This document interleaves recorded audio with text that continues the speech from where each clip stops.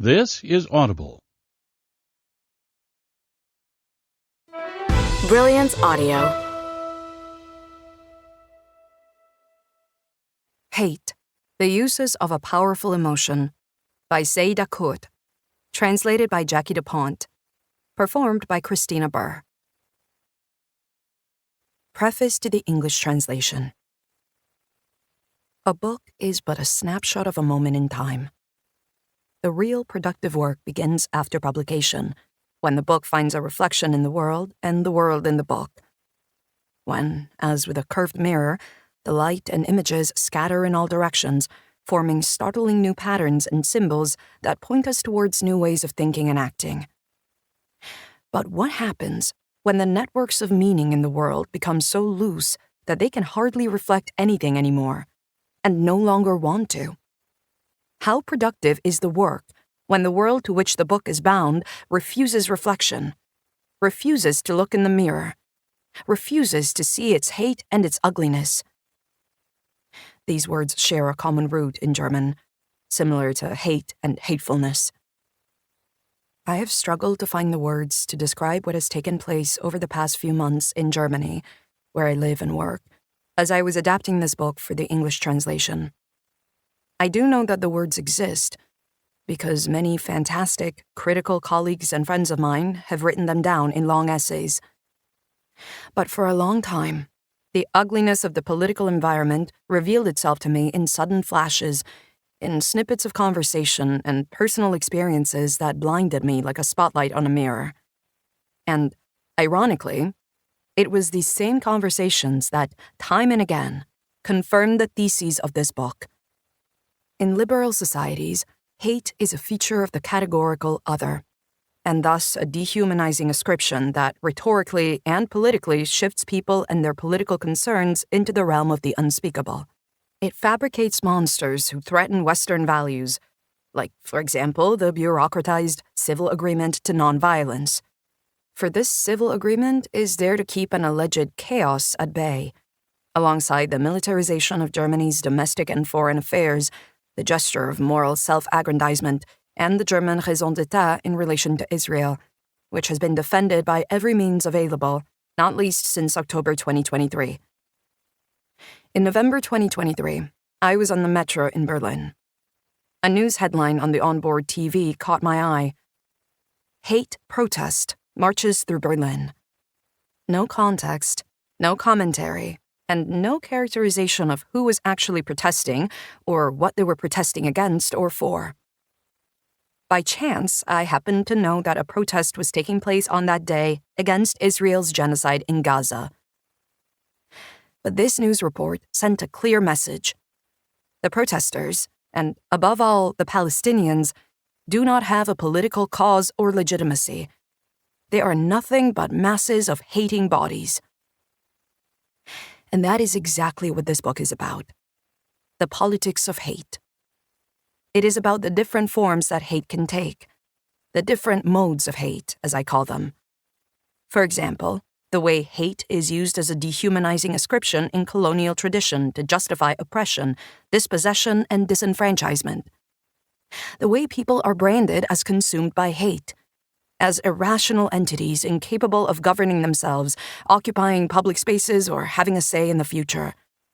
In liberal societies, the ascription of hate is an absolute judgment, bestowed upon the condemned simply because of their existence or what they embody politically. No matter how they express themselves, no matter how they argue their case, no matter how and if they defend themselves, they are always deemed the agents of evil.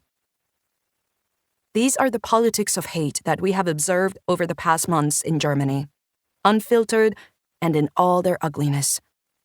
We have seen people and groups in solidarity with Palestine denied their rights of assembly and of free speech, and all too often decried as anti-Semites and terrorist sympathizers. We have seen excessive police violence transform migrant neighborhoods, especially in Berlin, into occupied territories, under the guise of subduing the hate of dissidents. We have seen the vilification and brutal clearing of student protests, the attempt to withdraw funds from critical scientists at the Ministry of Science, and the closure of migrant institutions on suspicions of anti-Semitism. Yes, suspicion alone was good enough. Proof was rarely considered worth the effort. And so, paradoxically, we have seen the dominant politics of hate come to embody exactly that which they condemn. Political and cultural elites have shown themselves to be devoid of reason and logical argument. Instead, they have emotionalized the public discourse to the point of hysteria. They have hateified it. And in the same breath, they have reduced a historical conflict in the Levant region to a conflict born of blind hate. They continue to actively ignore the historical and ongoing ethnic cleansing and occupation of the region for the general political interests of various global political players and portray hate as the origin, not the byproduct, of a brutal reality spreading across national borders. And they, who, out of a raison d'etat, label others as hateful, are relieved of any obligation to justify their own hatred. This book seems to have anticipated all of that. And no, not because I'm clairvoyant, but because the authoritarian character that Germany's government has shown in recent months is nothing new. That is something I will address in this book. Something that will make this book very uncomfortable for many people in this country. Yet still, there is more to tell. They tried to uninvite me from literature festivals. Once, because the organizers felt uneasy having a left-wing, non-white author speak openly about hate after October 7th. As if my heritage, my system-critical position, and my public criticism of the genocide in Gaza could rob me of the ability to speak publicly, deliberately, and with nuance in my own area of expertise. I was told of bookstore owners and employees who dissuaded customers at the counter from buying this very book. And there was an elderly woman who, after a reading of mine, named me as responsible for World War III. She said I was bringing hate back into Europe after 70 years of continual European peace. Well, it was already spring of 2023 by then. I asked her what peace she was talking about. The peace in the imperial war zones? In the Yugoslav war? It became clear that many people have been living in collective amnesia for a long time, imprisoned by the lie of a peace, love, and pancakes society, as I describe it in this book.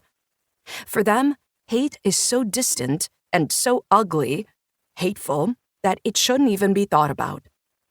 In this book, I have given a lot of space to European anti-Semitism and Jewish resistance against German fascism, with attention to left-wing, democratic, and even right-wing individuals and groups.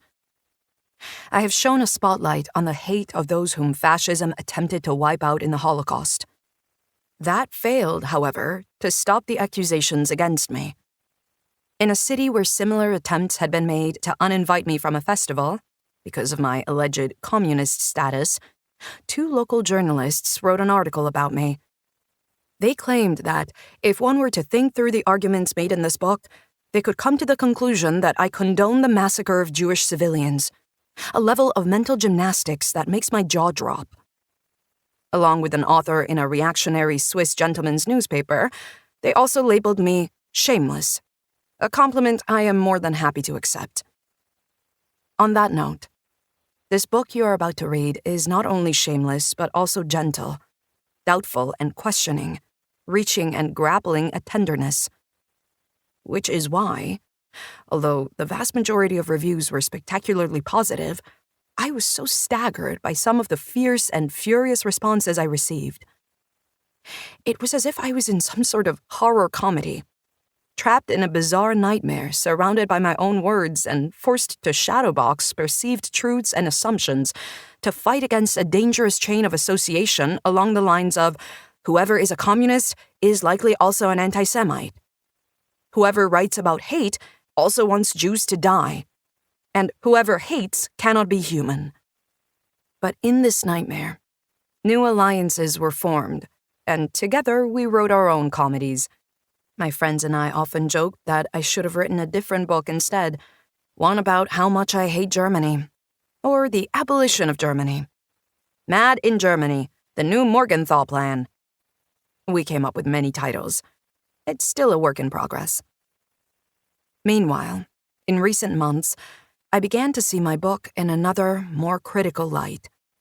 Whoever writes about Jewish resistance and revenge cannot ignore the question of what Jewish revenge actually looks like in practice and who bears its consequences. Alex Kokotos writes in his essay published in the magazine The Baffler in May 2024. He's talking about the deliberate trend towards stories of Jewish revenge in the German cultural scene in recent years, especially coming from the progressive, left-wing side, with the objective of disrupting the current German theater of remembrance, a fictional narrative in which gestures of remembrance lead to German-Jewish reconciliation post-World War II, and the German nation is depicted as reformed, leading the fight against anti-Semitism, and affirming the long-suppressed notion of Jewish irreconcilability, in which Jewish existence asserts itself beyond the role of the good, passive victim.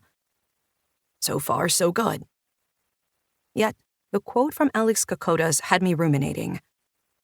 In his essay, he criticizes the fact that Jewish revenge narratives, although explicitly restricted to a German context, often claim universal validity, and that some authors in Germany who flirt with these narratives now even include religiously fanatical, racist Zionists, such as Meir Kahane, in their glorious pantheon of Jewish avengers.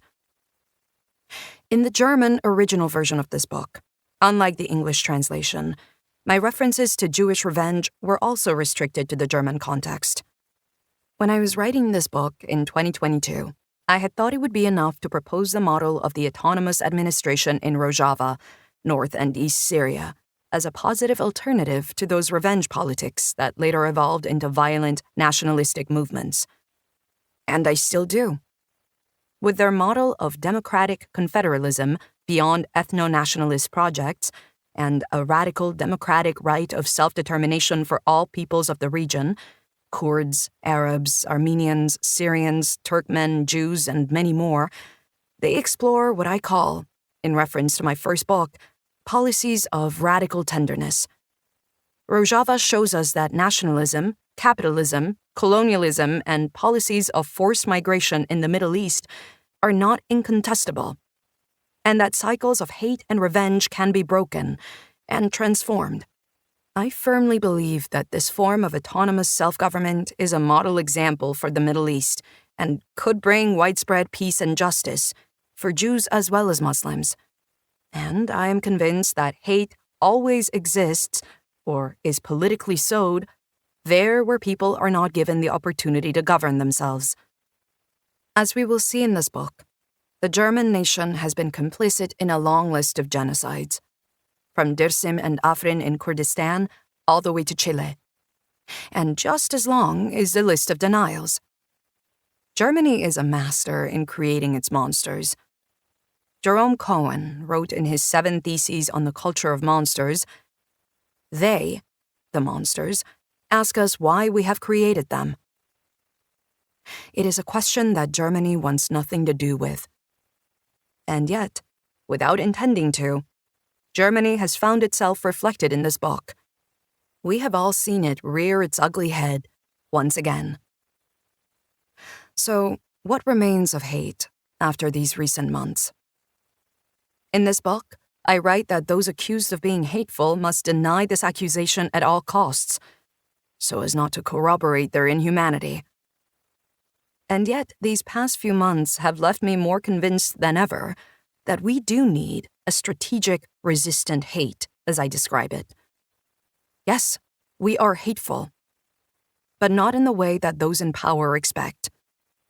To paraphrase Susan Sontag, the ability to hate is, much like the ability to say no, the essential condition for understanding. Without this capacity, how can we radically question political structures? Without the option to say no, how can we demand change? Without understanding political structures, how can we hate them? How can we call them into question? Hate doesn't want to reform. It wants to abolish.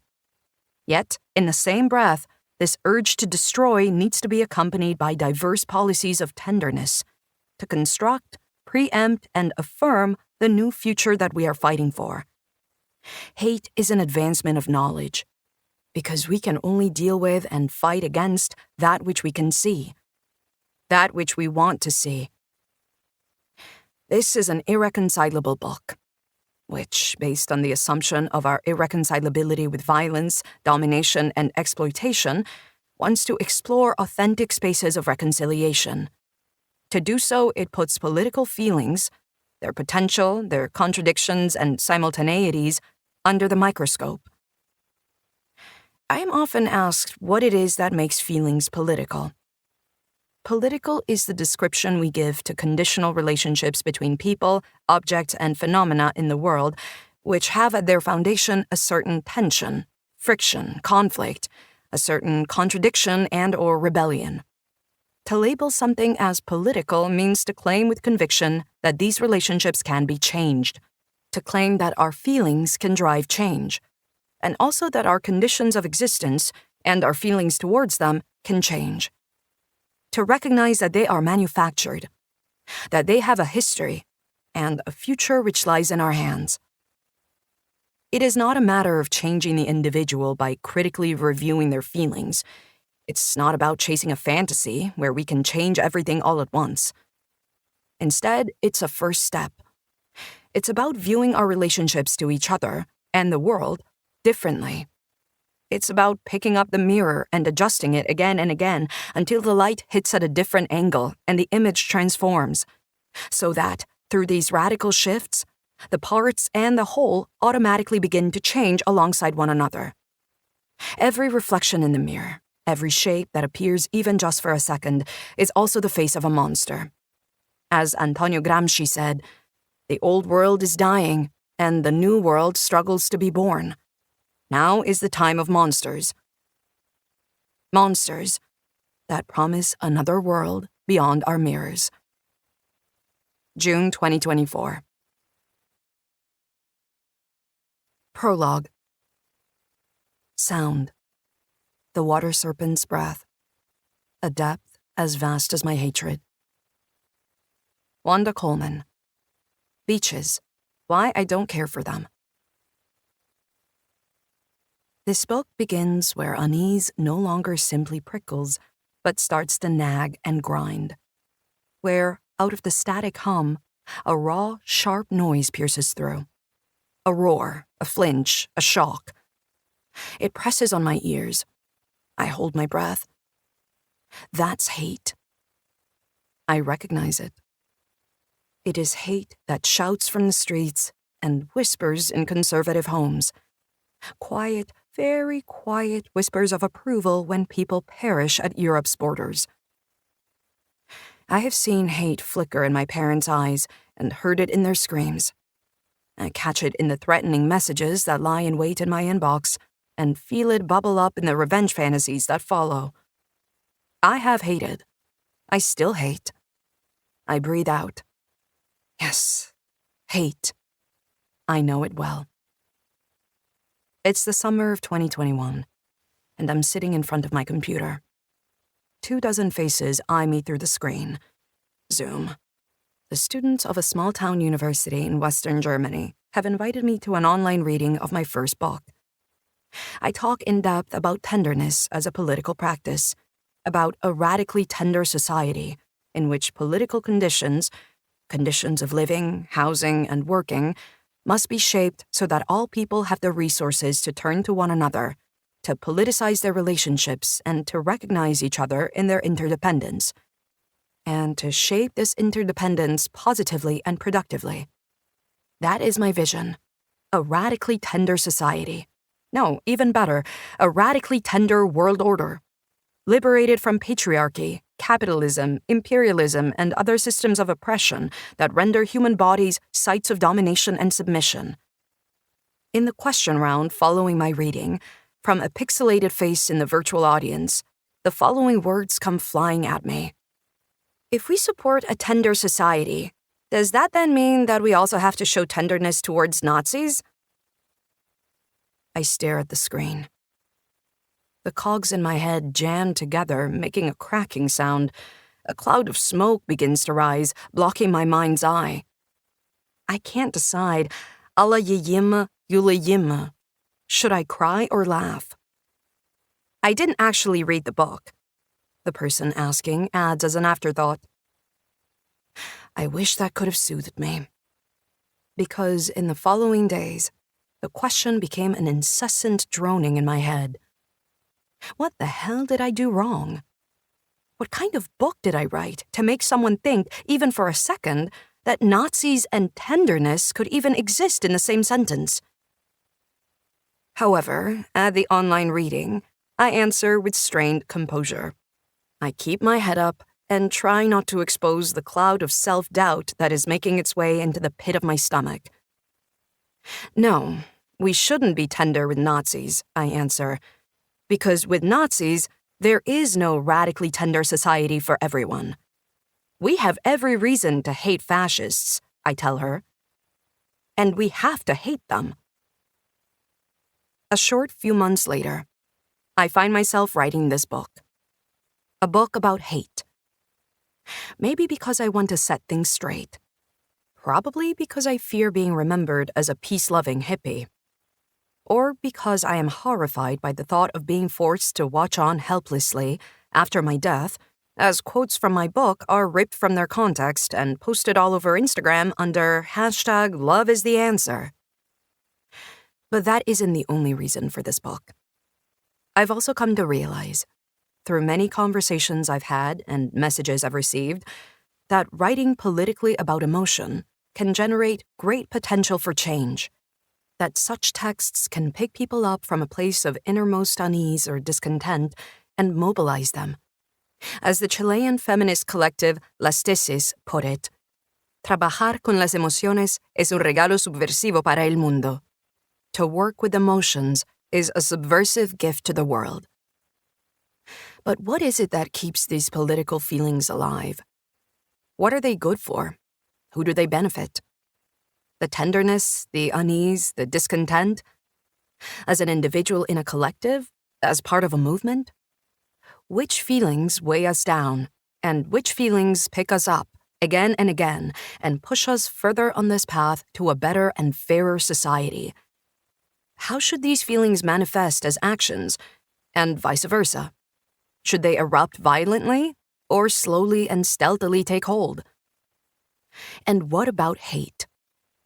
In the following pages and chapters, I will feel out the contours of its form and probe into its history. And I will contradict myself again and again, because the past and present of hate is a past and present of simultaneity and contradiction. It is paradoxical. In looks and gestures, in daily life and language, hate is ever present. It blossoms in children's bedrooms and thrives in parliamentary speeches. It doesn't fall from the sky, nor does it grow in the shadows. However, it is there that hate is supposed to have been exiled, because as ever-present as it is, on paper, hate isn't allowed to exist. We still applaud indignation at the injustices of the world, as long as it doesn't disrupt one's own sheltered life in mommy and daddy's inherited apartment. And anger is sometimes still okay too, as long as it comes with a wink, a touch of lifestyle feminism, and, for God's sake, not too much aggression. But not this grinding, corrosive, lingering hate. No. Indignation runs out of words. Anger runs out of air. Hate remains. But first, let's take a step back. What is hate actually made from? What is its essence? In the Duden German dictionary, it is described as a hostile aversion, strong feeling of objection and enmity. But is it so simple in reality? Is hate really just a strong dislike? A mere feeling of resentment that manifests in grudges and complaints? No. Hate only hides behind these simple ideas. My philosophy degree was a disappointment. I already wrote about that in my first book. The most revolutionary thing about it was the professor's genes. And every opinion seemed maddeningly dogmatic. As I recall it, any expression of emotion, any interjection, any tone of voice that deviated from the motorized hums and haws of the group was met with baffled looks. as if Hegel himself had risen from the dead and decided to relieve himself in front of the entire seminar. I don't want to repeat myself. I'm boring myself already. I mean, it's not as if I learned absolutely nothing from the degree. I definitely learned something. You always learn something. Back then, I learned the Western philosophical art of defining and categorizing. Species, genus, differentia. An art expertly devised by the ancient philosopher Aristotle. To observe the things of the world and the relationships between them. To compare them. Separate and categorize them, to pack them up into understandable little packages and tie them with a bow. There'll be a taster of that in the first chapter. In this process of categorizing, I kept stumbling across old familiar templates on the basis of which all beings of the world are supposed to be explainable. Binarities and dichotomies that I have already written about in Radical Tenderness. If something is not A, then it is B. If something is not B, then it is A. A being the positive, B being the negative. The binarities follow a hierarchy, and the things and qualities in the world must be separated from each other and broken down, again and again, until only their supposedly indivisible and irreducible essence remains, and they finally escape the definition cycle. However, these templates rarely take into account the external social, cultural, and, above all, economic conditions that, in my opinion, produce the things and qualities of the world in the first place. Nor do they address the fact that these external conditions are not set in stone, but constantly changing. There is nothing in this world that simply exists for its own sake, on its own and detached from its surroundings. Just like love, as I wrote in Radical Tenderness, hate does not exist in a vacuum, and those who hate must navigate a vast ocean of possible reactions to the world. So, I must admit, in the sticky, doughy mess of related emotions and actions, lumped in together with resentment and violence, hate isn't so easy to pin down. It can't be stamped out like a Christmas gingerbread biscuit. Because hate has no tangible essence. Because often, hate is both feeling and doing at the same time. Because people and processes in the world are complex. Yet, here I am, biscuit cutter in hand, daring to take on the dough and at least try to mold hate into some recognizable form. Because, despite my aversion to the constant defining and categorizing, distinctions and limitations can sometimes be very insightful. They can guide our writing, locate our unease and discontent, and help us to better understand the social makeup of our capitalist, patriarchal, and colonial present, especially regarding political feelings. German philosopher Hilga Landwehr makes a distinction between hate and contempt, for example. Where hate is directly related to an impulse to destroy, contempt is more likely accompanied by an impulse to turn away, an impulse that fits exceptionally well in the neoliberal landscape, Landwehr adds, because at worst, this act of turning away in contempt harbors a feeling of indifference, which leads to the dehumanization of the other. Contempt, the scrunching up of the nose, the self-righteous indignation, these violent and hierarchical gestures of arrogance, all align with the pervasive sense of superiority among ruling individuals and classes, and their insistence on personal responsibility for their own success. According to Landwehr, contempt comes from a position of superiority.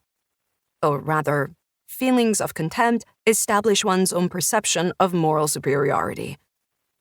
Hate, on the other hand, comes from an inferior position and can unleash the potential for change. Thus, in an oppressive and hierarchical social system, where hate tends to emerge from below, contempt strikes from above.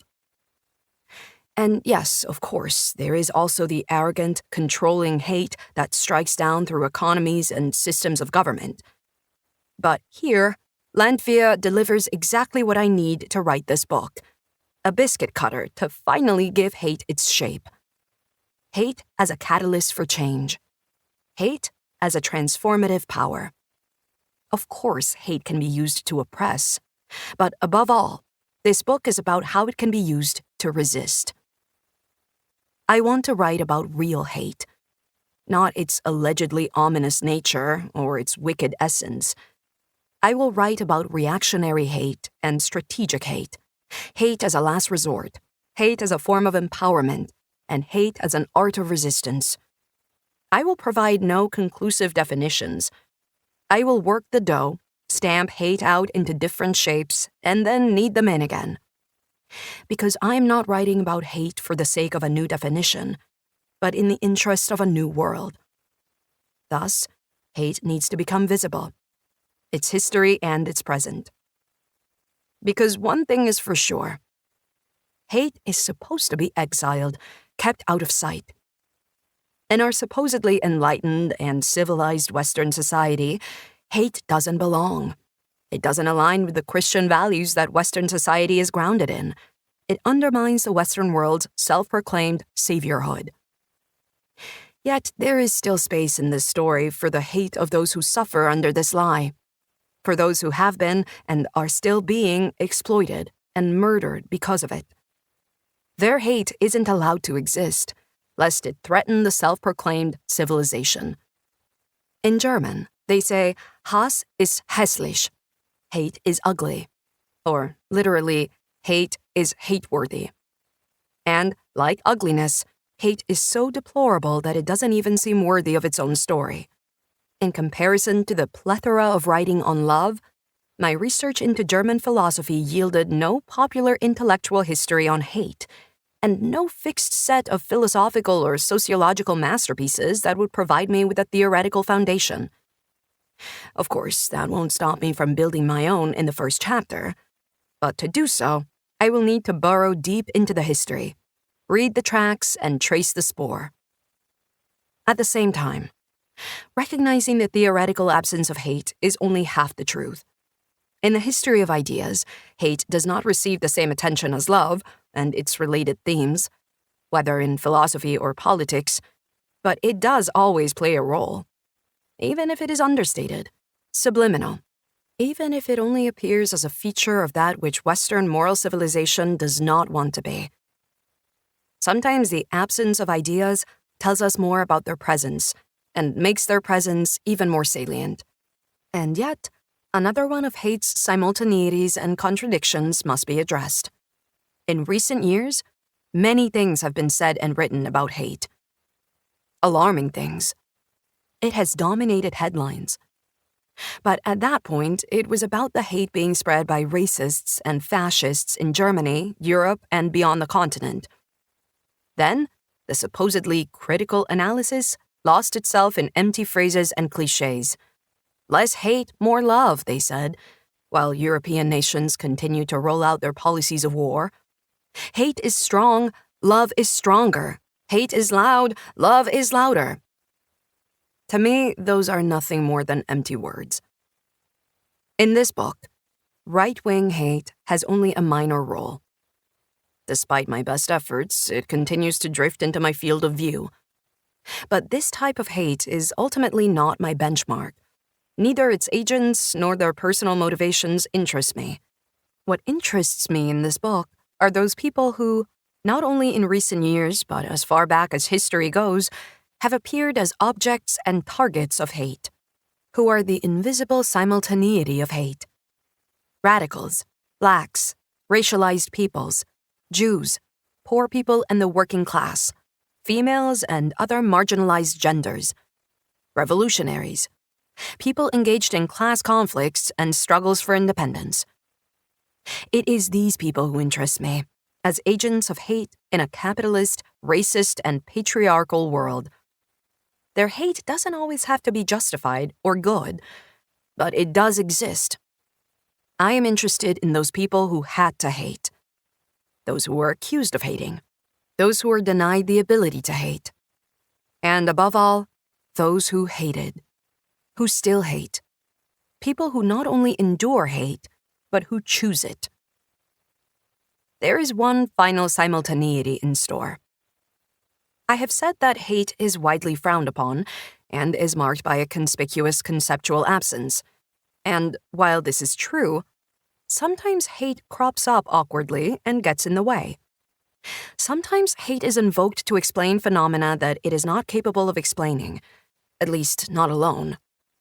An example I am repeatedly confronted with in my work is misogyny, the systematic oppression, annihilation, punishment, and surveillance of the bodies of women and other genders classified as female or inferior, according to the dominant patriarchal standards adhered to by the majority of society and its institutions. This is accompanied by the systematic disparagement, ridicule, dismissal, and belittling of all qualities, occupations, and forms of work characterized as feminine. Misogyny is often translated into German as Frauenhass, or hatred of women. But this label only distorts the issue. Firstly, misogyny doesn't only affect women, but a diverse range of feminine and queer genders. Secondly, labeling it as hatred gives people the impression that misogyny is a question of emotion, a matter of hate-filled relationships between individuals, concerning certain people with certain evil attitudes that should be simply unlearned and forgotten. However, those affected by misogyny must not necessarily be hated in the common sense of the word. They can be desired lovers and friends, but still that isn't enough to protect them from being murdered by their partners. So, to describe misogyny only as a form of hate can, at worst, lead to the relativization and depoliticization of this oppressive system, and in turn, strengthen it. It is the interwoven nature of the concepts of hate and domination that interests me in this book. How do they relate to each other? Where do they entail one another, and where is hate a disruptor?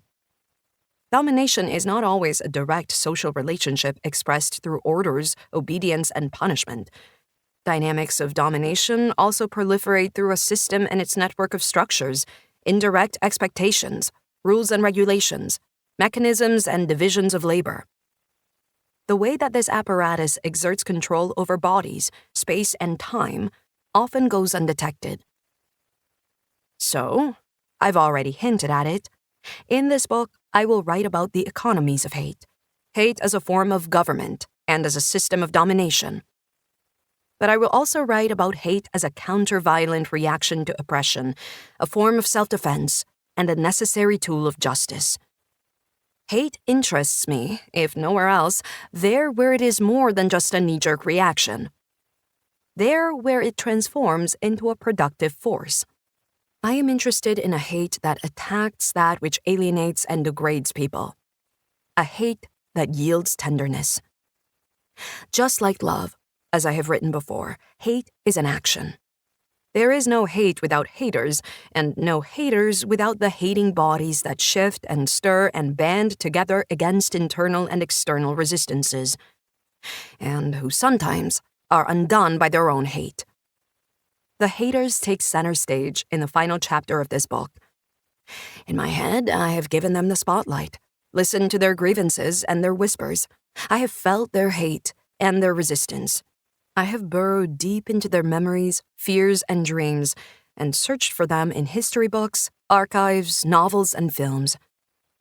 I have tried to weave a thread through their stories, to be able to compare, separate, and combine them, beyond their historical settings, simultaneities, and geographical borders. But, dear readers, before I raise the curtain and reveal the stage, I must first invite you on a journey into history. Because, as I said, hate is a tool of domination. And that inevitably leads to the question, which type of hate and whose hate prevails and dominates? Where does our knowledge of hate come from, and how does it influence our reality? This is where the quest must begin. Hate. He hates waiting. He asks death if it could wait for some time until he finishes writing his new poem. He looks at himself in the mirror and puts a fresh rose in his lapel for the coming long journey. Musab Abu Toha to Mahmoud Darwish. Hate defies linear explanation. There are no arrows to show the way, no trails marked out, no timelines to follow. because the history of hate cannot be told without simultaneities and contradictions, turbulence and complications. However, there is one trace of the past that I want to pursue, one that winds its way through ideas and realities, where questions of emotion, ownership, and domination inevitably intersect. And it begins there, where every boring and ostensibly proper philosophy degree in Germany begins, in antiquity, with Aristotle. Aristotle deals extensively with emotions in his texts, with hate, but above all with anger. In The Art of Rhetoric, he analyzes these emotions with a particular purpose. He asks himself, which emotions should be activated and employed to persuade others? Or, for example, a judge. He classifies useful feelings and ideals as virtues: justice, courage, temperance, magnanimity, or gentleness, while feelings of fear and anger are classed as affects or passions. Let anger, then, be defined as a desire, accompanied by pain, for an apparent revenge, due to an apparent slight affecting a man himself or one of his friends, by persons who ought not to slight him. Aristotle writes, "A person angers because he is denied something," Aristotle continues, "like the thirsty when denied something to drink. Thus, anger concerns first and foremost those in pain. The sick, the necessitous, the lovesick, the thirsty, in a word, all who desire something and cannot obtain it, are prone to anger and easily excited, especially against those who make light of their present condition. Anger is born from that which affects us personally. Enmity, on the other hand, does not necessitate this personal aspect. Thus, Aristotle defines hate as a form of enmity. While anger is directed towards individuals, towards specific persons who have wronged us, hate is directed at classes. As an example of a class supposedly hated by all, Aristotle cites thieves. Whether thieves must also hate themselves is left open to interpretation. However, I doubt that thieves were the intended recipients of his philosophy. Time cures anger. Hate is incurable. Anger is the desire to inflict pain. Hate is the desire to inflict damage. These reflections in Aristotle's writing became the pillars along which the majority of Western thinkers and theologians culturally delineated hate in the following centuries. Hate is harmful. That is the core of its nature. It harms people and the community. According to Aristotle, emotions can be organized in a conclusive hierarchy of expediency and value. People strive for the ideals of truth and a good life, and the virtues help them along this route, unlike the affects, such as anger or hate, which only interfere, and should therefore be regulated by logic and reason. As I have pointed out, the Aristotelian philosophy of emotion primarily finds mention in The Art of Rhetoric, a work on the art of speech and persuasion with particular application to court settings. It is in this context that his hierarchy of emotions is to be understood, because in conflict situations or the court, expressing base affects such as anger might provoke the judge, might provoke those in power. The established system of order does not want passionate revolt. It punishes individuals who fight back. If anything, it requires individuals to navigate the system skillfully and to avoid protest at all costs. That is why anger and hate are not virtues but dangerous affects, for they disturb the peace. And thus, as they so often are in Western philosophy, logic and reason are employed to regulate the negative emotions of anger and hate, and to maintain the peace. It is, however, well known that Aristotle did not consider all persons to be endowed with reason. Instead, his philosophy is reserved for the particular class of person he considers blessed with this ability: the free, property-owning man. Essentially, he who fears thieves. Thus, even in antiquity, verdicts about hate and those who hate were inextricably bound to dynamics of power and rule. A beautiful example of this comes from the time of early Christianity, in the New Testament of the Christian Bible.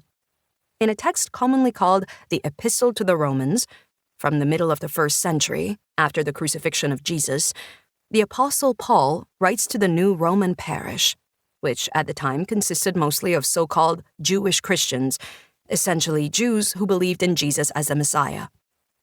At this time in the Roman Empire, they were a persecuted and oppressed minority, often shunned even by their former synagogue communities.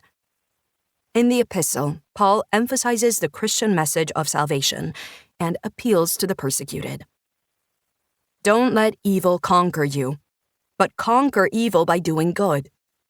Everyone must submit to governing authorities, for all authority comes from God, and those in positions of authority have been placed there by God. So anyone who rebels against authority is rebelling against what God has instituted, and they will be punished. Give respect and honor to those who are in authority. Owe nothing to anyone, except for your obligation to love one another. Because we belong to the day, we must live decent lives for all to see. Don't participate in the darkness of wild parties and drunkenness, or in sexual promiscuity and immoral living, or in quarreling and jealousy, hate and envy. Instead, clothe yourself with the presence of the Lord Jesus Christ. Conquer evil with good. Love, not hate. Paul reframes the question of survival and how to respond to repression as a mere question of morals and adherence to a God-fearing lifestyle.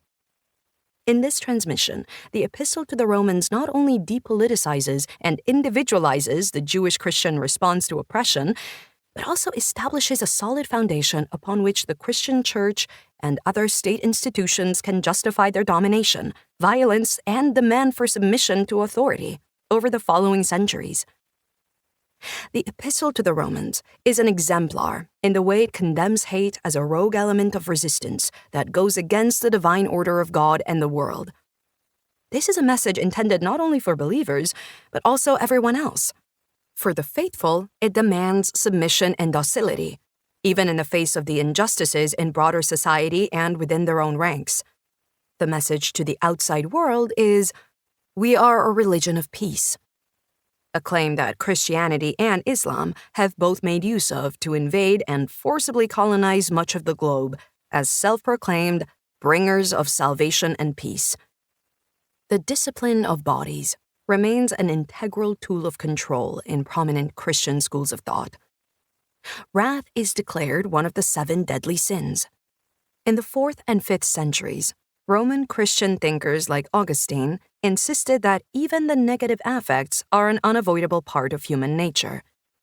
At the same time, however, he upholds the ideal of an existence not driven by passions. Philosophers Helge Landvea and Ursula Renz observe, for this has its place in heaven or the afterlife. However, beginning in the 18th century, emotions, even the negative ones, did come into fashion, at least in selected circles of philosophers and thinkers. It was their way of separating themselves from the dominant philosophy of the Enlightenment, which celebrated rationality and reason. By contrast, they chose to celebrate feelings. It was the era of Romanticism, an era of introspection, where human internal processes were to serve as the true moral gauge of right and wrong. In 1826, the famous British writer William Hazlitt even published the small book On the Pleasure of Hating, in which he, in various essays, addresses the pleasure and moral value of hate as a part of human nature. There is no better word to describe this book than cringeworthy. In it, Hazlitt philosophizes about his heroism after deciding not to kill a spider, despite hating the other side of it. He does not hesitate to add that in his position, a child, a woman, a clown, or a moralist would have crushed the little creature to death. And yes, that is the order in which he listed them. As one reads on, it becomes more or less clear that Hazlitt feels aggrieved. His contemporaries no longer want to hang out with them. As a consequence, the world gains another work of literature, in which an offended white man bathes his wounded ego in willfully philosophical effusions. The fact that William Hazlitt was a bourgeois white man in the colonial kingdom of Great Britain and Ireland is more than just a footnote. Only with this information can we make sense of the fact that, in an age when emotionality was philosophically and scientifically deplored as a symptom of irrationality, a writer would dedicate his literary efforts to the pleasure of such a negative emotion, to hate. But William Hazlitt had nothing to fear. The fact that he was a feeling and hating being, and recognized himself as such, could not change the general assumption that he was human. This observation may sound trite, but in this time of colonial endeavors, Western colonizers systematically developed theories declaring indigenous peoples to be inferior races that could supposedly only be brought to reason by brute force, to justify their violence against indigenous bodies and regions.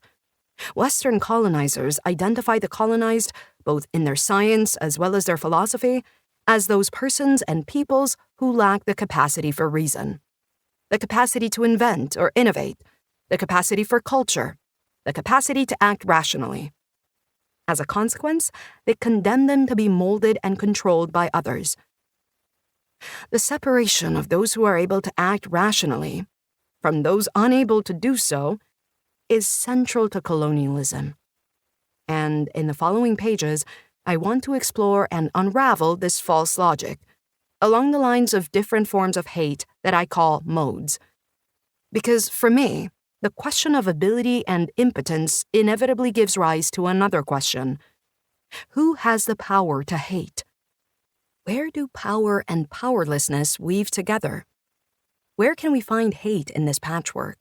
How can I sew it into a new dress?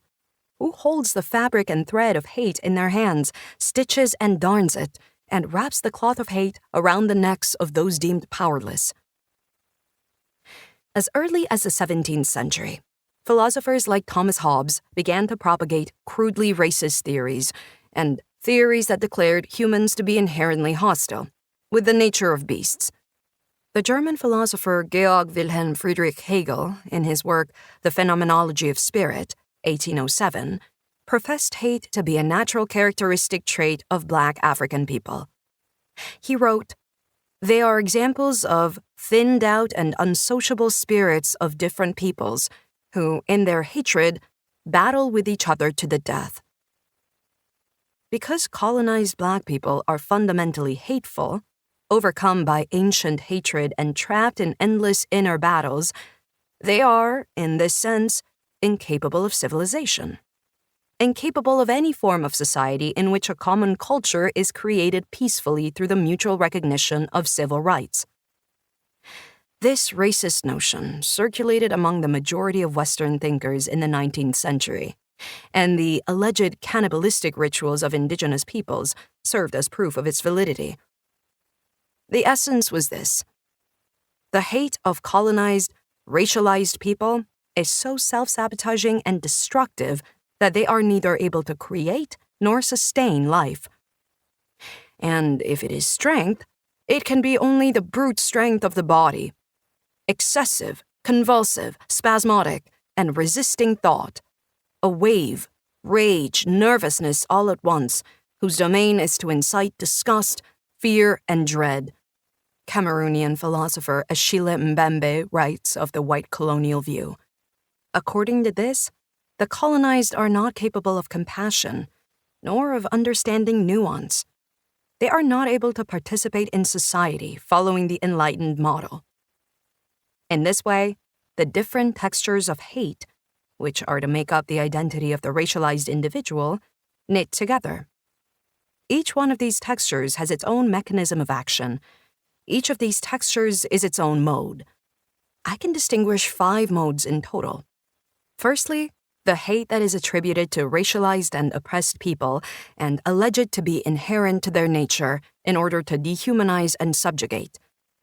Secondly, the hate that colonizers systematically sow among the colonized, by creating division, fostering rivalries, and instigating hatred among plantation workers, for example. In this way, they ensure that the exploited and enslaved monitor and discipline each other as they work. This policy of hate also serves to dehumanize. The bodies working on the plantations need not be human. It is enough for them to be hateful masses, as long as their labor can continue to be exploited. French and British colonial rulers employed similar policies of hate for the purpose of controlling peoples, classes, and tribal groups in Western Asia as in Northern Africa, especially Algeria, where colonizers used laws, rumors, and other manipulative practices to set Jewish and Muslim citizens against each other and initiate tribal feuds. These policies, or rather economies of hate, make up an essential anchor point in many leftist critiques of the system. Wealthy property-owning classes need politically manufactured hate to divide the exploited. The shift workers against the foremen. The local wage workers against the foreign wage workers. The wage workers against the unemployed. The market thrives on constant competition and muted hostility between wage-dependent people. The third strand, the third mode of hate, and this one is just as potent as the others, is political self-hate. The hate of oppressed, colonized, enslaved, or racialized people directed inwards. This mode attracted the attention of the philosopher, psychiatrist, and revolutionary in the field of decolonization, Frantz Fanon. The Black person discovers themselves as an object in the midst of other objects in a white world, he explains in Black Skin, White Masks. They experience themselves as a supposedly bad, evil, and ugly object of attraction, fear, and disgust. Their inner conflict therefore stems from adopting this view of themselves, hating themselves as Black, recognizing the reputed superiority of the whites while simultaneously being forced to acknowledge that they themselves cannot be, can never be, white.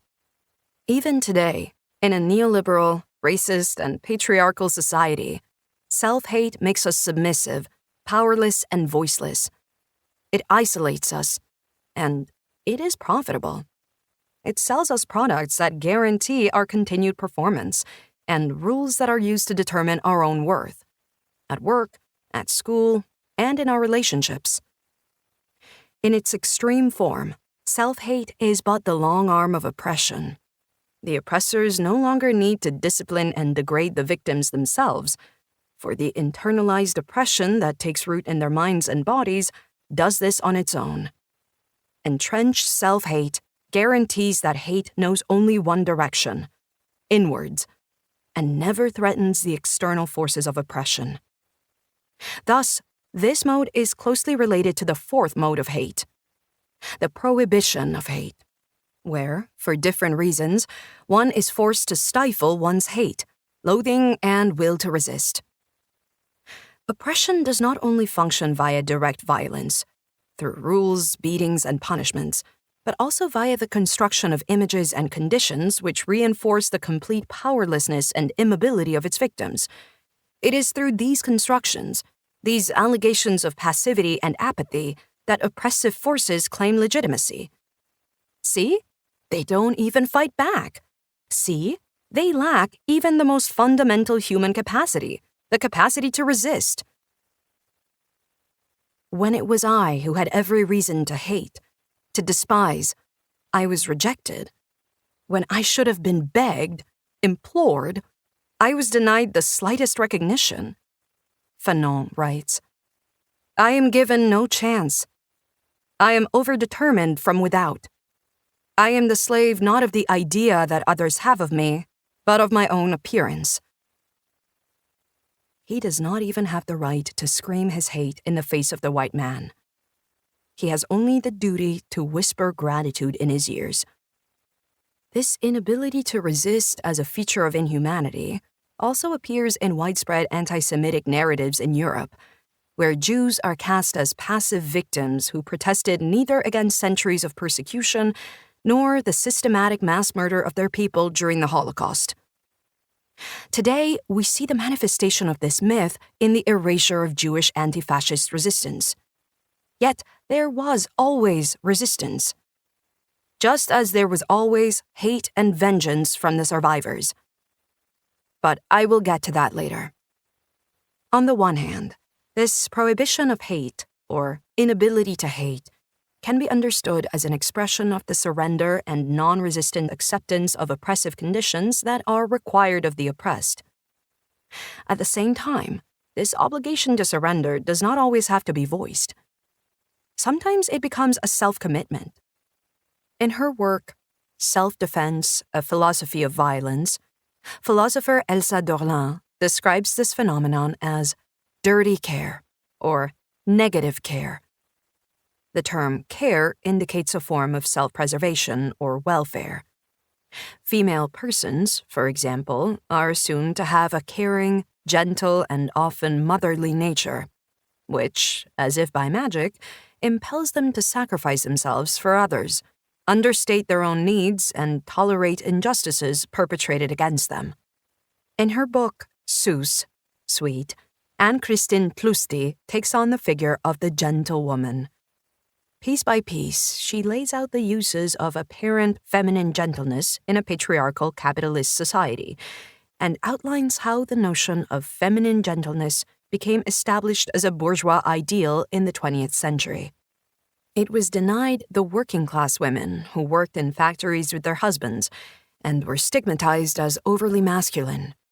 With increased prosperity, more women became housewives and their husbands the primary breadwinners, and as a consequence, the ideal of feminine gentleness became a generally accepted part of the culture. Gentleness is considered a skill. Indeed, an indispensable skill for a female existence. Yet, at the same time, it is devalued, Tlusty observes. The fact that care work in the home, largely performed by women, is not remunerated or even recognized as real work, attests to this, as if this indispensable skill is bestowed upon women with the flick of a magic wand and the propensity to undertake care work along with it. Yet, society has been assigning this work to women for centuries. After all, feminized care, washing, cooking, tidying, child-rearing, and other forms of emotional care is essential for the continued functioning of our social and economic systems. It both creates and restores the most important resource available in the capitalist market, labor. The ruthless exploitation of care reveals itself in other areas too. In the female-dominated public sector, nurses and caregivers work in precarious conditions. Their precarity is the very provision that keeps a fumbling healthcare system from complete collapse. Gentleness is thus conjured up as a natural, essential, and economically profitable attribute of femininity. But even here, distinctions must be made. As firmly established as this ideal is, gentleness is an attribute designated first and foremost to the white, cis-hetero, bourgeois woman. On one hand, marginalized genders, queer or racialized women are required to conform to this often self-destructive ideal of absolute gentleness. On the other hand, the hegemonic powers of society can and will exclude them from fulfilling this norm, declaring each and every fiber of their bodies a hollow core of hate. I am reminded of one of the countless true crime shows I have watched over the past years, Murder by the Coast. In 1999, in Andalusia's Mijas, the 19-year-old Rocio Juanenkov Hornos was murdered. 2 years later, the 52-year-old Maria Dolores Vázquez was put on trial for her murder. As the former partner of Rocio's mother, Dolores was like a foster mother to Rocio. And for her involvement in the murder, they found not a sliver of proof. Yet, the authorities and the public set out to confirm her guilt at any cost. And by painting a misogynistic portrait of her, as a supposedly volatile, vindictive, domineering, and masculine woman, they succeeded. Her homosexuality, her gaze, her short hair, her gestures, even just her existence as a lesbian, became the subject matter of intrusive media news reports and even court proceedings. The homophobic populace hunted Dolores Vázquez like a dog. She was convicted and sentenced to 15 years in prison. Meanwhile, the real murderer, a 32-year-old British man with an extensive record of sexual offenses, killed again. He was not caught until 2003. To this day, Dolores Vazquez has received neither compensation nor a public apology for her wrongful conviction. In a reality that knows only two genders, the face of hate must be masculine, as the face of gentleness is already feminine. It is also the masculine principle that has been historically linked to war, military, statehood, violence, power, and dominance. Even in Latin, the word malus can be translated both as masculine and wicked. Thus, femininities that are not cis, not heterosexual, not white, are put under constant pressure to demonstrate their gentleness and therefore their validity. In order to be accepted as human, they must first prove they are not hateful, not angry, not destructive, and not dominant. Fundamentally, not masculine. Yet, in the ancient and enlightened philosophies that I have mentioned, it is the masculine principle that embodies rationality and reason, the opposite of destruction. Masculine hate presents itself dressed in expedience, legitimacy, statehood, and authority. It renounces its hatefulness and ugliness and becomes an instrument of reason. It is exactly this contradiction and simultaneity that is inherent to many phenomena in a complex world. However, under exploitative, patriarchal, and racist conditions, they can be interpreted and adapted at will in order to justify dominant structures of power, dominant conceptions of gender, and dominant laws or police practices. The bodies of the dominated, queer and racialized persons, their uncomfortable stares and their resistant voices, can and must represent pure horror.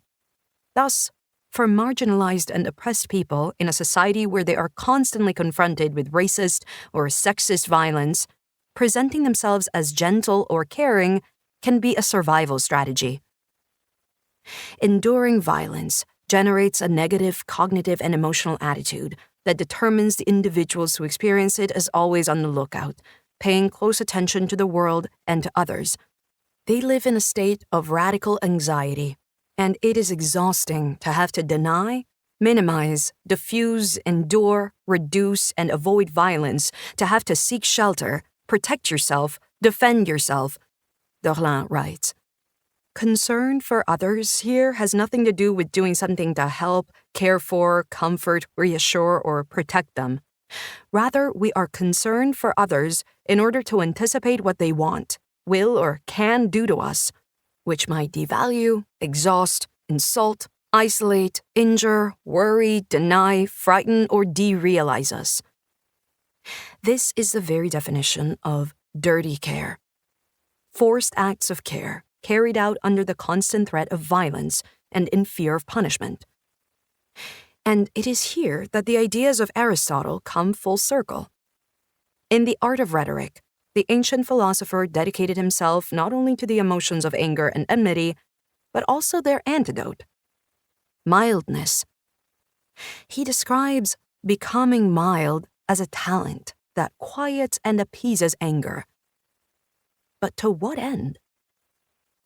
Evidence of this may be seen in the punishment of slaves, according to Aristotle.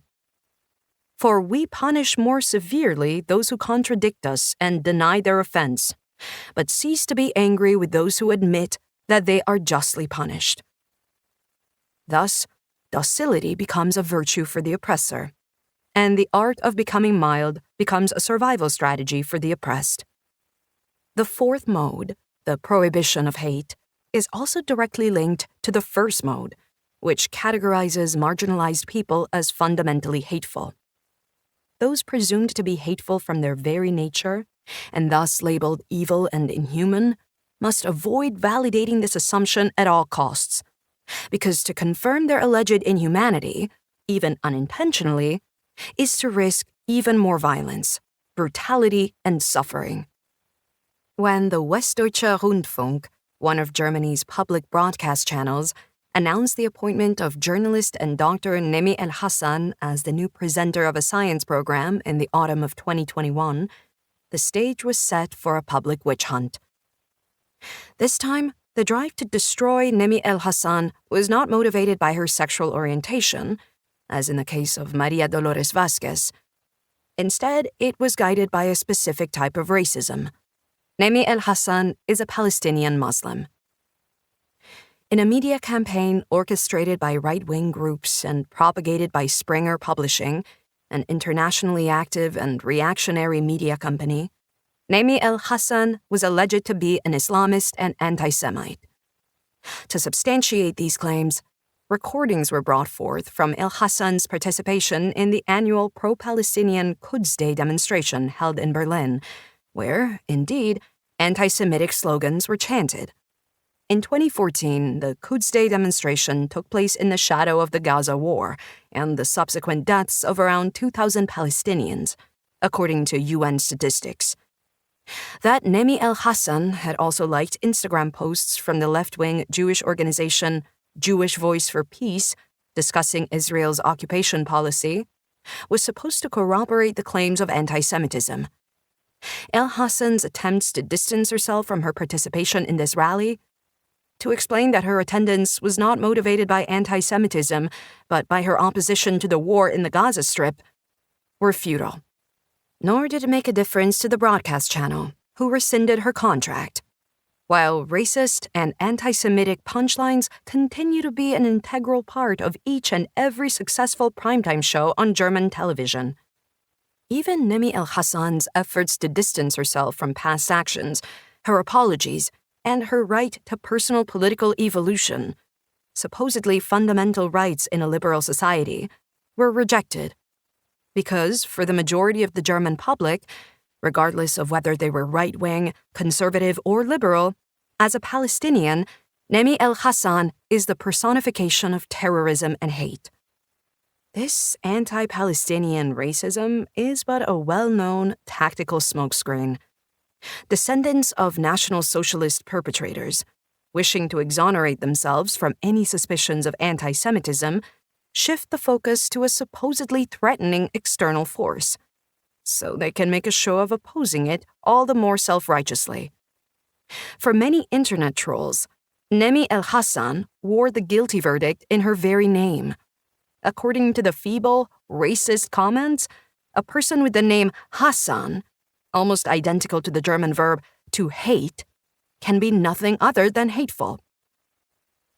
The knot formed between these two modes, the attribution of supposedly animalistic hatred, which in turn demands to be refuted at all costs, is tight, elastic, and at first glance impenetrable. Yet, sometimes, the media exposes it in all its ugliness, in a live stream, as it were, and not just in the case of Nemi El Hassan. This phenomenon finds an exceptionally brutal form of expression when it comes to racist police violence. For example, the racist practice of racial profiling, that is, the targeting of persons for inspections or checks on the basis of racialized features of their appearance, regardless of whether or not they are suspected of wrongdoing. And although more and more cases like this are being filmed and shared on social media, the logic and reasoning behind this practice remain largely uncontested by the majority of society. According to this logic and reasoning, some people are, simply by virtue of their appearance and existence, a source of danger to the general public, and should thus be subject to strict surveillance, especially in public spaces. However, when they defend themselves against these racist police practices, when they, for example, refuse inspection or raise their voice, they seem to confirm the very allegation made against them. They become the aggressor. Even if they do not resist, they are still deemed invulnerable seeds of aggression. This phenomenon is nothing new. In Los Angeles, California in 1991, African-American Rodney King found himself intoxicated in a police traffic control. The 4 officers present at his arrest beat and tortured King for several long minutes. A bystander filmed the scenes from his balcony, capturing the officers' vicious attack. They continued to hit and kick Rodney King's already unconscious body as it lay on the ground. In court, King's attempts at self-defense were interpreted as signaling aggression and intent to attack, while the real offenders, the police officers, were all acquitted. Like any African-American man arrested by a racist police force, Rodney King is recognized as an agent, but only as an agent of violence, as a violent subject, to the exclusion of any other sort of action. Dorlin explains. Black men are always made responsible for this sort of violence. They are its cause and effect, its beginning and its end. The more Rodney King defended himself, the more indefensible he became. When it comes to racist police violence, the German public is quite happy to point fingers at the US. Yet, here at home, racialized violence has a long history. From German colonialism to German fascism, all the way to the present. Civil society groups such as Death in Custody and COP, Campaign for Victims of Racial Police Violence, bring this reality to light and seek criminal convictions. They have been meticulously documenting cases and victims of police violence in the Federal Republic of Germany since 1989. Since then, German police officers have shot and killed more than 300 people, many of whom were affected by mental illness or an unstable mental state at the time. In 86% of cases of suspected unlawful police violence, no criminal proceedings are initiated, and if they are, only 2% of them end up in court. More than 180 people have died in police custody since 1990. The circumstances that led to these deaths often go unexplained and unpunished. One of the most notorious cases is that of Uri Jalloh, who moved to Germany after fleeing Sierra Leone. In 2005, in his police cell in Dessau, German police officers set him alight and he burned to death, as numerous expert reports prove. To this day, the findings of these reports have failed to bring about any legal or political consequences. There was a similar case in 2018, when a Kurdish asylum seeker from Syria, Ahmed Ahmad, burned to death in the JVA Kleve state prison. He had been wrongfully imprisoned there, apparently due to a case of mistaken identity. Today, his parents and other activists are still fighting for an investigation into his death and seeking consequences for those involved. Here in Germany, most of society continues to question whether victims of police brutality are truly victims, especially when it comes to racialized persons. In 2020, 8 police officers arrested a 15-year-old school kid, Kadir H., in Hamburg. A bystander captured the events on film, and in this case, she even tried to intervene, pleading with the officers to remain calm. But the officers overpowered young Kadir, who was already pushed up against the wall, and dragged him to the ground. Kadir gasped, "I can't breathe," the same words that are spray-painted across the wall behind him. These events took place only a few weeks after George Floyd's murder by asphyxiation at the hands of a white police officer in the U.S. And despite the unusually strong interest of the German public in racist police violence at this time, in the midst of the Black Lives Matter movement, Kadir H. and his father were forced to plead their case in numerous interviews and repeatedly forced to assert their victimhood. In Bild, a popular German tabloid newspaper, Kadir was referred to as a boxer, with the undeniably racist undertone. This tall boy with Turkish roots is fundamentally aggressive, fundamentally threatening. He could never be a victim. And so the question arises, who, by societal definition, is indefensible, unprotectable? And who, then, is allowed to defend themselves? Who can rely on social prejudice to legitimize their violence? The cases of Rodney King, Kadir H., and countless others reveal that the right to self-defense is the preserve of ruling individuals and institutions. And despite being cast in laws and norms, the right to exercise hate and its accompanying violence is likewise reserved for those whose violence has always been oppressive and destructive, who throughout history have used it to suppress racialized people, queer people, exploited people, and other marginalized groups. Even hate and violence are regulated within the economy of power. But still, I ask myself, and this is the question that drives me forward in the second part of this book, is there a way out of this vicious cycle, this vicious economy that appears to encompass everything and everyone? How can we cut the rope tied around our necks? And how can we set this rope alight, such that a trail of fire leads back to those who tied it? What does hate look like when we take control of it, unravel it, and weave it anew? I promised 5 modes of hate. I have already introduced 4. The hate ascribed to the oppressed as an inherent quality, the hate systematically sowed by the oppressor, self-hate, and the hate that is prohibited and that through gentleness and concern for one's own survival has to be diffused. I still owe you 1 mode, and it is the hate that I have just mentioned. The 5th mode is hate as a self-empowered response to oppression. I know that a resistant and conscious understanding of hate must assert itself, because the conceptions of hate found in the stories of Catholicism, in the stories of the Enlightenment, in the stories of colonialism, and even in modern bourgeois stories are still being preached today. Hate as the ultimate taboo, hate as the absolute destructive force. Hate is fuzzy. It is difficult to hate with precision. Those who answer hate with hate have already allowed it to deform them, already come closer to what the haters want them to be. Journalist Caroline Emke writes this in her book, Against Hate, one of the most popular German-language essays of recent years. In 2016, it was awarded the Peace Prize of the German book trade.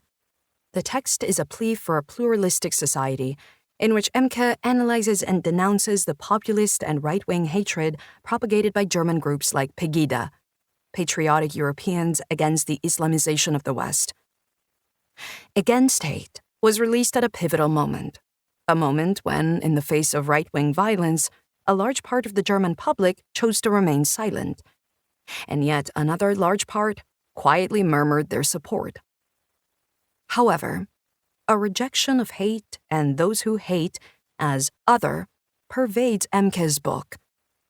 The idea that people who are affected by racism can be anything other than objects of hate, let alone express hate themselves, appears unfathomable to her. And even if it was fathomable, it would not be acceptable, as Emke reiterates through biblical-sounding warnings. Hate is fuzzy, she claims. But then how clear and how precise are descriptions of hate that ignore its heterogeneity, that deny that hate is just as complex as the people who do it, and that it can be both legitimately motivated and strategically targeted. In January 2022, I attended an evangelical church service in Berlin. It was a service to mark the Memorial Day for the victims of National Socialism. The pastor and the organizers of the event made the effort not only to silently remember the victims, but also to tell stories of resistance. For example, we heard about Witka Kemptner, who blew up a German military train with dynamite, and after the war, co-founded the radical group Nakam, which sought revenge for the crimes of the Holocaust. We also heard about the poet Hirsch Glick, who dedicated the partisan song Still, die Nacht ist ausgestern to Witka Kemptner, in which he praises both her and her firearm. Glick himself was killed in a struggle with German soldiers.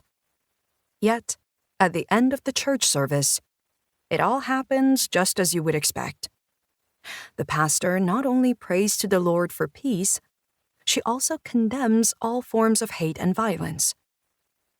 And at that point, I want nothing more than to jump up from my seat and start yelling, "Ulan, do you not hear yourselves speak?" I would like to assume that the primary targets of this warning against violence are not the survivors of the Holocaust, that this condemnation is not primarily aimed at Witka Kemptner, her hate, revenge, or retaliation. But I can only assume, because the pastor does not bother to specify exactly which hate and which violence is to be banned from this earth. The call of God is universal. And thus, we have our result. Hate is misrepresented when discussions of violence or hate become lost in vague Sunday sermons, when these discussions are caught up in the perspective of perpetrators, and when the hate of perpetrators is ultimately taken as the benchmark. Only then does hate become fuzzy. Because when it comes to hate, these key questions must be asked. Who hates? Why do they hate? And where are they placed within the system of power and domination? It is hopeless to fight rigorism with rigorism, fanaticism with fanaticism, to confront the haters with hatred, Emke continues in her essay. The enemies of democracy can be fought only by democratic means, with the rule of law.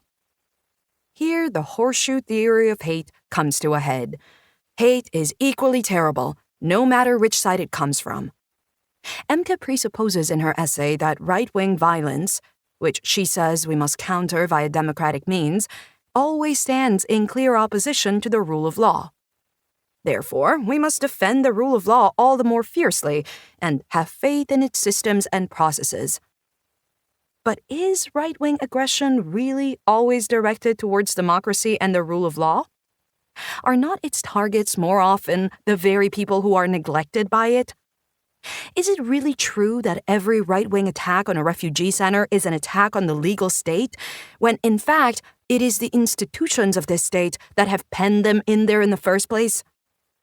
When, by carrying out deportations, those same institutions realize exactly what the right-wing perpetrators want?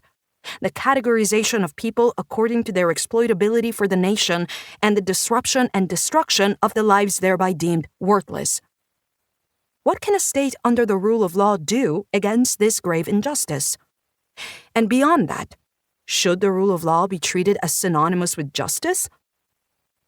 The horseshoe argument clouds the fact that hate can be a response to the despotism of liberal democracies, especially when it comes from people suffering under right-wing, racist violence.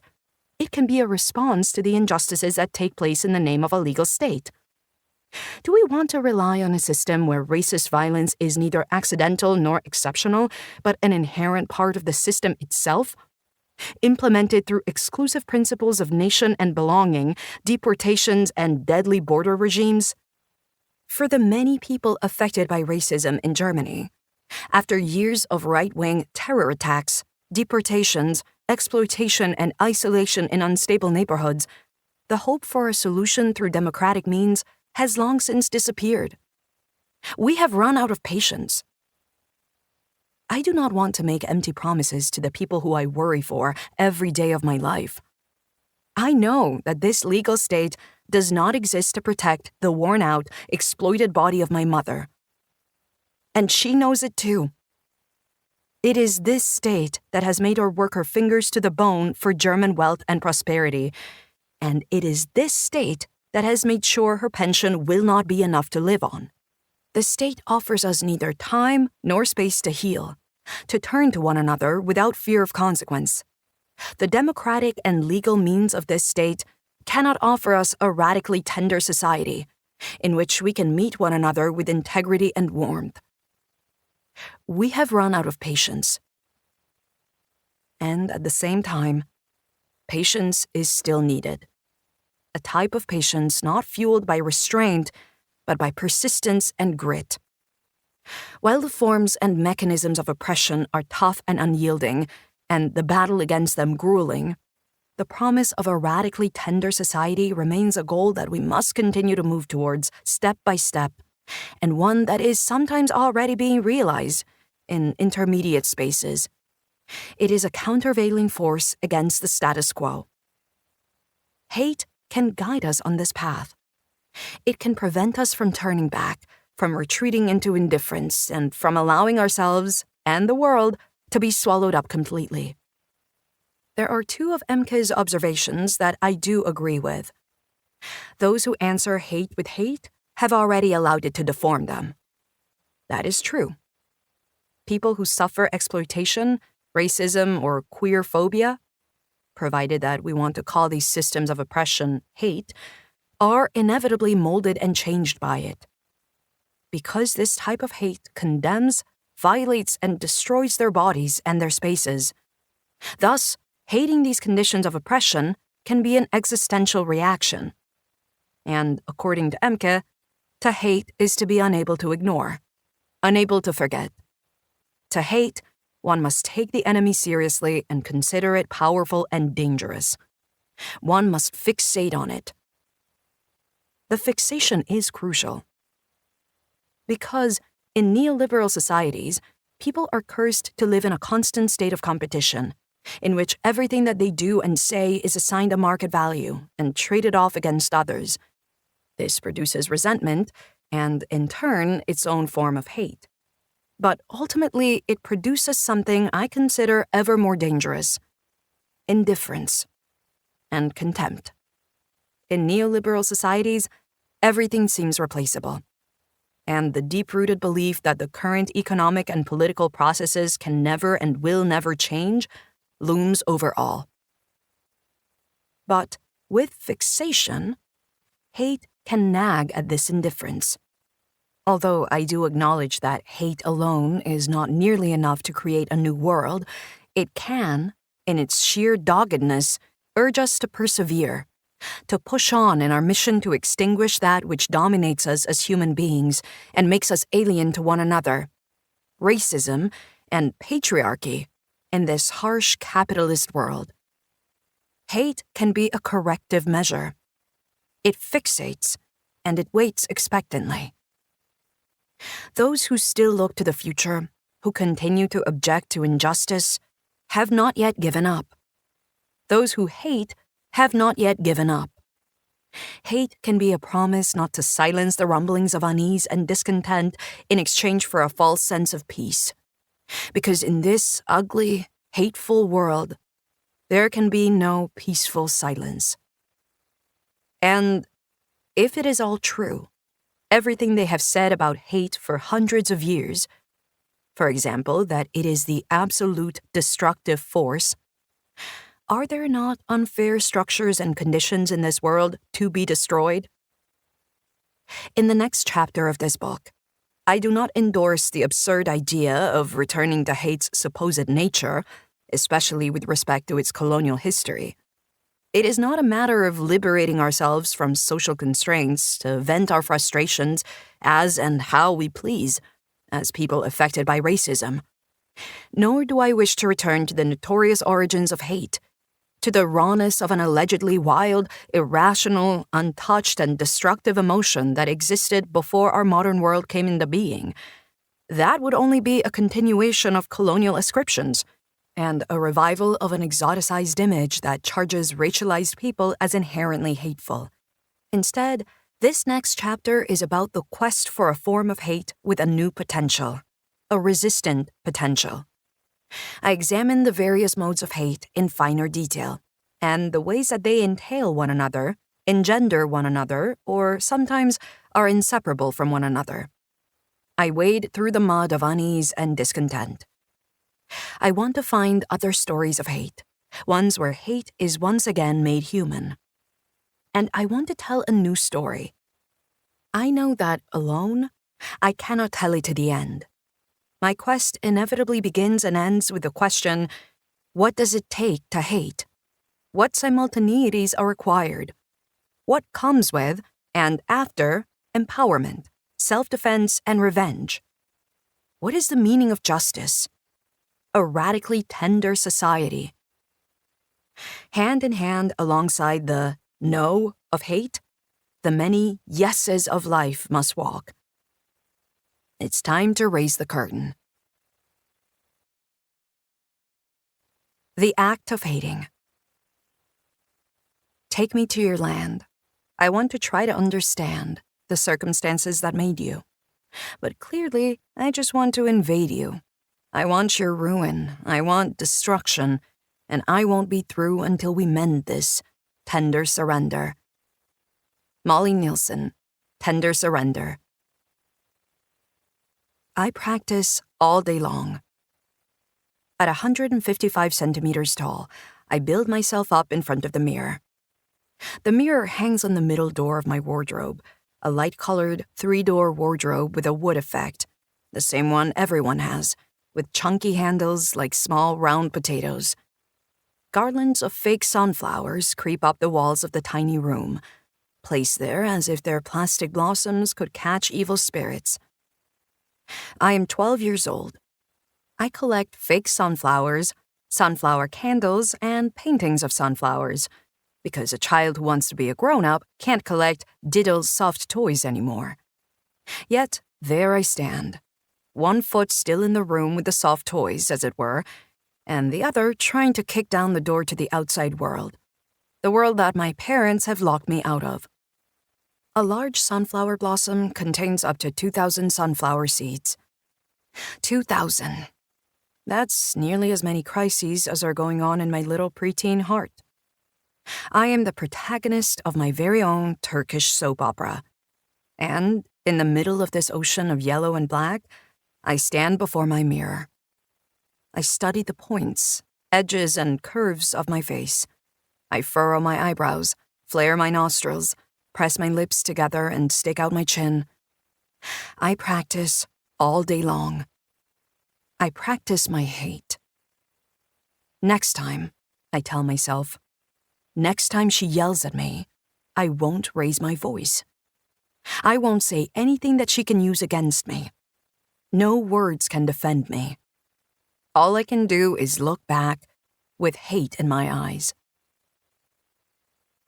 Every story, even the story of hate, needs actors, protagonists, and names. I don't want to call them heroes.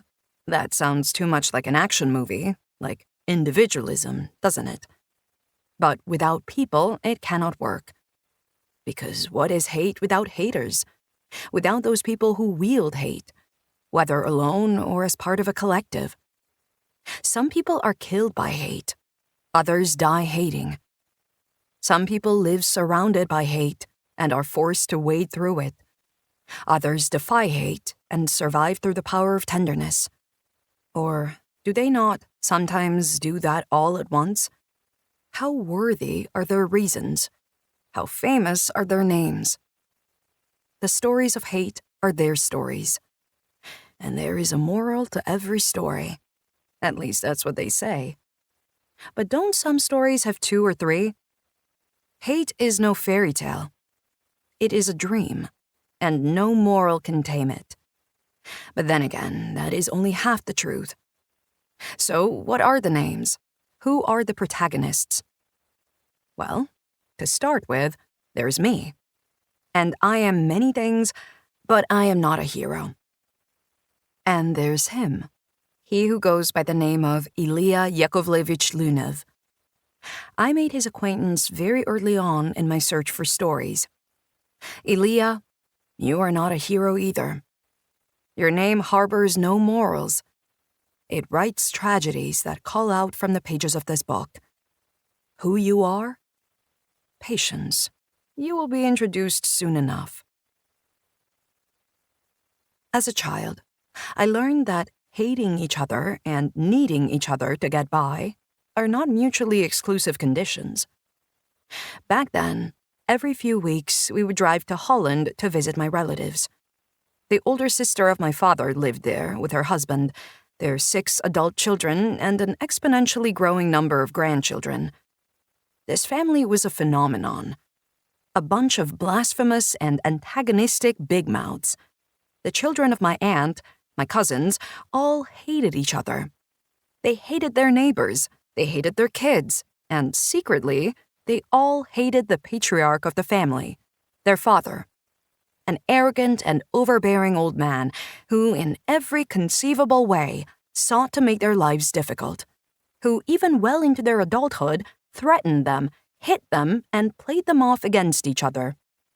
I can still see him sitting there in his armchair as if it were a throne, grunting and smacking his lips while he watches football or Turkish political programs, feeling smug in the knowledge that his regime of fear stretches far and wide, across streets and towns and into the homes of all of his children. He votes for the Turkish fascists, my father once revealed to me snidely. but even he, too, kept his head down and his mouth shut at my uncle's dinner table. I often wondered, why don't the 6 ETs band together? That's my nickname for my cousins, because all of their names end in ET. Why don't they just overthrow him? Maybe it was because of their mother's health troubles, her blood sugar levels. I remember her plunging the needles into her hips, one after the other. It definitely would have had something to do with the neighbors, the fear of their relentless gossiping. But most likely, it was because of the debts they owed him, the debts that had piled up over the years. In the year 2000, a fireworks factory in their city went up in flames, reducing half the family's homes and possessions to nothing but ashes and rubble. For them, all that remained was the pride of seeing my cousin's face in the Dutch news. He had rescued the neighbors from their burning house. His father, the patriarch, sat emotionless on his throne and smacked his lips. On the way home from Holland, exhausted, my parents always muttered to each other, "Nerte chokluk orda bokluk." The more people, the smellier the shit. At some point, I started to think, the longer the old man is in charge, the smellier the shit. His old, majestic shit. Many years ago, I dated a man. For a few months, we met in big cities and small hotels. I liked his crooked nose. We would talk to each other in English or in Turkish, languages which he commanded with ease and certainty, but I did not. This rattled me to my core, and because he was often quiet, recovering from a hangover, and because the silence made me anxious, I would talk a lot. I knew the languages which I spoke, but not their rules, not enough to make my stories meaningful. I would often start with, "I hate," and finish the sentence with whatever came to mind. Or, "I really hate this," about this and that. One day, stone cold sober, he told me I should stop my incessant droning about the things and people that I hate. In one of these languages, where the words rolled so easily off his tongue, he said, "No person can hate this much." What he meant was, "You are childish and annoying. Be specific. Find the words." I hoped that someone would break his nose again. But I said nothing. No words can defend me. All I can do is look back with hate in my eyes. Hate? Come on. That's a strong word. Even just the word hatred is insolent. Not spoken, but spat. The guttural H and the T like a slamming door. It can neither be sung nor rhymed with, not like fear and cheer. Hate demands to be shouted, to echo in the concrete walls of a prison cell. Ilya Yakovlevich Lunev is the name of the protagonist in Maxim Gorky's novel 3 Men, a book that by fate or happy coincidence, and after a number of pit stops and detours, found its way into my possession, as though it had sought me out. I follow Ilya as he hates his way through the first 100 pages. His hatefulness is the raw and despairing response to the poverty and injustice of his reality in Russia at the beginning of the 20th century. His hate expresses itself sometimes as a disdain for himself, and sometimes for his peers, both of which I find most unbearable. However, it is also directed at the rich, and ultimately those who, in between poverty and wealth, have carved out a convenient space for themselves, the comfortable, moderate, industrious, petty bourgeoisie. Until the very last page of Gorky's book, and until the last page that I write in this book, I will fret for Ilya and hope that his hate will bring him out of a state of inaction and loneliness and transform his no to the ugliness of the present into a yes to the future. But at the end of the book, I have no choice but to grieve for him like for an old friend. Ilya, hate will become a pillar of your soul, but you don't know that yet. You are but a newborn, yet the world is already against you. Now I will introduce you. I will explain how you came into this world in a Russian village, one that you will soon have to leave, cast out along with your uncle Terenti. When you arrive in the city, you will find shelter in an almshouse, where you will grow up. The house belongs to the greedy bully Petrusha, who runs a pub in the courtyard.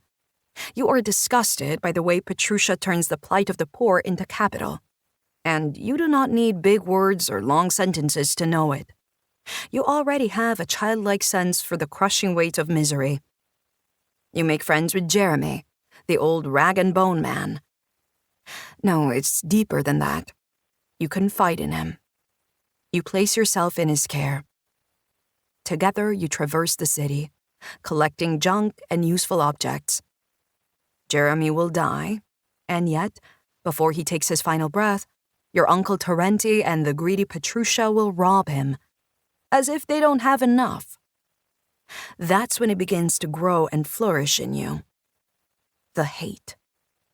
Ilya observed many other things, and everything was hateful and depressing and repelled him from his fellows more and more. Ilya, you, who will also be called Lunev, will begin to sell your goods on the street. One day, a police officer will stop you.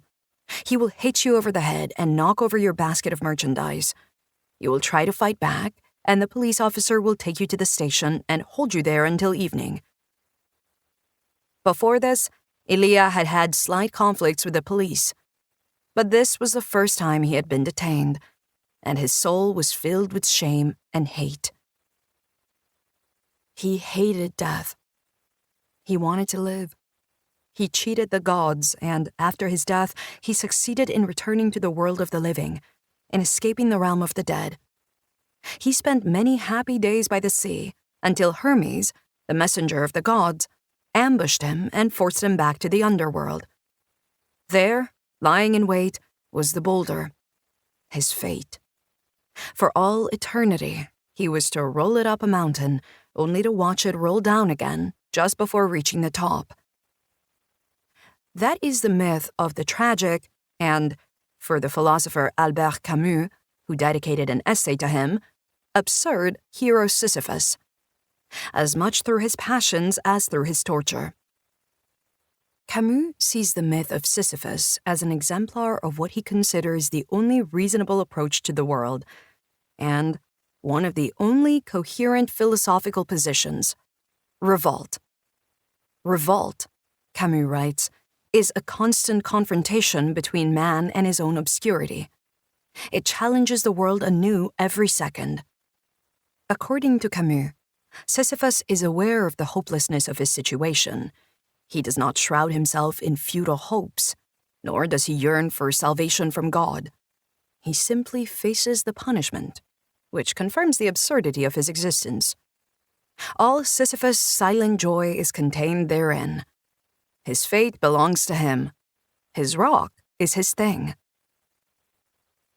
Sometimes the victims of violence, abuse, and oppression recount how hate kept them alive. More than that, how hate became their only motivation for living. Where there was no reason to believe in a better tomorrow, at the very least, there was hate. The constantly seething hate that endures, outlasts, and survives. The hate that stops us from rotting away completely under circumstances that over time begin to seem like our fate. As Camus wrote, there is no fate that cannot be surmounted by scorn. Eileen Wuornos's hate could have kept her alive. And maybe it did too, for a while. Between 1989 and 1990, she murdered 6 men. One after the other, she lured them in from the highway. They were found dead in their cars. Suspected to be the U.S.'s first female serial killer, the myths and legends surrounding her are myriad. Numerous films, books, and documentaries give insight into the harsh life that she endured, characterized by poverty, sexual abuse, alcoholism, and mental illness. She had attempted to take her own life several times. Eileen Wuornos was a prostitute. In books and films, she is described as a lesbian. All we know is that she lived together with a woman. It was her partner, Tyria Moore, whose collaboration with police led to Wuornos' arrest in 1991 after Wuornos confessed the murders to her. In police statements and the subsequent court proceedings, Wuornos tried to explain herself, stating again and again on record that each of her 6 murder victims had either threatened, attacked, or raped her. This is also why the narratives about Eileen Wuornos revolve around 2 polar extremes. While one side demonizes her as a lesbian man-hater, the other praises her as a heroic, feminist angel of revenge who struck back at her abusers with fatal force. To me, the case of Eileen Wuornos is the story of a queer prostitute who was broken down and torn apart by an exploitative and patriarchal neoliberal world. It is the story of how society led a woman to believe she had no other option but violence and killing. After 11 years in prison, it was Eileen Wuornos who sealed her own fate, with a statement she made in 2001. "There's no chance in keeping me alive or anything, because I'd kill again. I have hate crawling through my system." Eileen Wuornos pled for her death sentence to be carried out. Her hate could have kept her alive. But she had likely come to some realizations. Firstly, that, as a hateful and traumatized person, she had no right to live. Secondly, that, as a woman, she had to sacrifice herself. And thirdly, that her hate had condemned her to a life of devastating loneliness. This is the tragedy of Eileen Wuornos. She was executed by lethal injection in 2002. Amida. In Hebrew, Amida means to stand up, to withstand, or to rise against. I came across this concept in philosopher Iris Derman's book, Widerstände, Resistances. In her book, Derman cites the work of Israeli historian Yehuda Bauer, who uses Amida, which also refers to the main prayer in the Jewish liturgy, to describe the armed and unarmed forms of Jewish resistance in the German and Polish ghettos. The unarmed resistance involved not only the acquisition of food. For example, one method was to hide food in coffins, which were brought back to the ghettos after funerals, but also the preservation of social, religious, and cultural practices.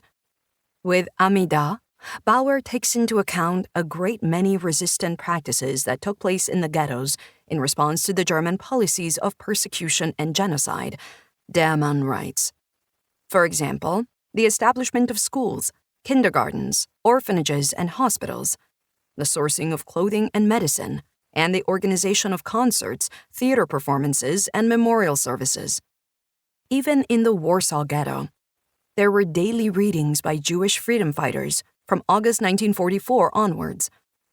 Amida aims to achieve the healing of life by way of preserving Jewish culture and dignity and upholding basic morality in an utterly immoral world.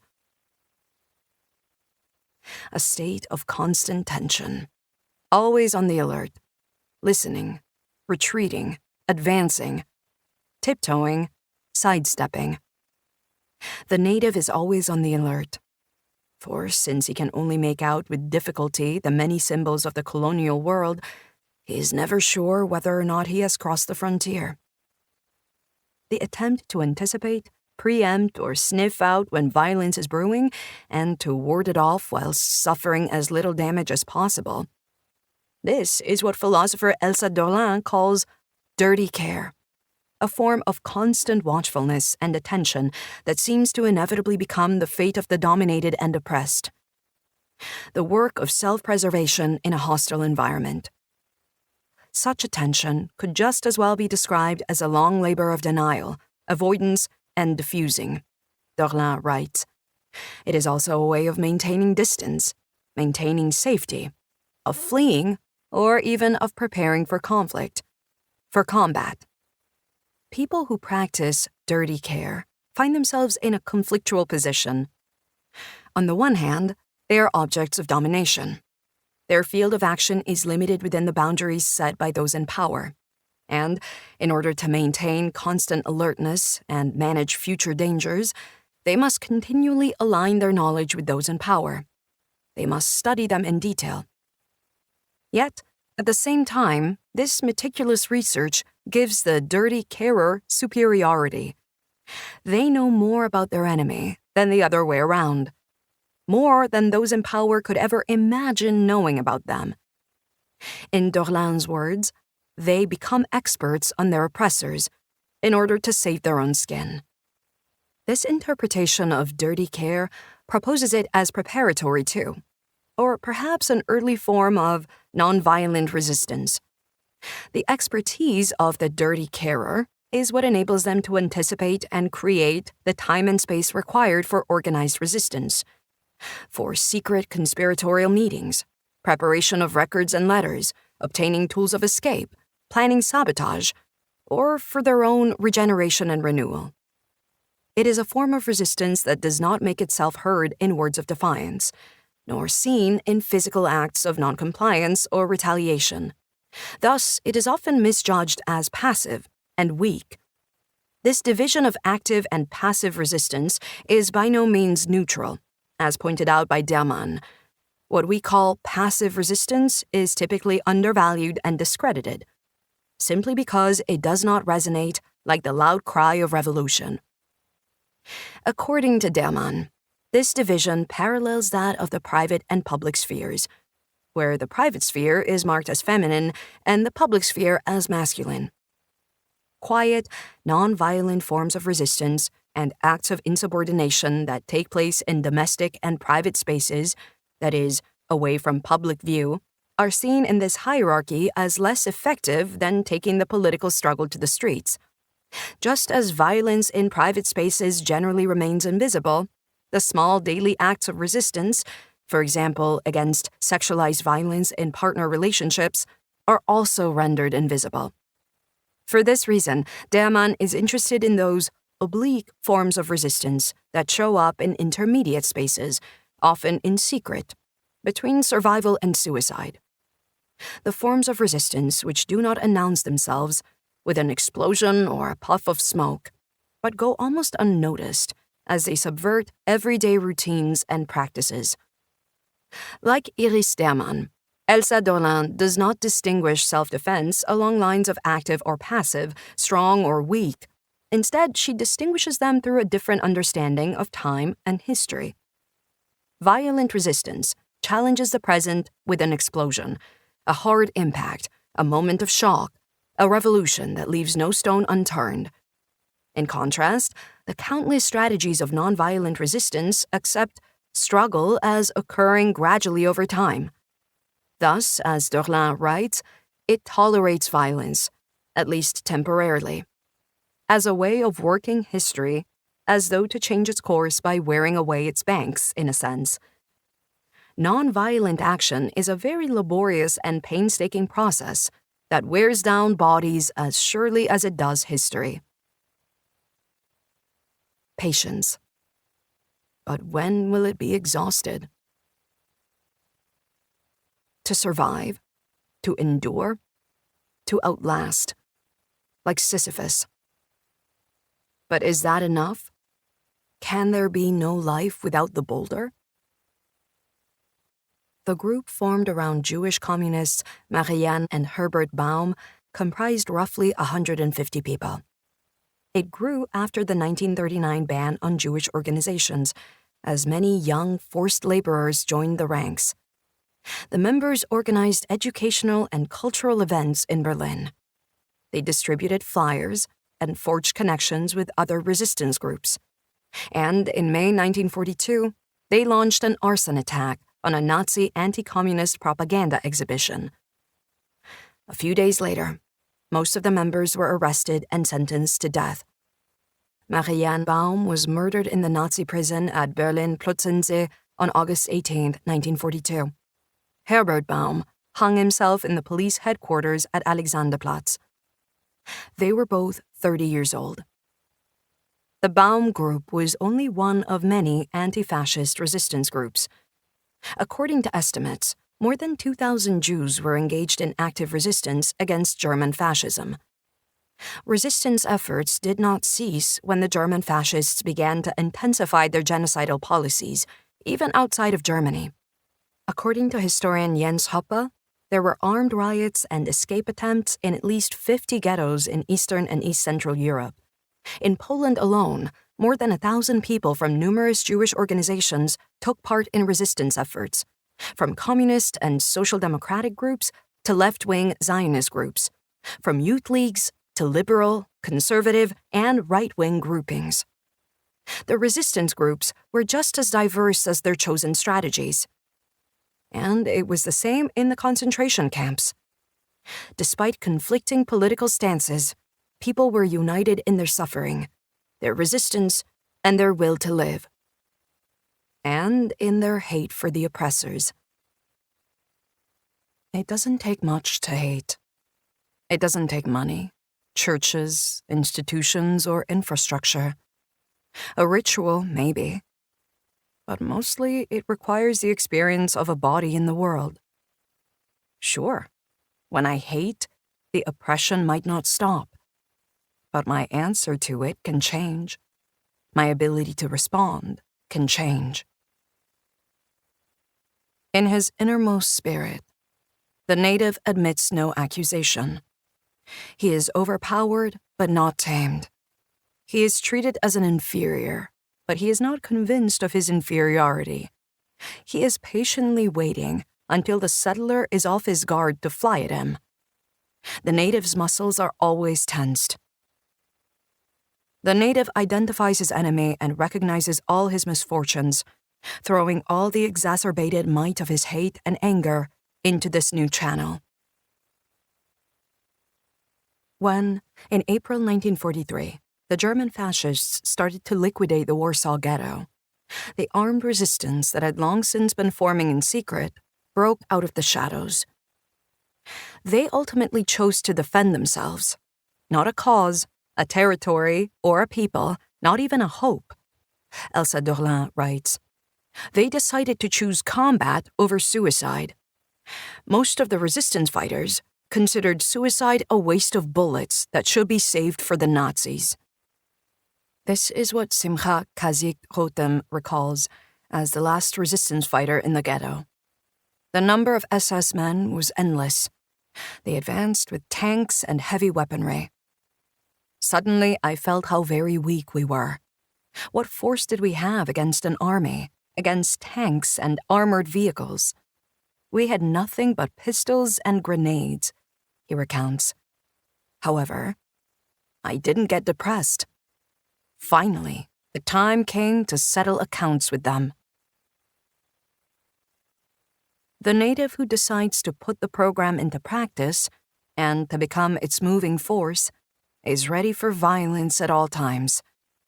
From birth, it is clear to him that this narrow world, strewn with prohibitions, can only be called in question by absolute violence. The existence of Sinti and Roma resistance against German fascism is even more vehemently denied than that of the Jews. This is not only ideologically motivated, but highly calculated. For acknowledging their resistance would necessitate the acknowledgement of a German-perpetrated racist genocide against an estimated 500,000 Sinti and Roma, and thereby affirm the legal right of survivors and their descendants to moral and material compensation. Hence, it was an acknowledgement that the German government refused. In fact, in 1956, the German Federal Court of Justice even ruled that all persecution measures against Sinti and Roma during the Nazi regime were legally permissible. According to the ruling, these measures were not grounded in racist ideology, but caused by the supposedly antisocial and criminal behavior of the persecuted. The authorities tasked with persecuting the Sinti and Roma during National Socialism were renamed after the war and continued business as usual. For example, in Bavaria, they operated under the name of the Landfahrerzentrale, the Central Office for Traveling Peoples. After the founding of the Central Council of German Sinti and Roma, and many long years of struggle by the Sinti and Roma civil rights movement, The genocide was officially acknowledged in 1982.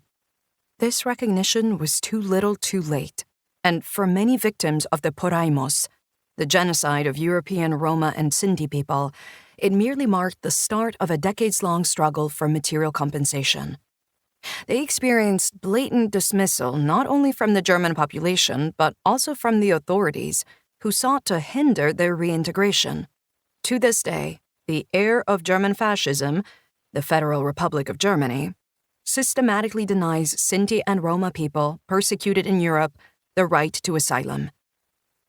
The continued existence of Sinti and Roma in a country and a continent of violence which devastated their lives and wiped out their families is an act of resistance in itself. Yet, their resistance is not and was not restricted to individual survival, escape, or concealment, even back in the times of German fascism. In May 1944, Sinti and Roma organized resistance made itself known in the concentration camp at Auschwitz-Birkenau. The prisoners armed themselves with knives, spatulas, branding irons, and rocks, as documented by the political prisoner Tadeusz Joachimowski. Through their efforts, they succeeded in delaying the Nazis' planned murder operations by several weeks. In Eastern Europe, Roma people joined the ranks of many underground resistance groups, predominantly in Yugoslavia, and in Italy, they too rose against Italian fascism. There, an underground military unit comprised only of Roma and Sinti was formed, the Leoni di Breda Solini, or Lions of Breda Solini. Through the Roma Center, a migrant-founded organization in Germany, we have some of the names of the resistance fighters. Giuseppe Tarzan Catter, a Sinto partisan fighter and hero decorated for bravery. His command was named after him after he was killed by fascists in the Imperia area. The Sinti partisans, heroes, and martyrs, Walter Vampa Catter, Lino Ercole Festini, Silvio Paina, and Renato Mastini. They were shot on November 11, 1944 in Vicenza. Giacomo Sacco, a Sinto partisan fighter who took part in the liberation of Genoa, and Giuseppe Zigari Levakovic, a Sinto partisan fighter in the Osopo Battalion in Friuli Venezia Giulia.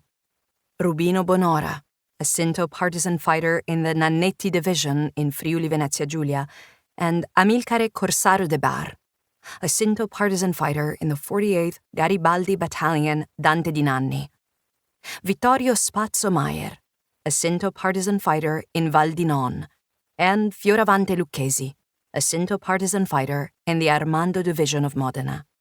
Mirko Levac, a Roma partisan who escaped from the Auschwitz-Birkenau concentration camp and joined the resistance. It doesn't take much to hate. Of course, it takes an object, as Caroline Emke has already established. That is what distinguishes it from anger, which can sometimes rage on even without a direct target. That is also what, according to philosopher Hilga Landwehr, distinguishes it from contempt. As I have already explained in the prologue, contempt considers itself superior, and thus averts its eyes from the object, turning away and refusing to fixate. While hate admits its weaker position, it recognizes its potential to become a constant nuisance, much like a scared but stubborn child. It doesn't take much to hate, but it takes a fixation. And then, it takes stamina. I practiced all day long, and one day I looked at her. She was in my room. I had my back against the wall. She yelled at me, and I looked at her, with hate in my eyes. I cannot spend my entire life seething with anger. I suffer from a sensitive stomach.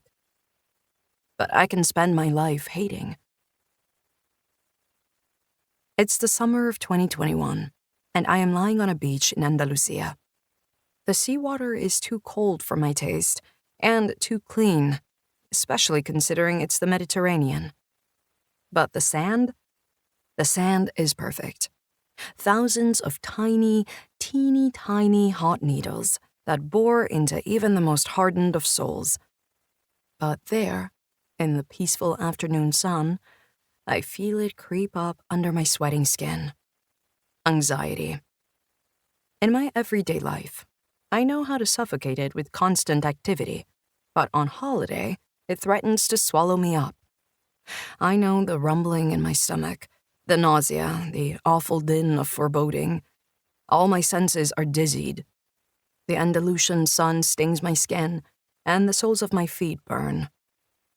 I hope that the wind from the storm brewing in my chest will bring me fresh air, but I know it is more likely to sweep me away in a flood.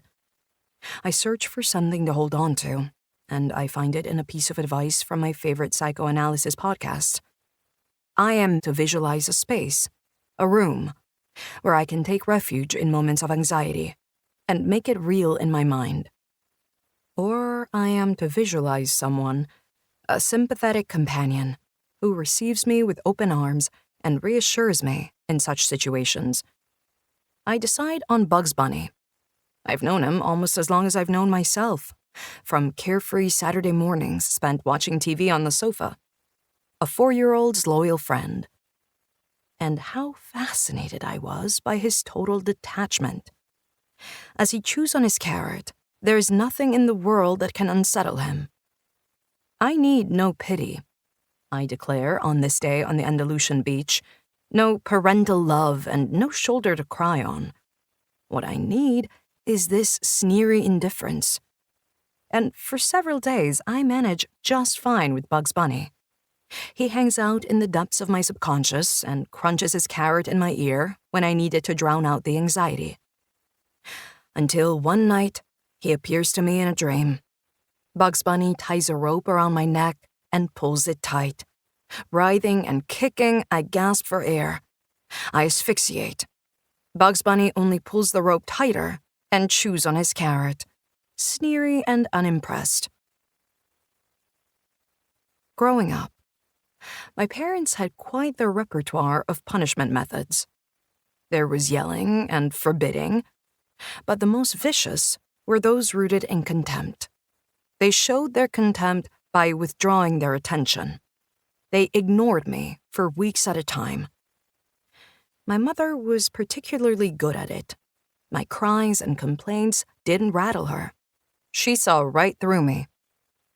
The deafening silence clawed at my ears. It destroyed my senses. I wasn't sure if I was even a person anymore. But at the same time, I was on high alert, tiptoeing through the apartment, listening at the doors, trying to catch a whiff of something, anything, that could help me escape this eternal age of punishment. But there was nothing. No hits on my radar. No events, no gestures, no words that could give me a hint as to how the future would play out. All the while, my mother claimed not to be a resentful, spiteful person. Not to be kinchi, ben kinchi biri deilim. I am not bitter. It was simply a matter of decency not to be kinchi, for kinchi was an insult. Kin, hate, was something that you could see on people's faces. It is probably hate's perceived cunning that makes it so fearsome. Not that which breaks the surface in a flashing show of rage, but that which simmers, remaining hidden, until, at just the right moment, it rises to light the fuse. The silenced monster that lies dormant within us, and when the time comes, heralds in the chaos. Hate is a monster, and as Jerome Cohen writes in his 7 Theses about monster culture, they, the monsters, ask us why we have created them. Monsters are not only there to destroy, but also to correct and modify. They open up opportunities for escape and renewal. But there is another icon of terror that philosopher Silvia Federici unveils, the absolute embodiment of the inner enemy, and of evil itself, the witch. In her works, Federici deals extensively with the witch hunts and witch trials in Europe from the 16th century onwards. The common characterization of the witch is that of a poor old woman, living alone, dependent on donations from her neighbors, bitterly resenting her marginalization, and often threatening and cursing those who refused to help her, who inevitably accused her of being responsible for all their misadventures. Federici considers witch hunting in relation to land enclosures, which became essential to the establishment of capitalism in England at the beginning of the 16th century. Witch hunts and witch trials predominantly took place in societies where economic and social conditions had been completely reshaped by market forces. The expropriation of farmers introduced a new type of scarcity and impoverishment to these communities. Older, single women, such as widows, were the most severely affected by these developments, as rising prices and the revocation of their customary rights to land and property meant losing their means of subsistence. The poverty that the accused witches experienced is immediately revealed in the allegations against them, Federici explains, as she reconstructs narratives of the time. In their state of desperation and need, the devil was alleged to have appeared to these women and to have promised that they should never want. He offered meat, clothes, and money, and to pay their debts. Some of the women proudly wore their reputations as witches to extort favors and resources from their neighbors. Accusations of spoiled brewery products, cursed cows, or sudden infant deaths were not unfounded. But if indeed there were women who readily committed such deeds, shouldn't we ask what drove them to so fiercely hate some of their neighbors as to plot to ruin them economically by killing their animals, spoiling their trades, and inflicting deadly torments on them? Federici argues. How do we explain that in villages where a century earlier life had been organized around communal structures and whose yearly calendar had been punctuated by collective festivities and celebrations, such hatreds had arisen? Through the witch, the authorities could punish those who retaliated against the land enclosures and resisted the introduction of private property by proxy. They punished disobedience and the propagation of a pre-capitalist belief in magic, which undermined the emerging capitalist ideology of rationality and discipline. They punished the deviation from sex and gender norms that the witches embodied. And last but not least, they punished the witches for their knowledge of abortion and reproductive techniques, that is, their reproductive power, which was then supposed to be under state control. Witches were resistant women who revolted against their exclusion and expropriation. They threatened and they cursed, and they stirred up trouble for their wealthy neighbors. But, as Federici implores, we may wonder if behind the threats and the evil words we should not read a resentment born of anger at the injustice suffered and a rejection of marginalization. Or, to paraphrase Jerome Cohen, the monsters we have created, the hate and the witch, ask us why we have done so. I try to imagine a world without punishment, but I'm not sure if I can. All I know is that when I hate, the police officer in my head barks, "Punish, punish, punish."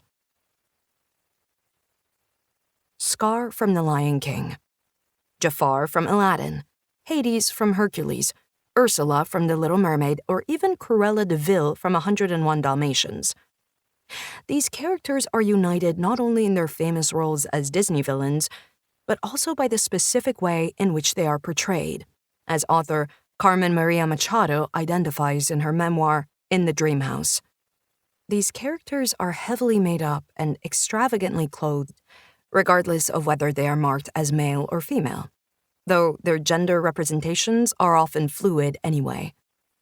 Their appearances in the films often border on drag performances.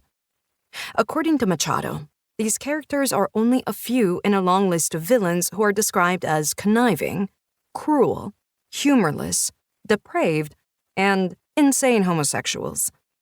They are the queer villains. And although on an intellectual level, Machado grasps the serious problem with this manner of representation and the use of these dehumanizing cliches, she still loves these characters. I love them for all of their aesthetic lushness and theatrical glee, their fabulousness, their ruthlessness, their power. They're always, by far, the most interesting characters on the screen. After all, they live in a world that hates them. They've adapted. They've learned to conceal themselves. They've survived. Claudia in The Bluest Eye, Toni Morrison. I destroyed white baby dolls. But the dismembering of dolls was not the true horror. The truly horrifying thing was the transference of the same impulses to little white girls. The indifference with which I could have axed them was shaken only by my desire to do so, to discover what eluded me, the secret of the magic they weaved on others. What made people look at them and say, "Aw," but not for me? The eye slide of black women as they approached them on the street, and the possessive gentleness of their touch as they handled them. If I pinched them, their eyes, unlike the crazed glint of the baby doll's eyes, would fold in pain, and their cry would not be the sound of an icebox door, but a fascinating cry of pain.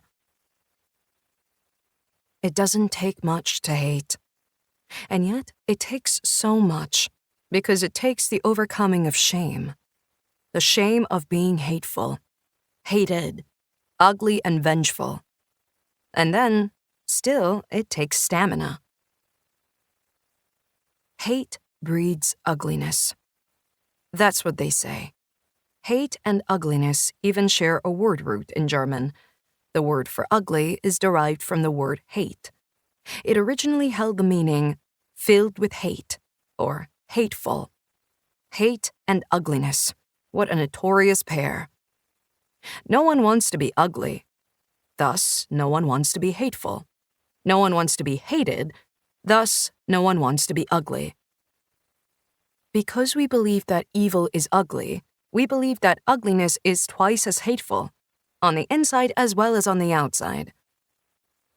This is what the artist Moshtari Hilal writes in her essay, Kommt auf die andere Seite der Scham. Come to the other side of shame. In the Middle Ages in Europe, nose-cutting was practiced to permanently mark wrongdoers. This fulfilled the expectation that those who act with ugliness, those who hate, should look ugly, hateful. However, hate and ugliness need another pair of twins to complete the ensemble and take up their pride of place in the history of Western art and culture. For the hateful and the ugly are just one side of the coin. They are the other, standing opposite the good and the beautiful. Ugliness and beauty are defined by their opposition to each other, and both judgments require an unwavering conviction. Obviously, you can't say something is beautiful if you're not willing to say something is ugly, writer Susan Sontag observes. Without ugliness, there is no beauty. And in this sense, the beautiful inevitably necessitates the ugly. This duality has been established since ancient times. Plato understood ugliness as a lack of harmony and proportionality, and thus the opposite of spiritual goodness. Ugliness is therefore that which disrupts harmony and perfect order and deviates from the desired state of salvation. It is absolute negation.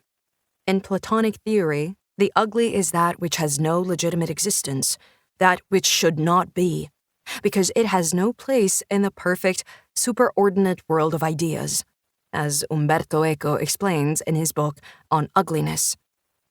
Even in Plato's philosophy, evaluations of ugliness and beauty were not made purely on the basis of aesthetics. It was not only a matter of what was pleasant, attractive, or inspiring to look at.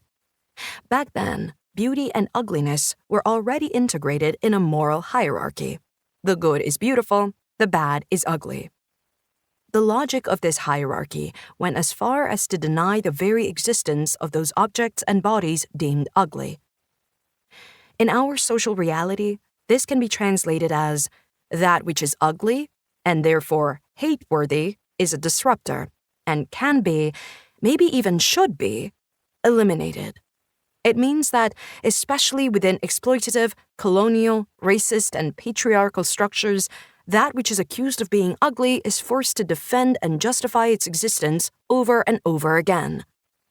Ascribed ugliness can also become an identifying feature of the enemy, repeatedly occurring in constructed images and reinforced through narratives, paintings, various cultural techniques, and even science. Hilal provides examples of this in her essay, including an 1893 study in which 271 white women were assessed for signs of insanity. The study established that the women identified as insane were more likely to have facial hair reminiscent of that of inferior or primitive races. The women consequently deemed insane, in other words, abnormal and unhealthy, were linked by their hairiness, just like people of so-called primitive races who were considered abnormal by definition. Misogyny, ableism, and racism go hand in hand. This supposedly scientific study is a masterpiece in the way it manages to illustrate so many dehumanizing, oppressive stigmas all at once. The German fascists developed similar hypotheses, building on their own theories of race.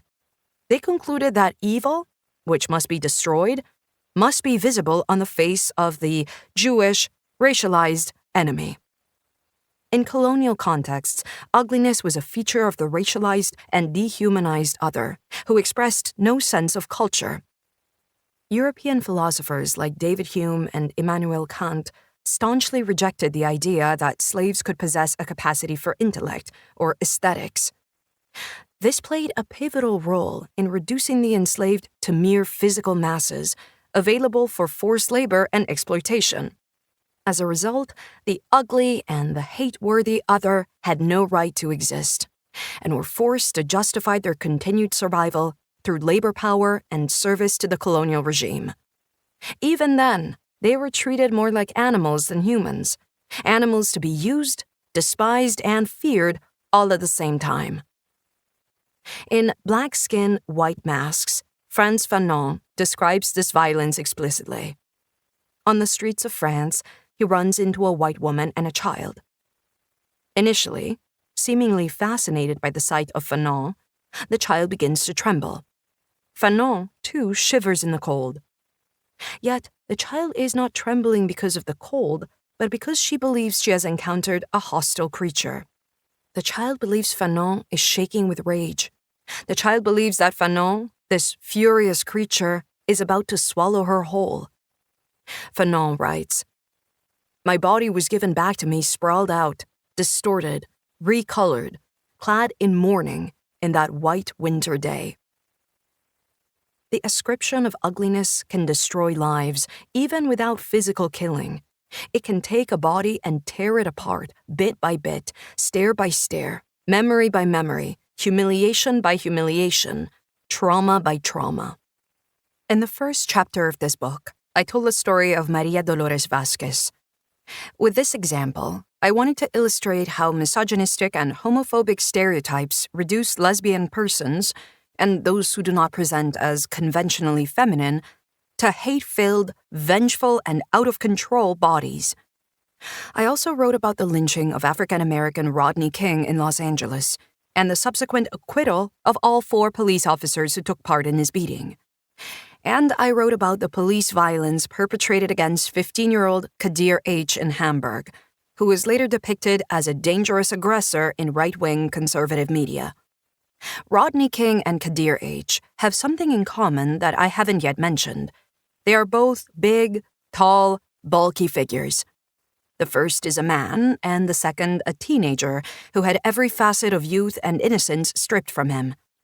Their bodies were devalued and demonized, not only because of their deviation from racist standards of white normality, but also because of their deviation from racist beauty standards. Those regarded as ugly are, in this sense, also regarded as threatening. Those marked with features of hate cannot be victims. This works also in the inverse. Those regarded as beautiful cannot be perpetrators. This is why the label of beauty, much like a badge of honor, is a privilege so fiercely contested. However, that is not the whole truth. For at the end of the 19th century, beauty fell into disrepute, at least in the art world. As the relativistic stance in cultural matters pressed harder on the old assessments, definitions of beauty, descriptions of its essence, became emptier, Susan Sontag reports.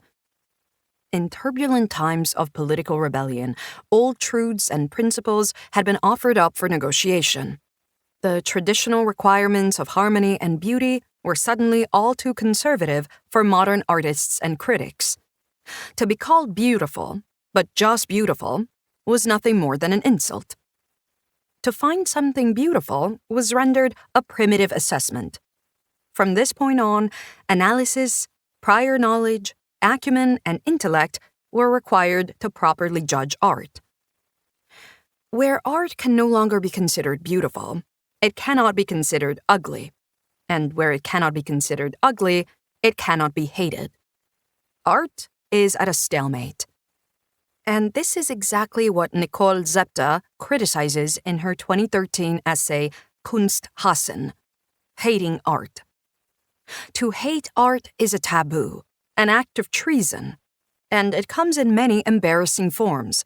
It can be populist, generalizing, loud, and sulky. Yet Zepta encourages hate, because with hate, there is no maybe. It is a stance of opposition, a stance that fears nothing and no one, and to oppose things is good for the art. For hating art is not the same as criticizing art. To hate art is to criticize the system and the art world itself. The institutions which produce and exhibit art are completely dependent on the market and certain influential individuals, Zepta claims, and that renders any intellectual or sensual engagement with art meaningless, because the institutions cannot provide that which art needs, uncompromised independence. I have my doubts that hate fears nothing and no one, as Nicole Zepta describes it. I know that I have experienced both hate and fear at the same time. But her argument for hating art does resonate with me in the respect that it demands a clear position, and not only in relation to an artwork, installation, or painting. When used correctly, hate can sharpen our perception of the broader conditions in which art is produced, facilitated, consumed, and sold. It can be an attack on the economic monopoly that governs the sale of art, and a retaliation against the gesture of arrogance with which exhibitors and buyers float through galleries and museums, protecting the works from absolute judgment. Because in a hyper-commercialized art industry, the moral, aesthetic, or other standards against which the artist's craftsmanship or the product are measured are not socially negotiated. Their value is determined by the flow of money. Art does not want to be evaluated politically or culturally. It does not want outpourings of emotion. It wants indifference. And above all, it wants buyers. Late capitalism does not seek definitive judgments. It seeks a universal, interchangeable willingness to consume, where the value of beauty and goodness is determined by price. Another reason for beauty's fall from grace is its integration into the beauty industry. Sontag observes, the beauty industry screams superficiality and theatricality. It represents all that is fake and can be bought. And as an industry that primarily targets women, it is also strongly associated with the feminine. Much of the discrediting of beauty needs to be understood as a result of the gender inflection, Sontag writes. In other words, the more that beauty is feminized, the more it is devalued. On the one hand, everyone is expected to be beautiful, especially cis females. But if they challenge the patriarchy, their perceived beauty only becomes proof of their inadequacy. On the other hand, nearly everyone can be beautiful as long as they conform to the demands of the beauty and fashion industries. A prime example of this is the way even originally resistant anti-capitalist ideas like body positivity, born of the fat liberation movement and spearheaded by big, black, queer bodies, are eaten up by corporations. body positivity has become a hashtag and a marketing strategy that companies, from H&M to L'Oreal, are all too proud to claim for themselves. Even shows like Next Top Model, the TV Olympics of sexist human depravity, have figured out how to utilize diversity to improve their viewer ratings. In the newest seasons, small, fat, wrinkled, and even trans bodies get their chance to be ridiculed and disrespected by the presenters and judges. With this in mind, one could claim that the label of beauty has indeed been democratized, even if only for the sake of capital. However, they would be hard-pressed to find someone happy to be labeled just beautiful. That is, beautiful and nothing more, even on Instagram. Because to be just pretty, that would be boring and superficial. But does that mean that beauty and ugliness have lost their power of moral judgment? That beauty is no longer good and ugliness no longer hateful? On my Instagram newsfeed, faces and bodies that only a few years ago would have been treated as inhuman and worthless, according to colonial, racist, patriarchal beauty norms, are now being showcased and marketed. Trans feminine faces with facial hair, big black bodies. But my Instagram newsfeed is not the standard against which all things are to be measured. It's a bubble, after all, and a small one at that. The black, racialized, big, queer bodies and faces that I see there are the same ones that are still being spat at and abused on the streets, and discriminated against in the job market, the housing market, and the health system. These are the same bodies and faces that still, according to many, threaten the social norm. Studies show that applicants perceived as both attractive and well-groomed are significantly more likely to get the job. Conventionally attractive people also earn up to 20% more. They are favored in many areas of social life. The markers of beauty and ugliness may indeed be more conflicting and ambiguous than they were in the past. However, that doesn't mean that they have lost their power. Sometimes they simply appear in different clothes. Instead of beautiful, we now say attractive, well-dressed, or, more recently, cute. A well-dressed person is creative, well-liked, and successful. They cruise through the office of the startup in linen trousers and then into the gallery on the street corner where they glance disinterestedly over pieces of modern art. They represent that which is desirable, the perfect, undisturbed rule of harmony. But how can we move past these entrenched evaluation paradigms? Is it possible to change the tinted glasses through which we see the world? Should we try to adjust the lens, or simply tear them off and throw them away? How can the people, whose faces and bodies have been feared and condemned as ugly, take a stand against this form of dehumanization? Artists such as Alok Vedmenon, Mix Andre Terrell Jackson, Anam Asyama, Keziah Harrell, and Mushtari Hilal embrace confrontation with the conventionally ugly. They expose and showcase themselves in their hairy, large bodies with their big noses and angular faces in order to disrupt not only prevailing images of beauty, but also ideas of gender and identity.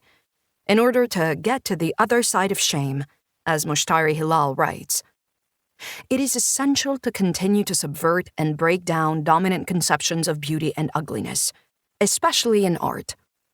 Yet, at the same time, these conceptions are continually being rewoven like webs to trap and dehumanize people, to wrap them up in labels of smart and lazy, useful and useless, peaceful and threatening, human and animal-like, good and evil. The racist, patriarchal capitalism that we live under relies on this categorization and dehumanization of people at home and abroad in order to wage war on them or use them for profit. The artistry of destruction is its essence, and beauty and ugliness make up just one of many dichotomies. If there is anything in the world that is ugly and hate-worthy from top to bottom, it is this system of violence. Hate. Someone had written hate, all in capitals, on their piece of paper. And out of an ocean of words, this one slapped me right in the face as I exited the Mannheim Art Gallery. I had been attending the exhibition Mutter, Mother. It was a long time ago, in the autumn of 2021. But I often think back to the audacity of that scrap of paper, the rawness of those big, ugly letters. I hardly ever think about the exhibition. It showcased historical and modern works addressing the realities and conceptions of motherhood, traditional motherhood, queer motherhood, unexpected motherhood, and motherhood in unstable conditions. It felt like a textbook, awkward, intentionally diverse, and without great vision. It was neither disturbing nor distressing. It didn't excite or enthrall or ignite. Nothing. It needed far too many words to explain itself. But then there was the scrap of paper. It was one of hundreds. On their way out the door, the attendees had been asked to write down their thoughts on the exhibition. And someone had wanted to leave just 4 simple letters. Hate. I was shocked. Hate? I mean, the exhibition wasn't exactly life-changing, but to hate it? Still, there had been a lot of work put into it. People's hard work. Right? I mean, but actually, those sterile spaces, the attendees, this exhibition was made for rich Swabians. Well, I hate it too. We need more hate in the art industry. Or, wait a second. Maybe that person didn't hate the exhibition. Maybe they meant they hate mothers? Their own mother? Well, I suppose they must have their reasons. But, ama, ofya, anam, bu almalarda çok nankor. These Germans, they can be so ungrateful. I know no one more resentful than my mother. And for a long time, I resented her for it. It was not until many years later that I realized that being resentful doesn't just mean carrying a hate with you that you do not want to or cannot let go of. It also means being carried by the voices of the past, hearing whispers in your ear, whispers that tell you there can be no after. It means living in a world that knows no present and no future, only the constant reliving of the past. A world we call trauma. I try to imagine a world without punishment, but I'm not sure if I can. All I know is that when I hate, the police officer in my head barks, "Punish, punish, punish." Throughout cultural history, Susan Sontag writes, there has always been a deep sense of regret that beauty is fleeting, not lasting. It is a notion that frequently appears in the sonnets of Shakespeare, for example. But from another, often religious perspective, beauty is found internally, not externally. Deep, not superficial. Hidden sometimes, rather than obvious. Consoling, not troubling. Indestructible, as in art, rather than ephemeral, as in nature. Beauty, the stipulatively uplifting kind, perdures. Thus, the fleeting must be the ugly, the hate-worthy, the hate. But don't these intellectuals know that hate can last a lifetime? My mother is a very beautiful, resentful person. There I was, looking at her with hate in my eyes. The sharpness of her face suddenly disappeared. Now her eyes looked back at me with dismay. She stammered, "What is this look? Full of hate." And she retreated out of my room. I recall celebrating. But I can no longer remember if the doors to the outside, remained closed after this day. Or did they open? Just a crack. In my daydream, I sneak out and go rabbit hunting with Scar, Jafar, Ursula, and Cruella de Vil. Bugs Bunny, you'd better watch out. Elia, the crampedness and dirt of the almshouse repulse you, nauseate you. Your world becomes smaller and smaller. You are slowly being choked. One day, Your hands wrap themselves around the throat of an old money changer who stole away your beloved.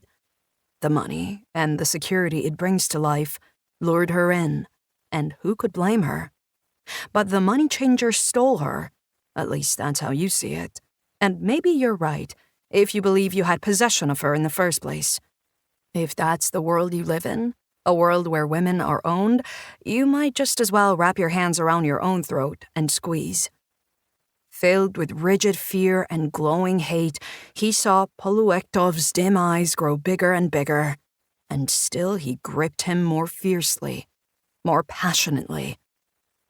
You will take his money, a theft for a theft, and afterwards you will want to forget, to escape to the cleanliness and order of bourgeois, proper life, away from the streets. The money is your salvation. Who wants to live a life with their nose buried in the dirt? You will seek out a new life, the other kind of life. And you will find it. But Ilya, it will not save you. As a child, I was completely hypnotized by the peace that engulfed me in the homes of my German friends. Their parents, usually teachers or doctors, enjoyed a nice glass of red wine after their day at work, and still had enough energy to inquire after their children. They seldom shouted, at least not in my presence, and I never witnessed them try to blackmail or humiliate their children. It seemed that the children did not regularly wish their parents dead either. That I found extremely disconcerting. It was like a world made from candy floss, red wine-flavored candy floss. But over the years, I watched the sticky, matted floss pick up all kinds of filth. Behind the illusion of harmony, I saw their inability to communicate with each other, their silence, and the messed-up ways they punished each other. The feigned interest, the "don't bring that up, don't start drama, don't disturb the peace." These kids kept their heads down and their mouths shut out of indolence and out of fear, because their parents paid the rent and their inheritances beckoned. The regimes of control in these houses were just as merciless. I don't know which is better.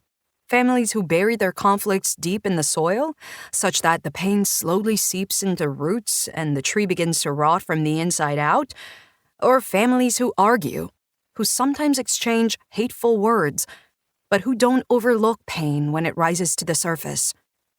I know that peace cannot exist in biological nuclear families. I doubt that it should. Because there is always a table, and everyone always wants a seat at the bloody table. Everyone has to have a seat at the table. Where else are they supposed to get their food from? The table has 4 stable legs too stable to be easily kicked away. And under it, the table hides the unruly legs that writhe and kick. I believe that the pain and violence of bourgeois families are a result of their very definition: to lord over children as private possessions. An arrogant patriarch as a father is just a bonus. In patriarchal capitalism, the family is always characterized by unjust hierarchies and economic dependencies. People need each other, but these people need each other without ever having the chance to choose each other. The children are debtors with no power to choose their table or their creditors. There is a sentence that often springs to mind, and it's one that rolls off the tongue quite nicely. Peace, love, and pancakes. Because we live in a peace, love, and pancakes society. Your salary isn't even enough to pay the average monthly rent. But we recently installed a ping pong table in the company staff room, and besides, all our employees are just like family. Peace, love, and pancakes. In the year 2021, there were around 12,000 deportations, 11% more than the previous year. But still, our police force is more diverse than ever. Peace, love, and pancakes. When the nurses are striking in the hospitals, we turn up our noses and pay them no mind. But remember when we applauded them on their way to work during the coronavirus lockdowns? And gosh, remember how the neighbor gave us that lovely violin concert? Peace, love, and pancakes. I mean, we're all in the same boat. Peace, love, and pancakes. Since I stopped reading the news, I've been feeling loads better. Peace, love, and pancakes. I do worry about climate change. That's why I always click offset my emissions when I book flights. Then my money is used to plant trees in Africa. Soon, I'll have my own forest. Peace, love, and pancakes. No other saying sums up our late capitalist emotional culture quite as well as these three words. Peace, love, and pancakes. I could just as well replace them with order, repression, and consumption. The magic formula for complete alienation, forced retreat into the private sphere, and a life reduced to transactions. A peace, love, and pancakes society cultivates a relationship to the present situation in which it is treated not just as the only option, but also the best option. A present made up of niceties and symbolic gestures, sterile and predictable, and a state of fragile peace supposed to prevent something worse, a hateful, vicious chaos. Peace, love, and pancakes is a formula for cosmetic peace. Liberal, democratic societies are generally believed to be pacified societies, as Mbembe writes in Necropolitics. Democratic societies have thus, if not banished brutality and physical violence, then at least brought them under control. The force of forms has replaced the violence of bodies. Regulating behaviors, governing conduct, preventing disorder and violence, all this is now achieved, as it were, by means of fully recognized rituals. Democratic and pacified societies are characterized by their collective pursuit of harmonious order. Or, at least, that is how they see themselves. It is this which should differentiate them from so-called warrior societies, such as those in the colonies, where, instead of rules or dialogue, physical violence is allegedly the sole decider of right and wrong, where society is governed by the law of the jungle. In this sense, pacified societies understand themselves as the alternative to absolute moral destruction. This image of humanity, already familiar from its colonial context, appears conclusive. Humans are selfish and violent by their very nature. That is why the monopoly on violence must lie in state hands. Only through the internalization of its constraints can the human's natural tendency to violence be channeled into controllable outlets. The potential for aggression still exists, but it is supposed to be redirected, contested through words and laws in a courtroom. Ideally, people do not stab each other on the street out of revenge anymore. At least, that is no longer the social norm. Yet, you would be wise to remain skeptical, because the only thing preventing the violence is self-discipline of bodies, the prospect of punishment, and the internalization of rules, blame or cultural images, or as Frantz Fanon put it, aesthetic expressions of respect for the established order. Peace, love, and pancakes societies claim to stifle the ever-present violence through their order. The violence, and the monsters who perpetrate it, must hold their breath, for they are no longer supposed to be seen or heard. No one need bother to dig out their roots anymore. They can remain buried in cliches and empty phrases. The pacification of society guarantees ruling classes one thing above all: the protection of private property, just as it ensures the protection of the free market, as a reflection of a supposedly harmonious society in balance. Society is a self-regulating market. Everyone for himself is better for all. Yet, at the same time, many illegitimate forms of violence enjoy public approval and even state support, as long as they are in the interest of national or military security. Examples of this are to be found in Eastern Europe, where, for many years, emerging armed fascist militias have been funded, supported, or integrated into armies by European national governments. Or in Germany, where the Office for the Protection of the Constitution not only allowed a murderous culture of fascism to flourish for decades, but even actively supported it with infrastructure and money through undercover agents. These structures later gave rise to the so-called National Socialist Underground, NSU, whose members murdered 9 migrants between 2000 and 2007. Pacified societies also show great tolerance for violence in other contexts. For example, when the violence takes place outside the borders of their own country. Or, even better, outside of their continent. Anywhere from the imperial battlegrounds of Libya and Mali to Gaza, Kurdistan, or Afghanistan. According to Mbembe, the idea according to which life in a democracy is fundamentally peaceful, policed, and violence-free, including in the form of war and devastation, does not stand up to the slightest scrutiny. The violence is outsourced and hushed up, veiled in red wine-flavored candy floss. We are a pacified, peace, love, and pancakes society. In a dream, I am in Turkey, Alanya or Mersin, one of the cities on the coast. I know it because the air flickers in the heat, the grasshoppers chirp, the palm trees are still. There is no wind. One day, I walk out of the apartment and down into the garden. No, I don't walk, I float in the warm haze. I come across my relatives, sitting around a table in a circle with my mother in the middle. Her eyes are blindfolded, and her hands are tied. When I see her, my breath freezes and chokes, as if an icicle has been shot into my lungs. "What happened?" I stutter. My mother tells me, somewhat amused, somewhat ambivalent, that she ran into an old friend on the street who was in a dispute with the authorities. She had defended him, and one of the female officers hadn't liked that at all. She had hauled my mother over to a palm tree and given her a whipping. I see the welts on her face and arms and begin to sob. I am overcome with despair and begin to tremble and shake. "Who was it?" I rave. "Who was it?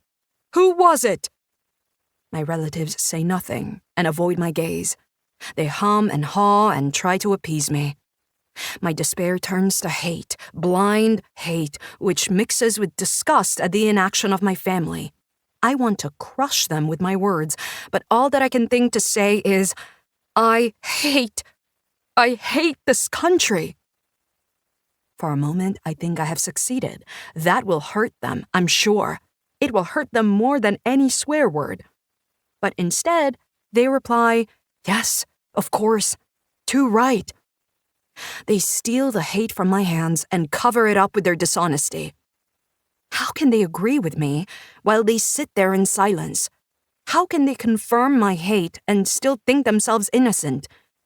I wanted to wound them with my hate, but they took my weapons and left me standing there alone. They turned my hate into a lie. And I know this won't sound very heroic, but I simply ran away. I am still driving round and round on the circuit of definitions. On the horizon, I see an exit coming up.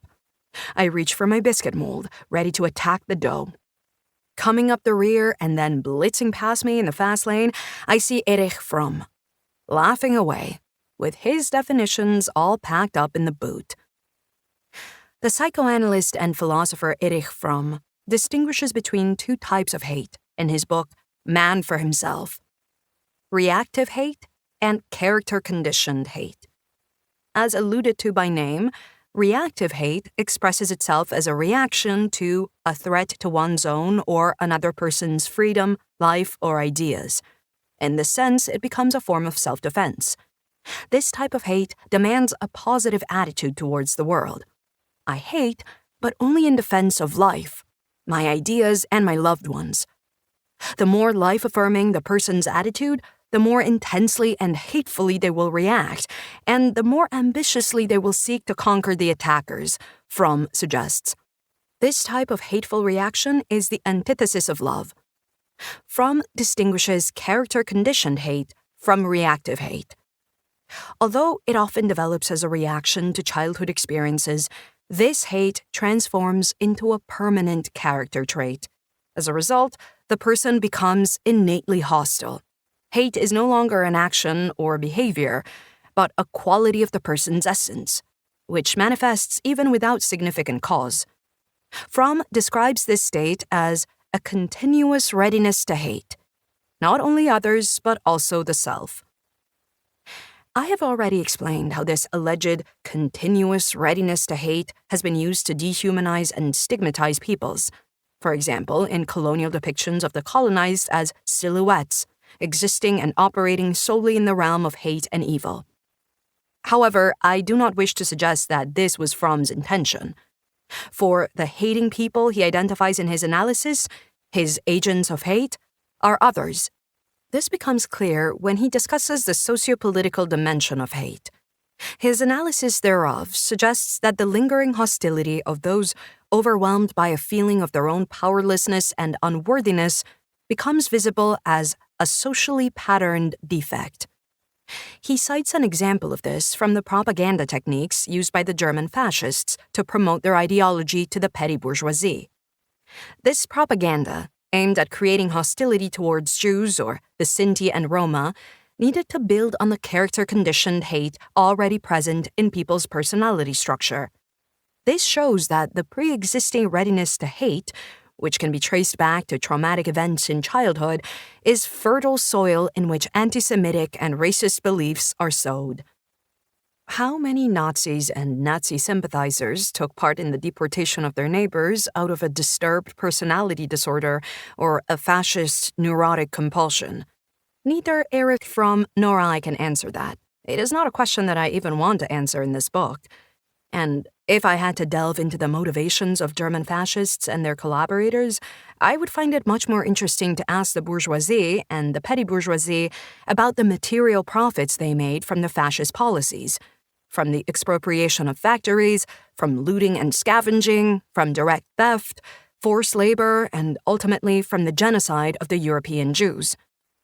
I would want to know how these profits, several billion German Reichsmark, were translated into capital investment in the German arms industry, and how they live on in handsome cabinets and cutlery still found in German households today.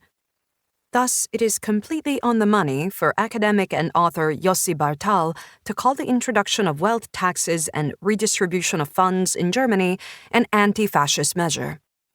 But let's get back to hate. How can it be conceptualized?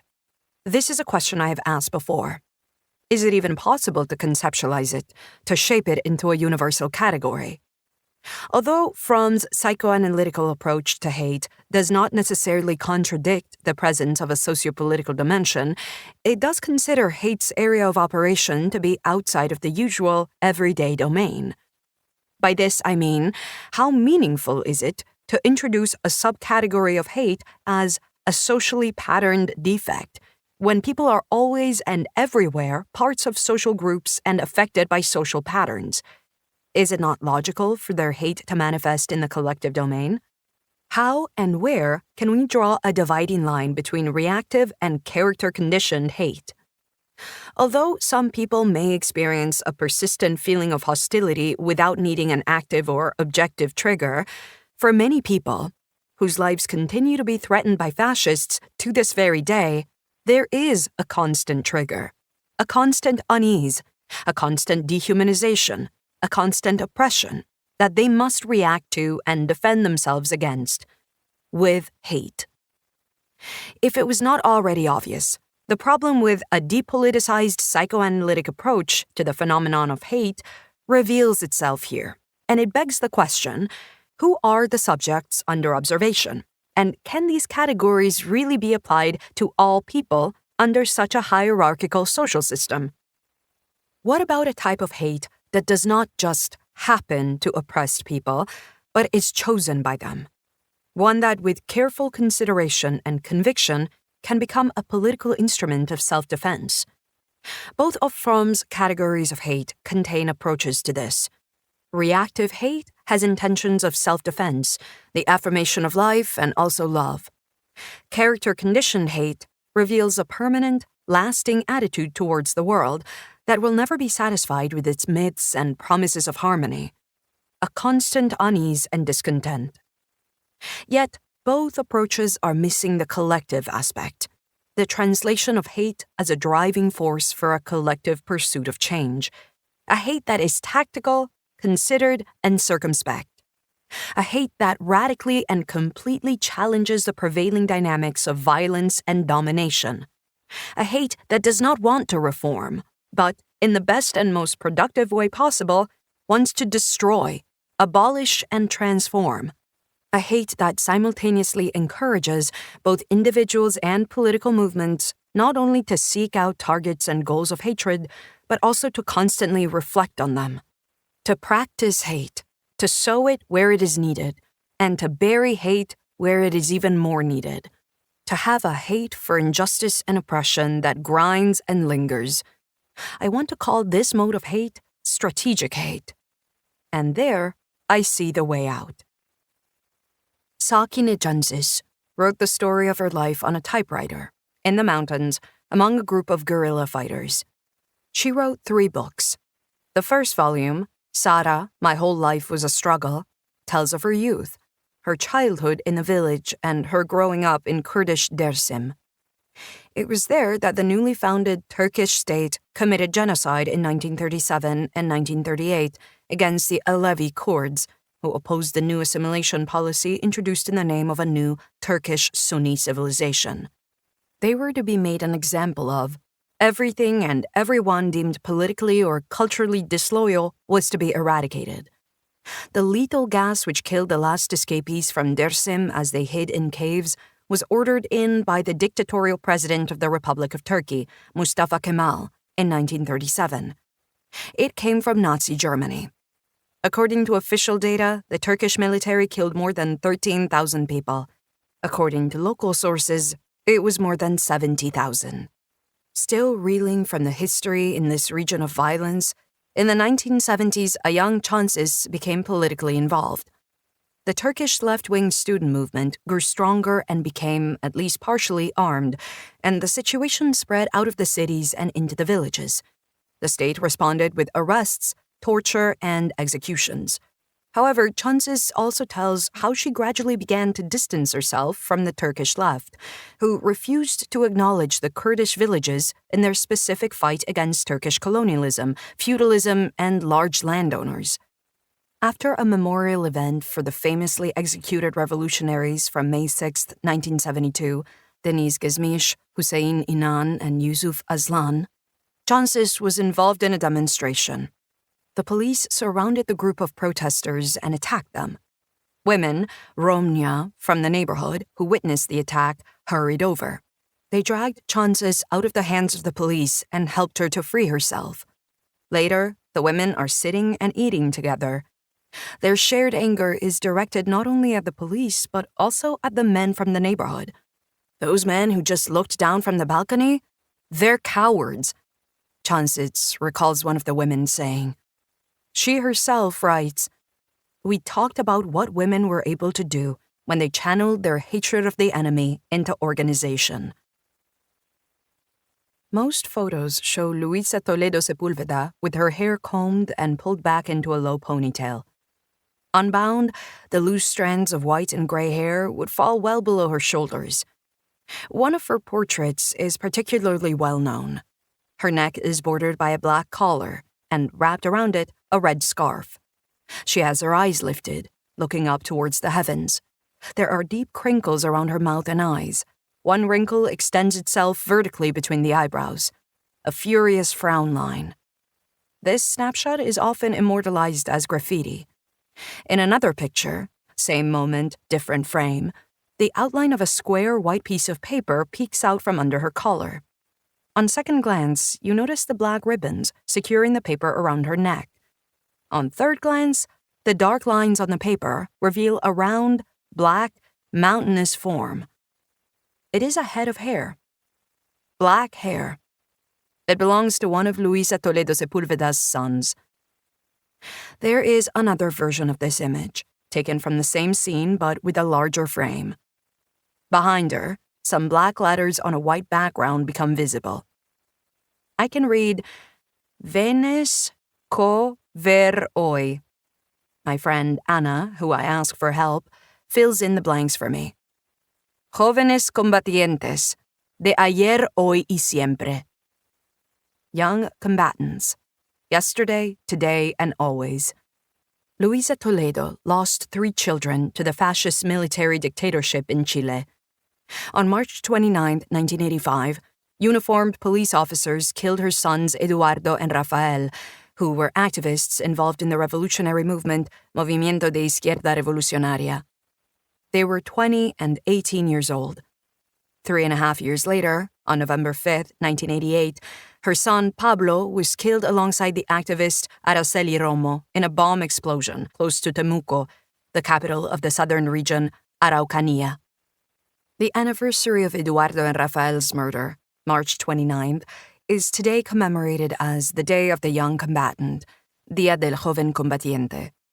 Tens of thousands of people take to the streets in Chile to remember the victims of torture and death during the dictatorship. Parents, siblings, and children whose bodies remain missing to this day.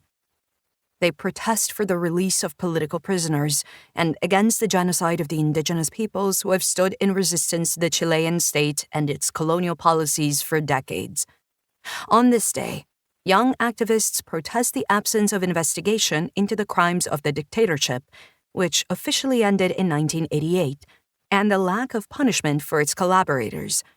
They protest against police violence and military power, against the neoliberal and colonial policies of exploitation, and the ongoing environmental destruction that is robbing indigenous people of their foundation for survival, and robbing all people of their drinking water, which is being sold off to big corporations. Luisa Toledo Sepúlveda, the tireless. She is known today as the mother of combative youth.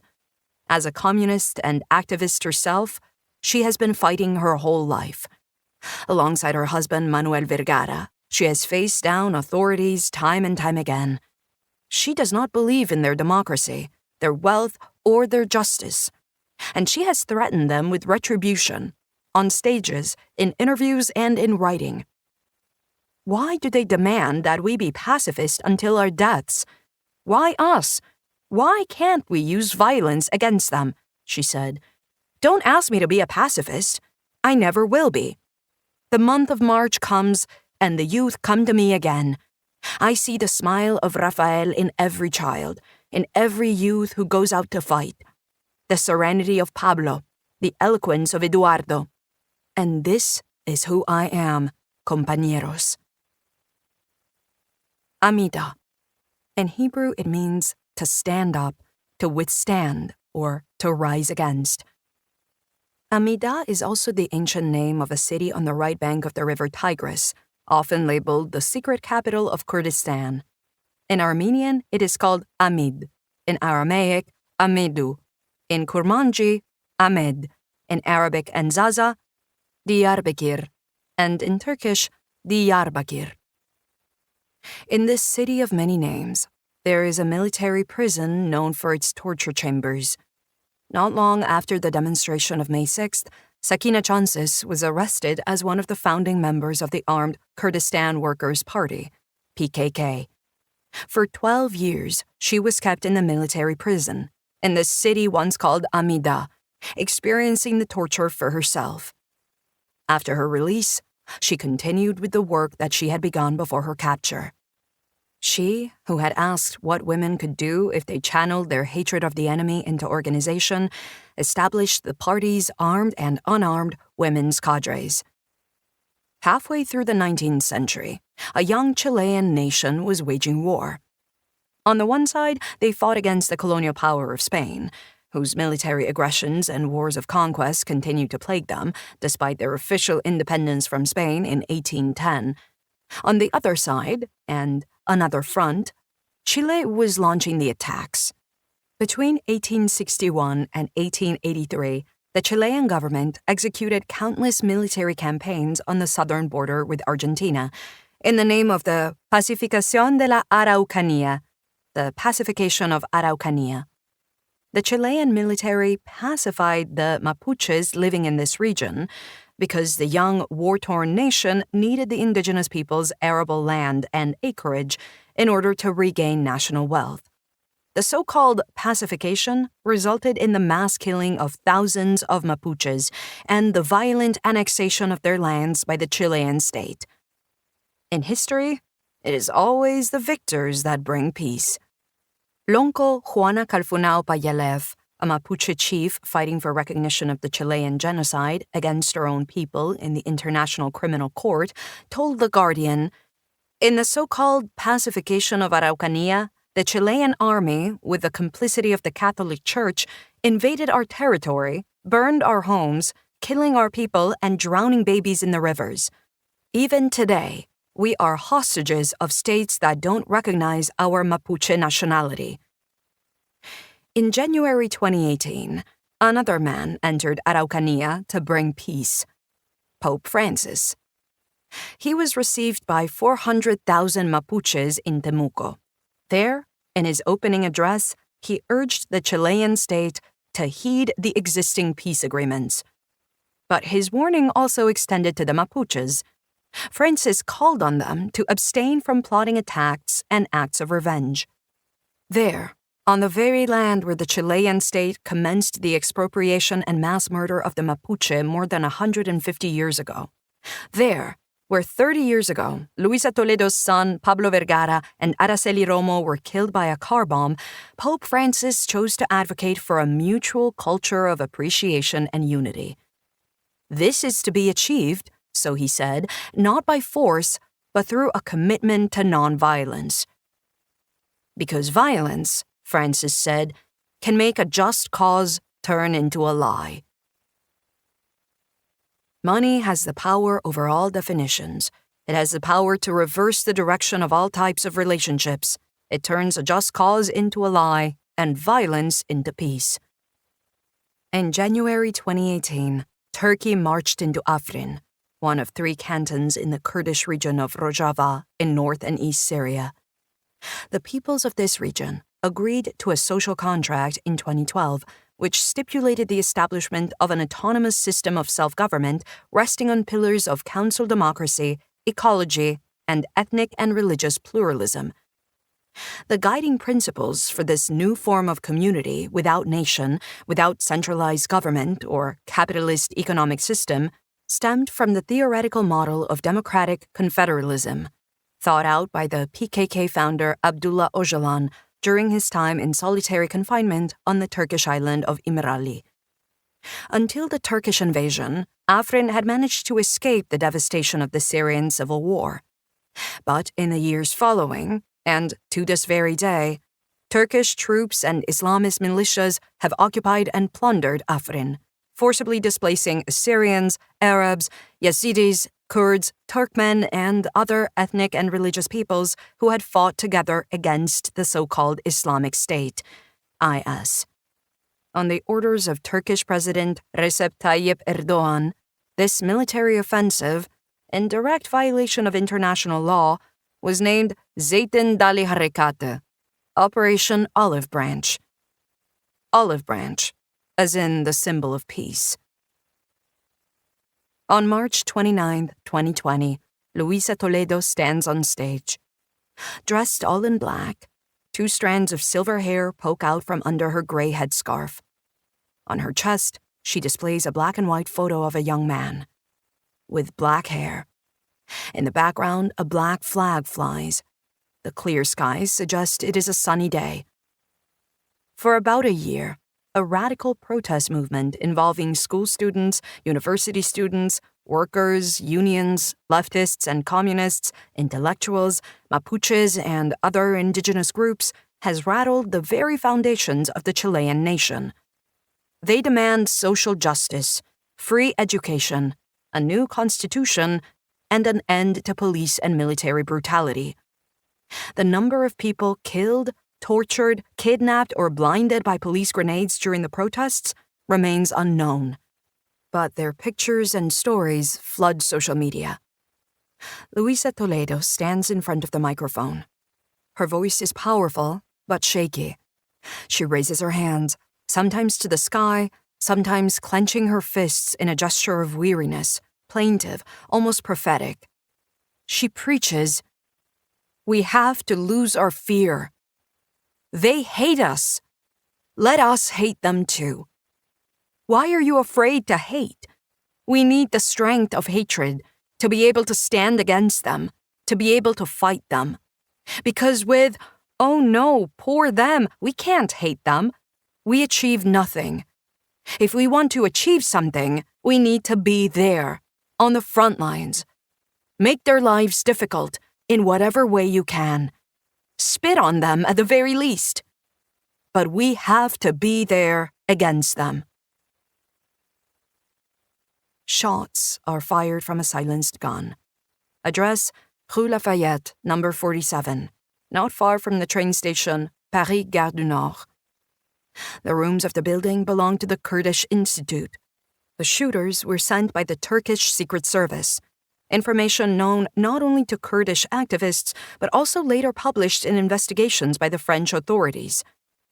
The shots are fired, and not in the figurative sense, into the heads, necks, and stomachs of 3 people: Sakine Chansis, Fidan Doğan, and Leyla Saylemes. They were killed on January 9, 2013. When the Turkish soldiers invaded Afrin, they rolled into villages and cities in Leopard 2 battle tanks. Tanks made in Germany. Germany sent a total of 354 units of this model to Turkey between 2006 and 2011. In 2018, Turkey was the largest buyer of German weapons of war. The 242.8 million euros worth of arms sent to Turkey made up nearly a third of all German weapons exports. Olive branches and leopards made in Germany. Now, that's tradition. On January 21, 1997, Santiago de Chile, AFP, German newspaper Die Tageszeitung announces, according to press reports, the federal government of Germany has approved the sale of 67 battle tanks to the Chilean army. The arms deal is worth around $15 million, as reported by the newspaper El Mercurio on Sunday. Chile intends to use the Leopard 1 tanks sent from Belgian defense stock to modernize its armed forces arsenal, which largely dates back to the 1940s. This is the first purchase of this kind in 15 years. The decision to approve the sale fell to the German government as the license holders for this model of tank, and was welcomed by both the Chilean and Belgian military. The army chief and former dictator Augusto Pinochet was particularly in favor of the deal. Every 14 minutes, a person is killed by a German weapon. Democratic societies are pacified societies. And the peace is always the peace of the victors. Hate? Come on, that's a strong word. Peace, love, pancakes. I try to imagine a world without punishment, but I'm not sure if I can. All I know is that when I hate, the police officer in my head barks, punish, punish, punish. All over the world, mothers mourn and fight. There are the mothers of Srebrenica in Bosnia and Herzegovina, fighting for justice for their children, husbands, and brothers, the victims of the genocide perpetrated by nationalist Serb forces. There are the mothers of Tamil Ilam, searching for their families abducted by the Sri Lankan state. And then there are the Saturday mothers, Jumartesi Anneleri. On May 27, 1995, the Saturday mothers met for the first time at 12 o'clock in Istanbul's Galatasaray Square. They held up signs with pictures of their children and relatives. Where are they? After being arrested by police or military officers, their loved ones never returned. They were students, workers, activists. Some of the mothers discovered their children's bodies buried in anonymous mass graves. For this, they demand justice. Since their inception, the Saturday mothers, whose children are mostly leftist, resistant Kurds, have been criminalized and persecuted by the Turkish state. Their children are suspected of terrorism by the Turkish state simply because they exist. The mothers are suspected of terrorism by the Turkish state because they seek justice, because they want at least the bodies of their children back, because they continue to call out for them as if they were still alive. The Saturday mothers do not remain silent, even though most of their protests are violently suppressed, and even though dozens of mothers and their loved ones are arrested nearly every Saturday. It was made impossible for them to gather in the square for several years. In August 2018, the Turkish Minister of the Interior personally forbade the protest.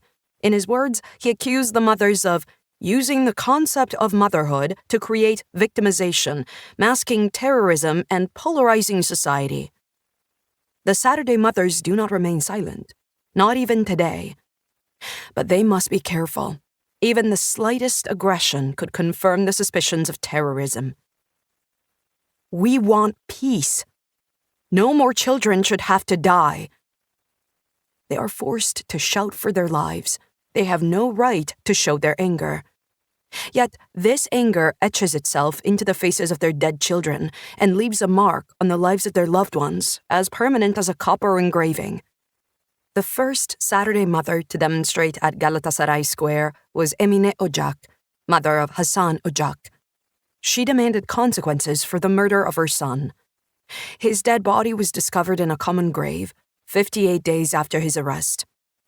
In a report published by the Turkish newspaper Cumhuriyet, Macide Ocak, Hasan's sister, speaks out.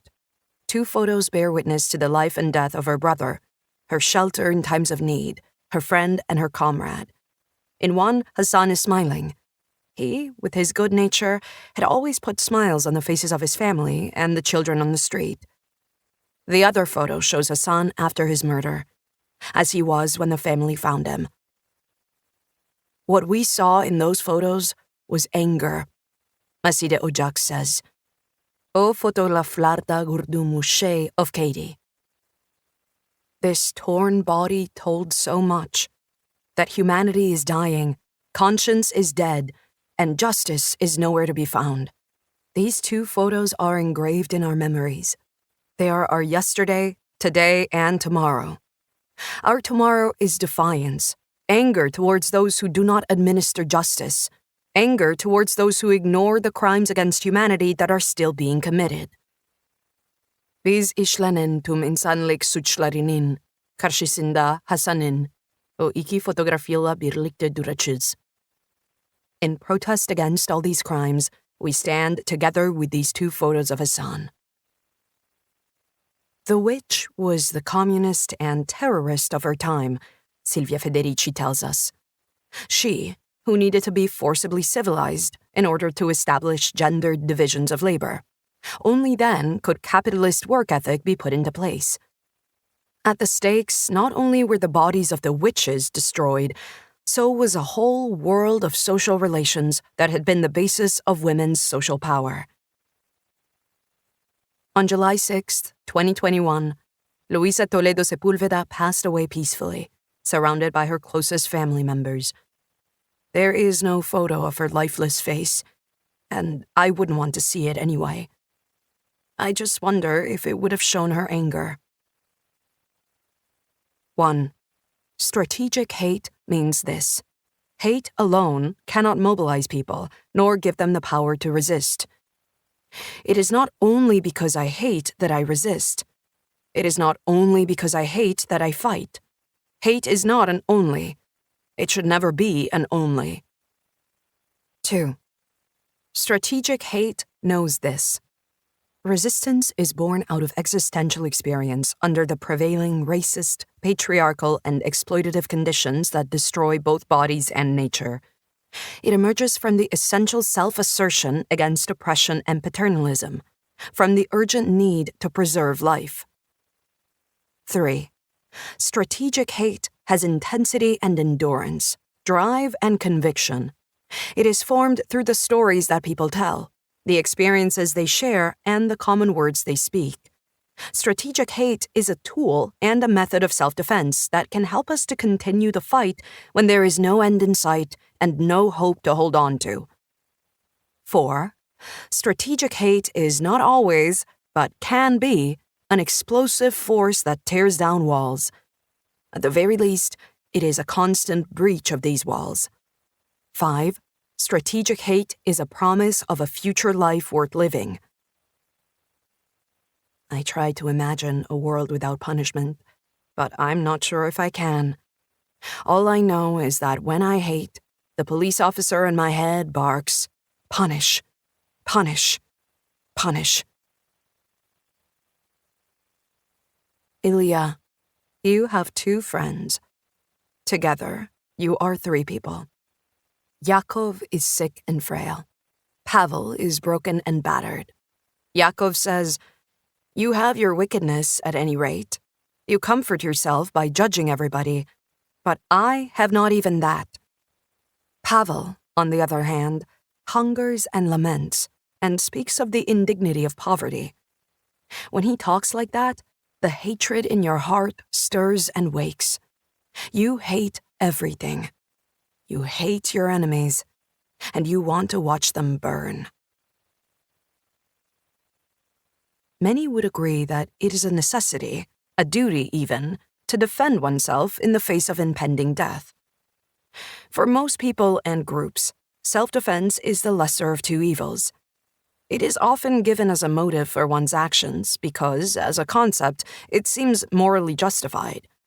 A far cry from revenge. Because revenge is not a reaction to an immediate threat. It is a response to that which has already happened, to events or violence that have taken place sometimes months, years, decades, or centuries ago. Those who have forgotten and want to forget have taken up the trowel and covered up the past with layer after layer of cement.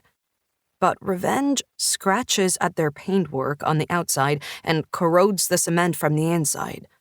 It shows up with a sledgehammer and chisel, ready to excavate that which has been prematurely put to rest. Revenge shakes the self-conception of modern societies. Progression, not regression. No lingering, dwelling, or getting stuck in the past. We must look onwards to become better and more effective versions of ourselves, as individuals and as a collective. Aligned with Christian tradition, this modern virtue demands that victims of violence practice forgiveness, and only then, when they prove themselves incapable of violence, are they recognized as people and groups worthy of protection. Revenge is maybe the most radical manifestation of hate, and thus the most reprehensible, despicable, wrongful.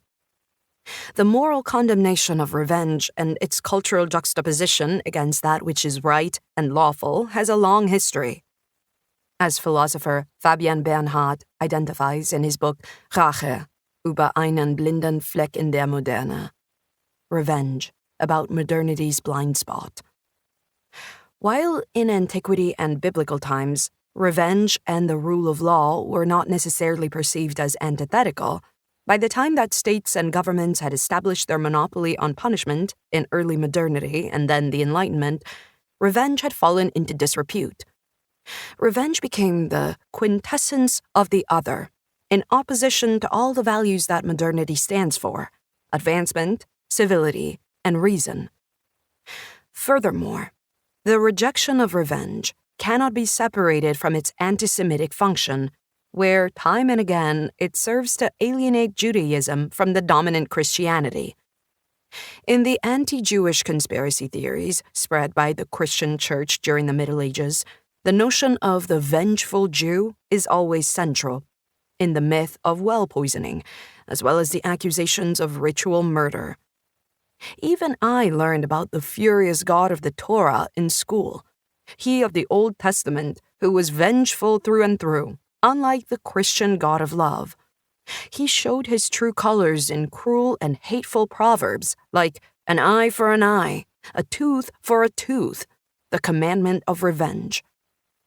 Yet, according to many experts, an eye for an eye and a tooth for a tooth is neither an adequate translation for the Hebrew ayin tachat ayin, nor does it endorse responding to physical violence with physical violence.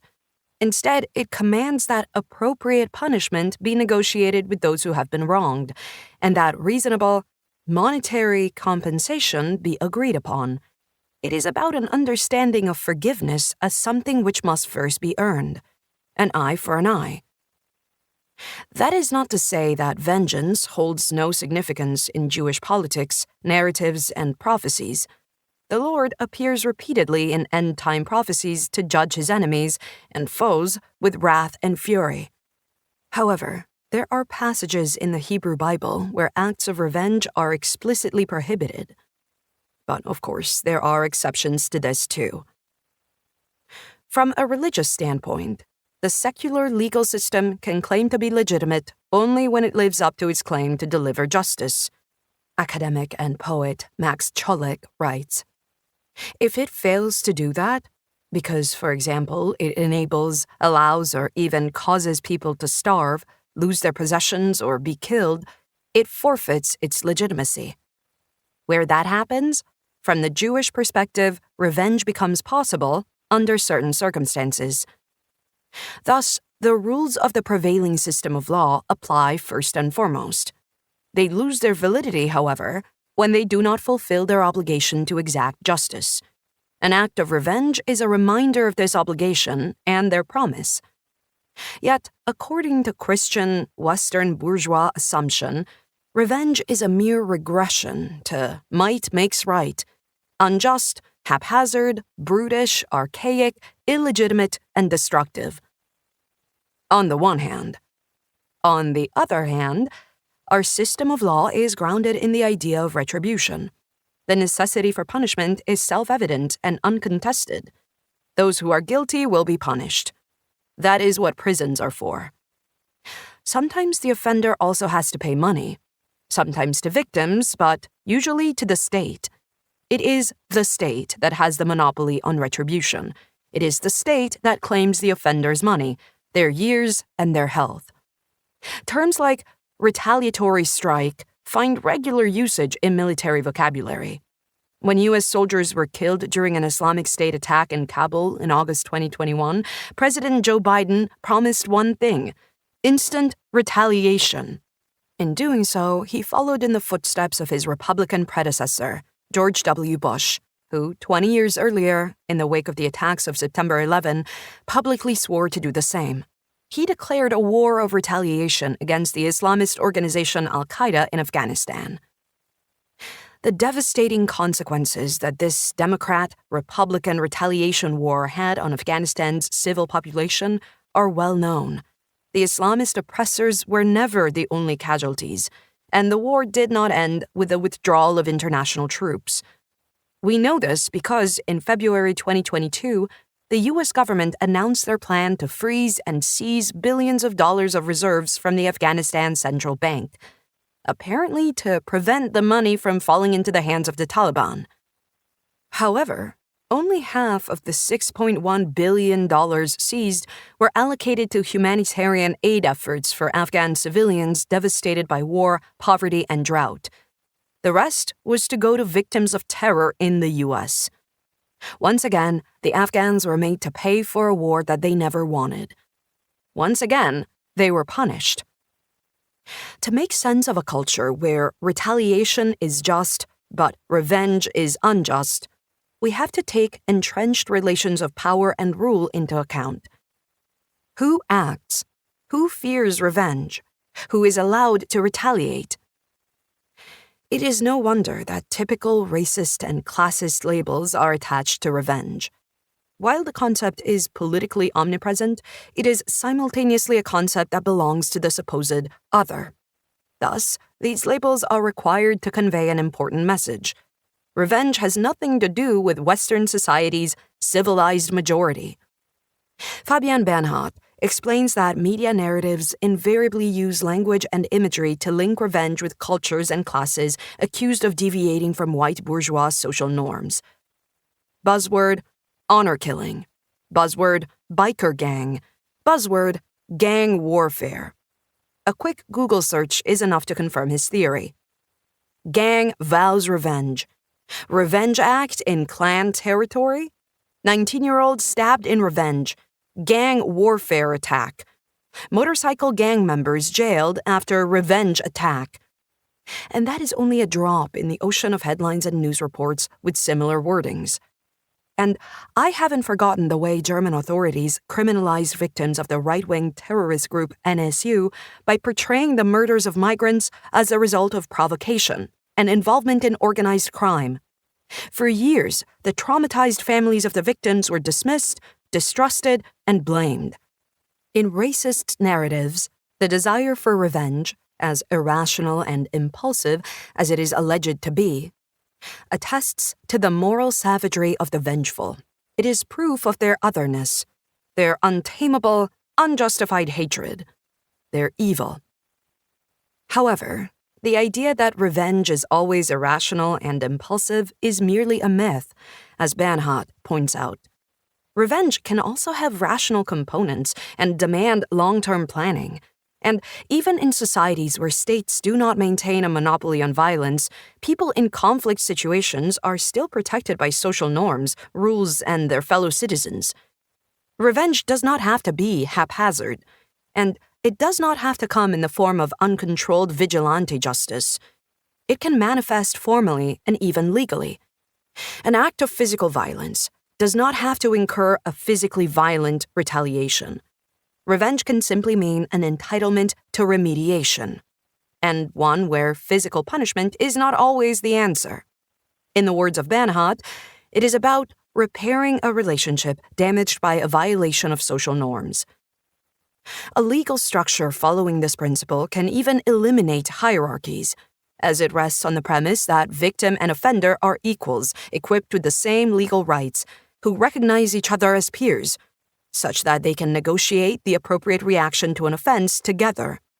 In these cases, a symbolic gesture, for example, a sincere apology, can be more important than a physical punishment or material compensation. The decision on what constitutes an appropriate response is within the jurisdiction of the injured party and is executed in their name, unlike in the German justice system, where courts proclaim their verdicts in the name of the German people who are often neither present nor part of the negotiation process. In this type of legal structure, the victims, the injured party, would not be reduced to their victimhood.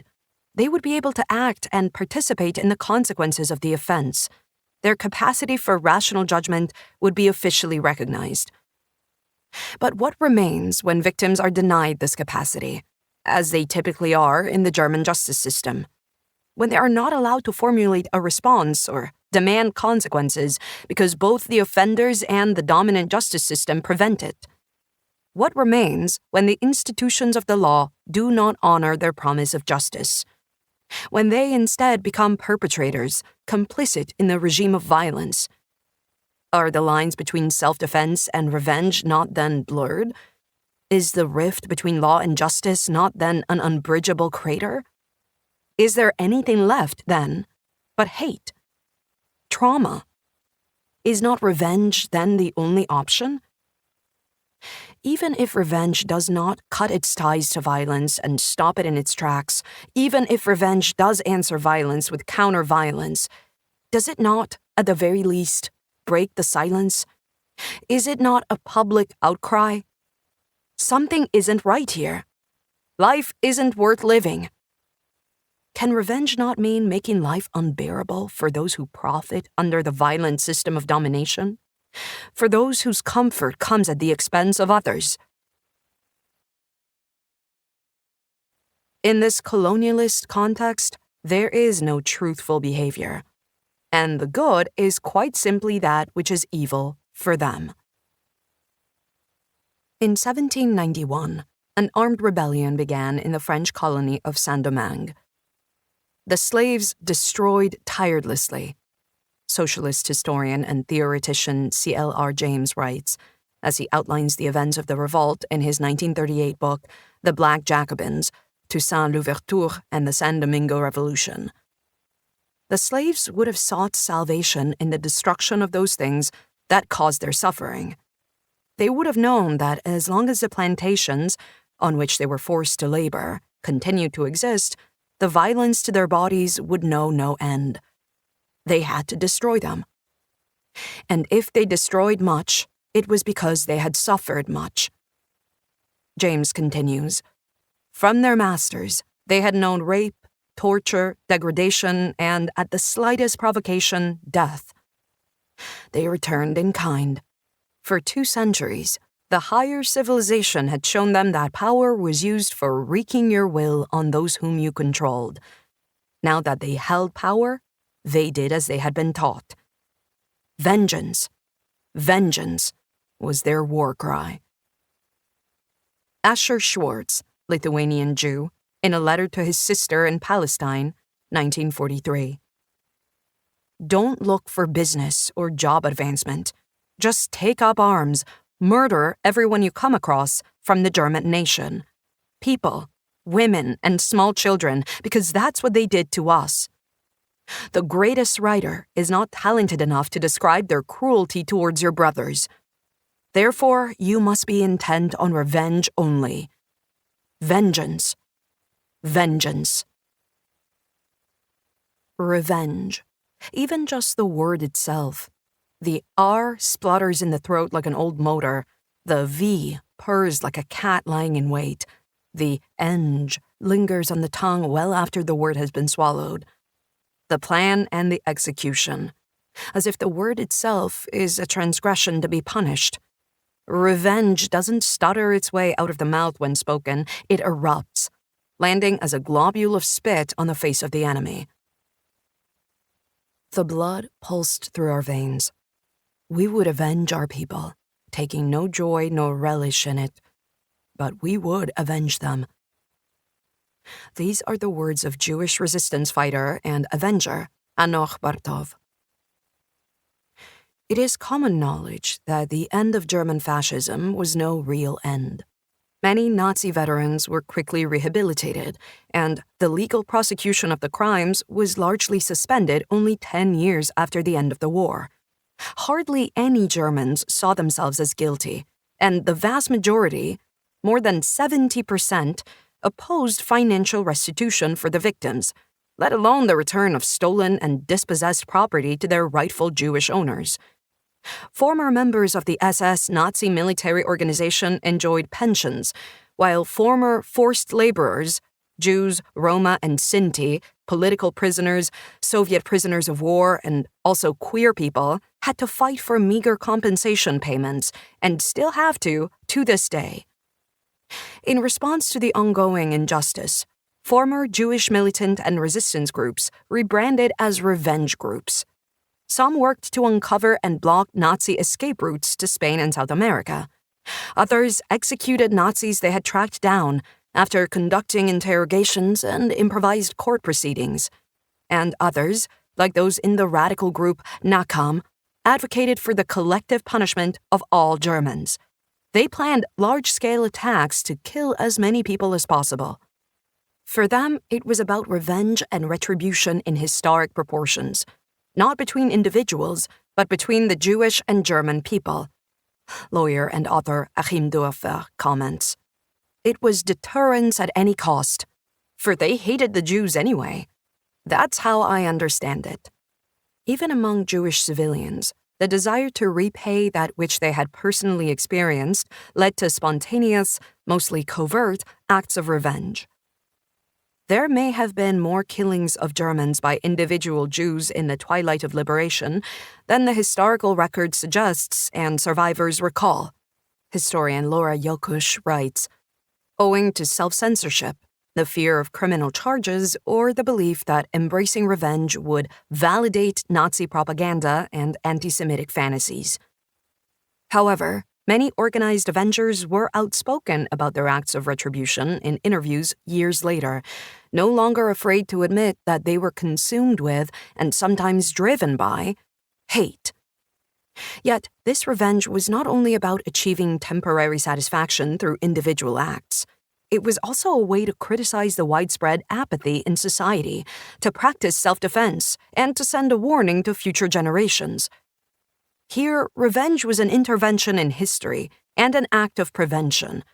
It was to ensure a future in which heinous and unspeakable crimes, like that of the Holocaust, could not go unpunished. There was to be no return to Germany's murderous normality. On you rests the absolute obligation to carry out our revenge. The resistance fighter Zipporah Bierman instructs, "Let no one of you sleep at night or during the day. As we are in the shadow of death, let it also be so for you, in revenging the blood that has been spilled." The Jewish brigade soldier and avenger Chaim Miller also recalls, "The Nazis abused, humiliated, beat, shot, and gassed millions of Jews. For example, my mother was deported to Riga and shot there in some goddamned forest."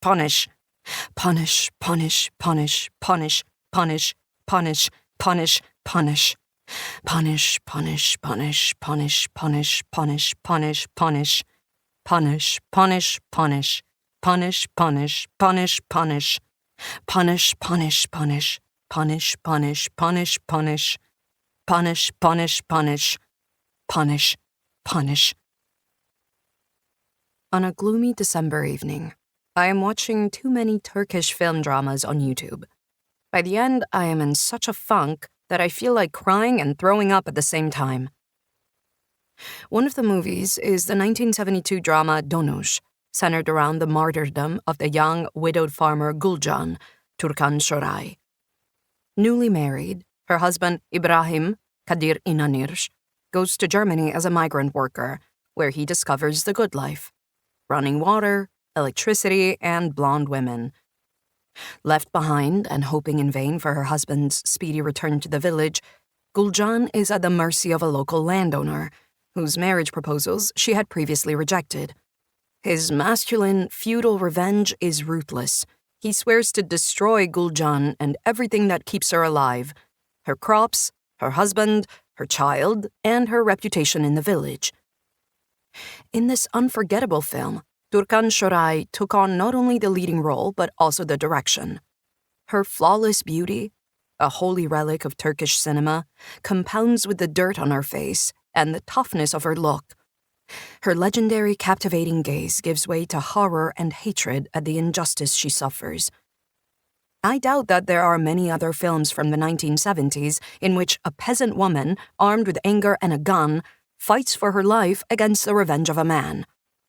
I also stumble across another film about revenge, but one that takes place in a completely different social context. Set in Istanbul's high society, this drama has a simple yet memorable title: Nefret, hate.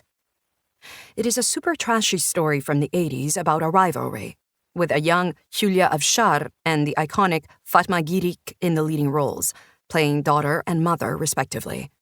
And although I can already tell where this film is going after the first few minutes, I keep watching, fascinated by Hülya Avşar's different leotards.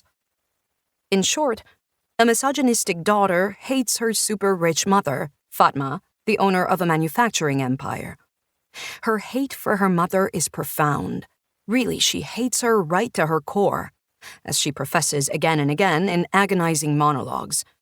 She hates her so much, in fact, that she steals her mother's seedy fiancé and becomes pregnant by him. And when he eventually decides to leave the daughter and go back to the daughter shoots him. Yet, even this isn't enough to make the mother hate her daughter. Standing before the court, she takes the blame for the crime to protect her daughter. Gosh, the selflessness of mothers. The filmmaker responsible, Osman F. Seden, who shot over 120 films between 1955 and 1989, also wrote the screenplay for Nefret. I would presume he is one of those filmmakers who love such stories of mother-daughter revenge and rivalry. Maybe it is the taboo of it that turns them on, to think that the seemingly natural, unbreakable bond between mother and daughter could be shattered by the machinations of men. A story in which even childbirth becomes a means of warfare and the uterus an instrument of blackmail. And where all this suffering is only invented, so that in the end, the self-sacrificial nature of the mother can triumph over everything. Even in Gulcan's journey of suffering and self-defense in Donush, there is only room for one possible ending: no to revenge, and yes to motherhood. This decision comes to her in the form of a blonde child left in her custody after Ibrahim's death. Gulcan's own child was drowned after he was torn from her arms by her fellow villagers on the orders of the evil landowner. Gulcan and Fatma, as different as they are united in their martyrdom and motherhood. Whether farmer or chairperson of a manufacturing empire, they suffer in silence for the greater good. The patriarchal revenge seeks not only their surrender and their destruction, but also their isolation. Ilya, hate has become the fabric of your soul, and you haven't even realized it. Sitting in the warmth of your own shop, the bourgeois life that you always wanted is now within reach. The poverty and disease you see written on your two friends' faces disgust you. You don't want to end up like them. Yet therein lies the misery of your daily life. You count the banknotes against the days. It is but a game of subtraction. The love you felt was a lie. The harmony of bourgeois life is just a facade. And now, in your loneliness, even the hate starts to rot away. Once again, the mood that long ago had possessed Ilya began to invade his soul again. Once more he was angered at mankind, pondered long and deeply upon injustice, and his sins, and what might be in store for him in the future. Would it always be like this? To squat in his shop from morning to night, then sit a while with his thoughts by the samovar, and then go to sleep, only to wake and begin again in the shop? Who or what should we actually hate? A. Capitalists or capitalism? B. White people or racism? C. Cis men or the patriarchy? D. The people or the system? Cassie spends her nights in bars and clubs. She pretends to be drunk, confused, and lonely. It does not take long for seemingly decent gentlemen, dressed in suits and ties, to be drawn to her like fruit flies to ripe fruit. Promising help and safety, they take her home and attempt to rape her.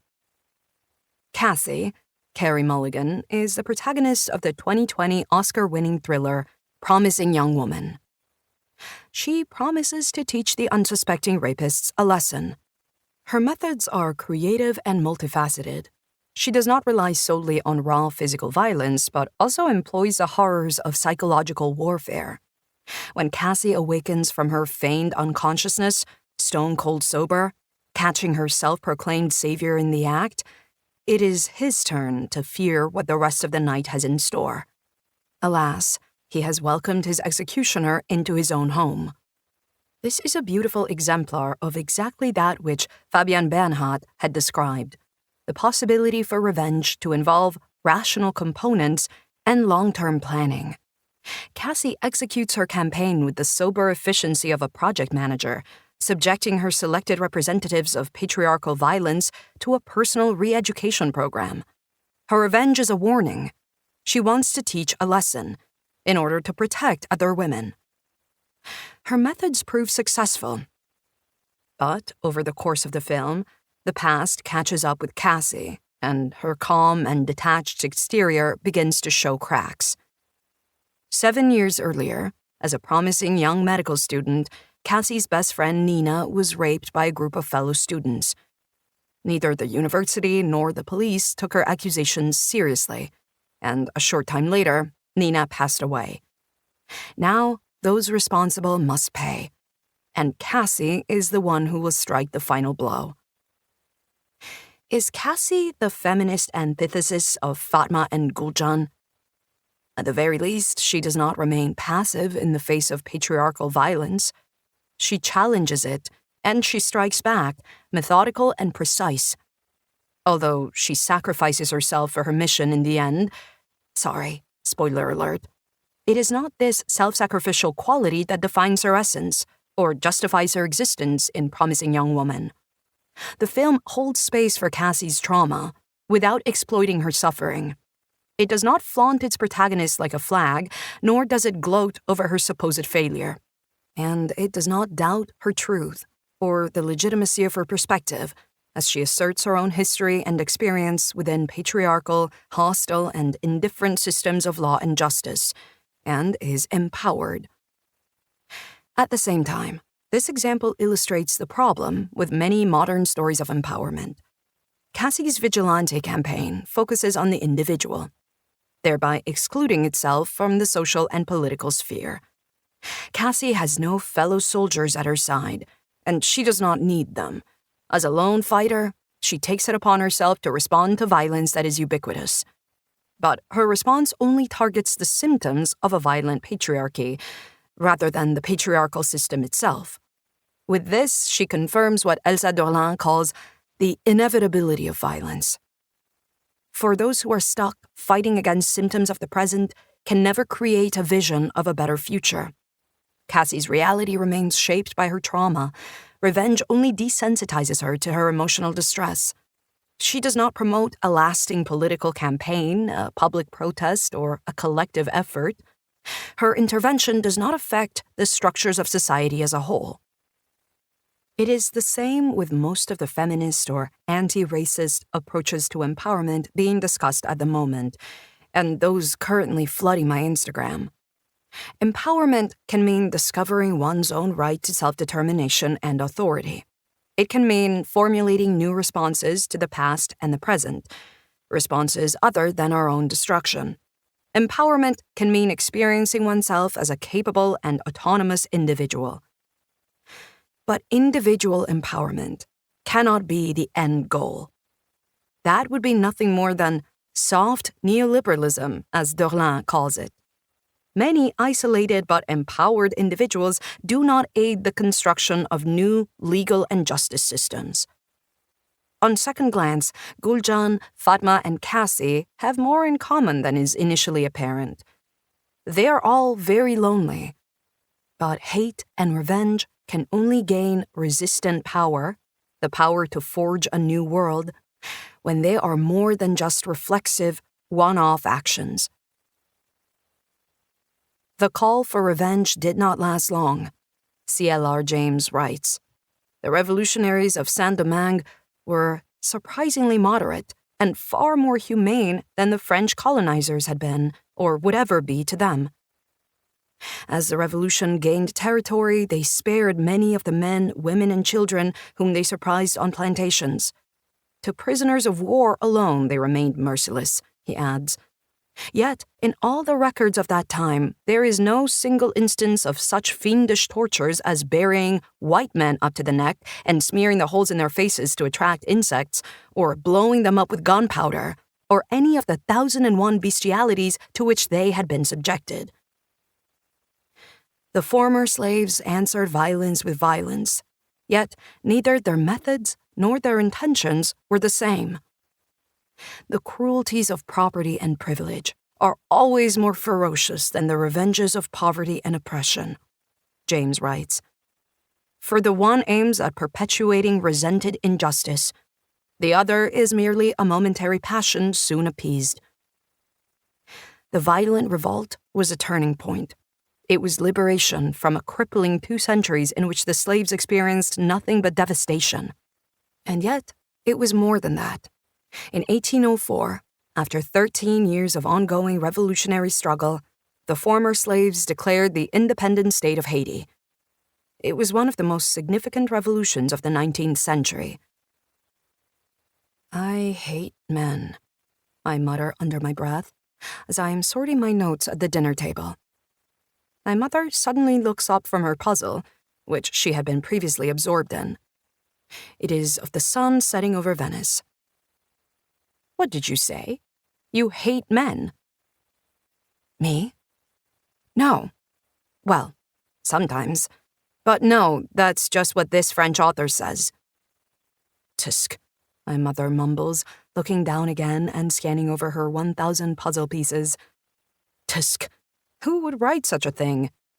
'Cause, you know, I hate men too." It should be a celebration of hate, of man-hating. When French author Pauline Armange published her book, I Hate Men, in 2020, she unleashed panic and frenzy in France and beyond. In it, she had composed a manifesto of misandry, the systematic hatred of men. Hence the panic. With misandry, she sees a solution. She sees an antidote to misogyny. Misandry is a rejection of the pathways, behaviors, physical attributes, and occupations pre-assigned to women.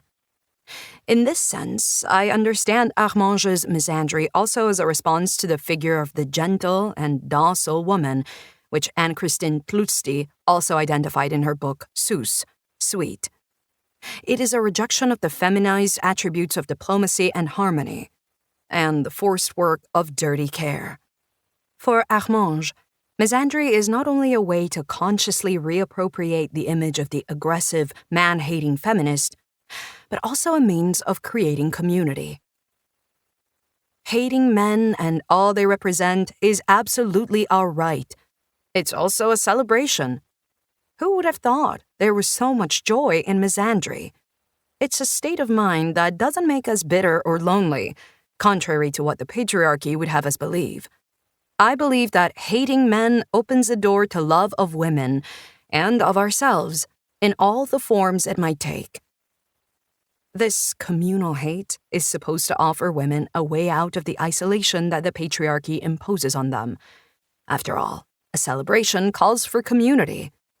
And as much as I would like to be happy for Pauline Armange and her party and join in with colorful balloons and cocktails by the leader, in my mind's eye I can already see the sunflower garlands being strung up, I cannot help but feel uneasy as I read her lines.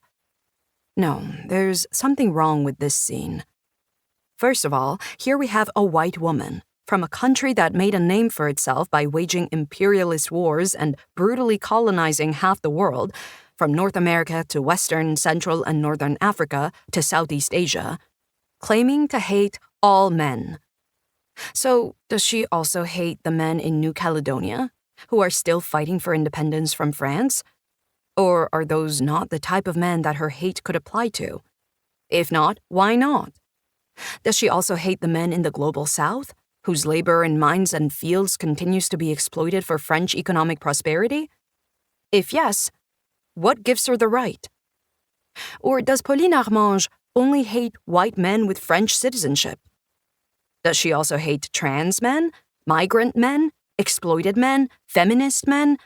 Does her hate have a fixation? Are these even the right questions to be asking? On the one hand, I am aware that I cannot take Armange's claim to hate all men too literally. Reading between the lines, it reveals itself to be nothing more than a hostile stance, and justifiably so, towards concepts of cis masculinity. Masculinity as a sociopolitically manufactured mechanism of power, oppression, and impunity. Besides, Armange talks about her love for her husband over and over again, which is, to use the language of the youth, extremely cringe. And he is still a man, even if he is not invited to the celebration of man-hating. Even the guest list, the us that hates the them, fills me with unease. Firstly, because non-binary people do not seem to be invited to the celebration. Armange does not mention them even once. I could ask her to extend the guest list, but that would be little more than a desperate and superficial gesture. The real problem lies deep in the heart of the party preparations, namely in the definition of gender identity. The very characteristic that allows people to be invited to the party in the first place. In Armange's manifesto, this identity appears rigid and completely detached from questions of class and race within transnational capitalist structures. Armange's party is supposed to provide a safe space, undisturbed by men and masculinity, for women to bond and celebrate their solidarity. But it lacks the political foresight to recognize that it is not only cis men who profit from the violent and exploitative nature of the patriarchy and who defend it. In her book, not once does Armange even attempt to expose the patriarchy as a system of oppression through which even women, feminized and non-binary individuals, can become complicit in its hierarchical structures. For example, when their financial prosperity is reliant on the exploitation of migrants, when they purchase hordes of clothes made by underpaid workers in the global South, or when white women and self-proclaimed girl bosses hire migrant women to clean their houses because of their own need to de-stress. Armange's celebration of hate promises a feeling of solidarity. But this supposedly unconditional solidarity between women is neither honest nor desirable, because not every woman shares a political vision for a world without exploitation. Women can also be conservative, fascist, and exploitative.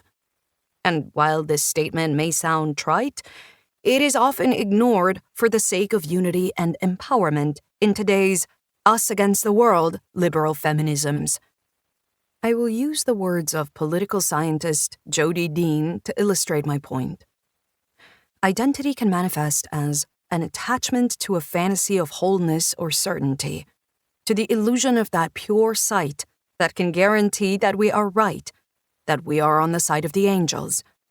The fantasy blocks from view the way that identities are themselves split, contested, sites of class struggle. According to Dean, identities are not the reasons for political struggle, but the sites where these political struggles take place. Yet, Armange's misandry focuses heavily on identity, elevating it to a means of struggle. Those who fight have not come together in virtue of a shared political vision. Instead, their belonging to this group is conditional on a gender label, and at the same time, it is unconditional. There are no expectations of these women. Their reception at the party is not contingent on their behavior or their actions. They need only exist as victims. When identity is all that is left, hanging on to it can be a sensible response, Dean writes. At the very least, and against all odds, one survives. As existential as the common experience of victimhood may seem, it is very limited. I do not tire of asking the question, is survival enough? Do we not want more? What happens after the party? Where is the vision of a politically united feminist future that goes beyond shallow ascriptions of identity? I also hate cis men. Not all, but many. However, I do not hate them because of a supposedly inherent and unchangeable nature. If I did, that would mean that I no longer expect anything of them. That would mean resignation. But I still expect a lot from them. A hell of a lot. They accuse us of wanting to destroy everything, but our feminism seeks liberation from all forms of patriarchal oppression and therefore seeks the common good. The Chilean performance collective Las Tesis writes in their feminist manifesto, "Set fear on fire." We are not against all men. We are against people who support and even foment patriarchal, oppressive, violent practices, from murderers to rapists, abusers, and the deadbeat dads who abandon their children. We are also against the murderous social and political system that has been built by capital and patriarchy. Las Tesis gained worldwide renown with their performance of Un violador en tu camino, a rapist in your path. And it goes without saying that they speak and write from a reality that cannot be compared to our local reality in Europe.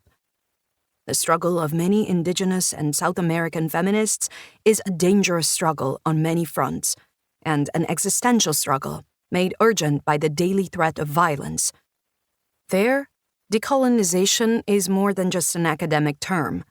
It is a necessary daily practice and a necessary counterforce to obstruct that which anthropologist Rita Laura Segato calls the pedagogy of cruelty, the domination of the male principle as a pedagogy of emotional stuntedness, corruption, bureaucracy, alienation and social dislocation, universality and stymied social attachments and relationships. This feminism is aware of the brutality of capitalist, patriarchal neocolonialism, how its violence against nature and people increases exponentially, and how this deadly violence can strike from all sides. It knows firsthand that German tanks roll over these lands, and that violence does not stop at national borders. And it is precisely this radical, international, multi-perspective struggle for liberation that European feminists need to learn from. Their feminism is the result of digging, Las Tesis write. The result of a nagging suspicion. That which is uncomfortable, that which perturbs, has to do with the existing system, where everything is turned into consumer goods. Bodies, animals, nature, experiences. Their feminism is an act of resistance and courage in the face of an inherited global political system built on fear and terror, and one that, in particular, wounds female and feminized bodies. They seek justice for women and all other people who are oppressed because of their gender, sexual orientation, or appearance, and they make no apologies. If, along the way, patriarchal cis men feel oppressed, it's a struggle of which they must take charge. This attitude of expectation is crucial for Jodi Dean, too. In Comrade, she explores how addressing one another as comrade can mobilize people politically and evoke an expectation of solidarity. Comradeship is a political relation of supported cover, she writes.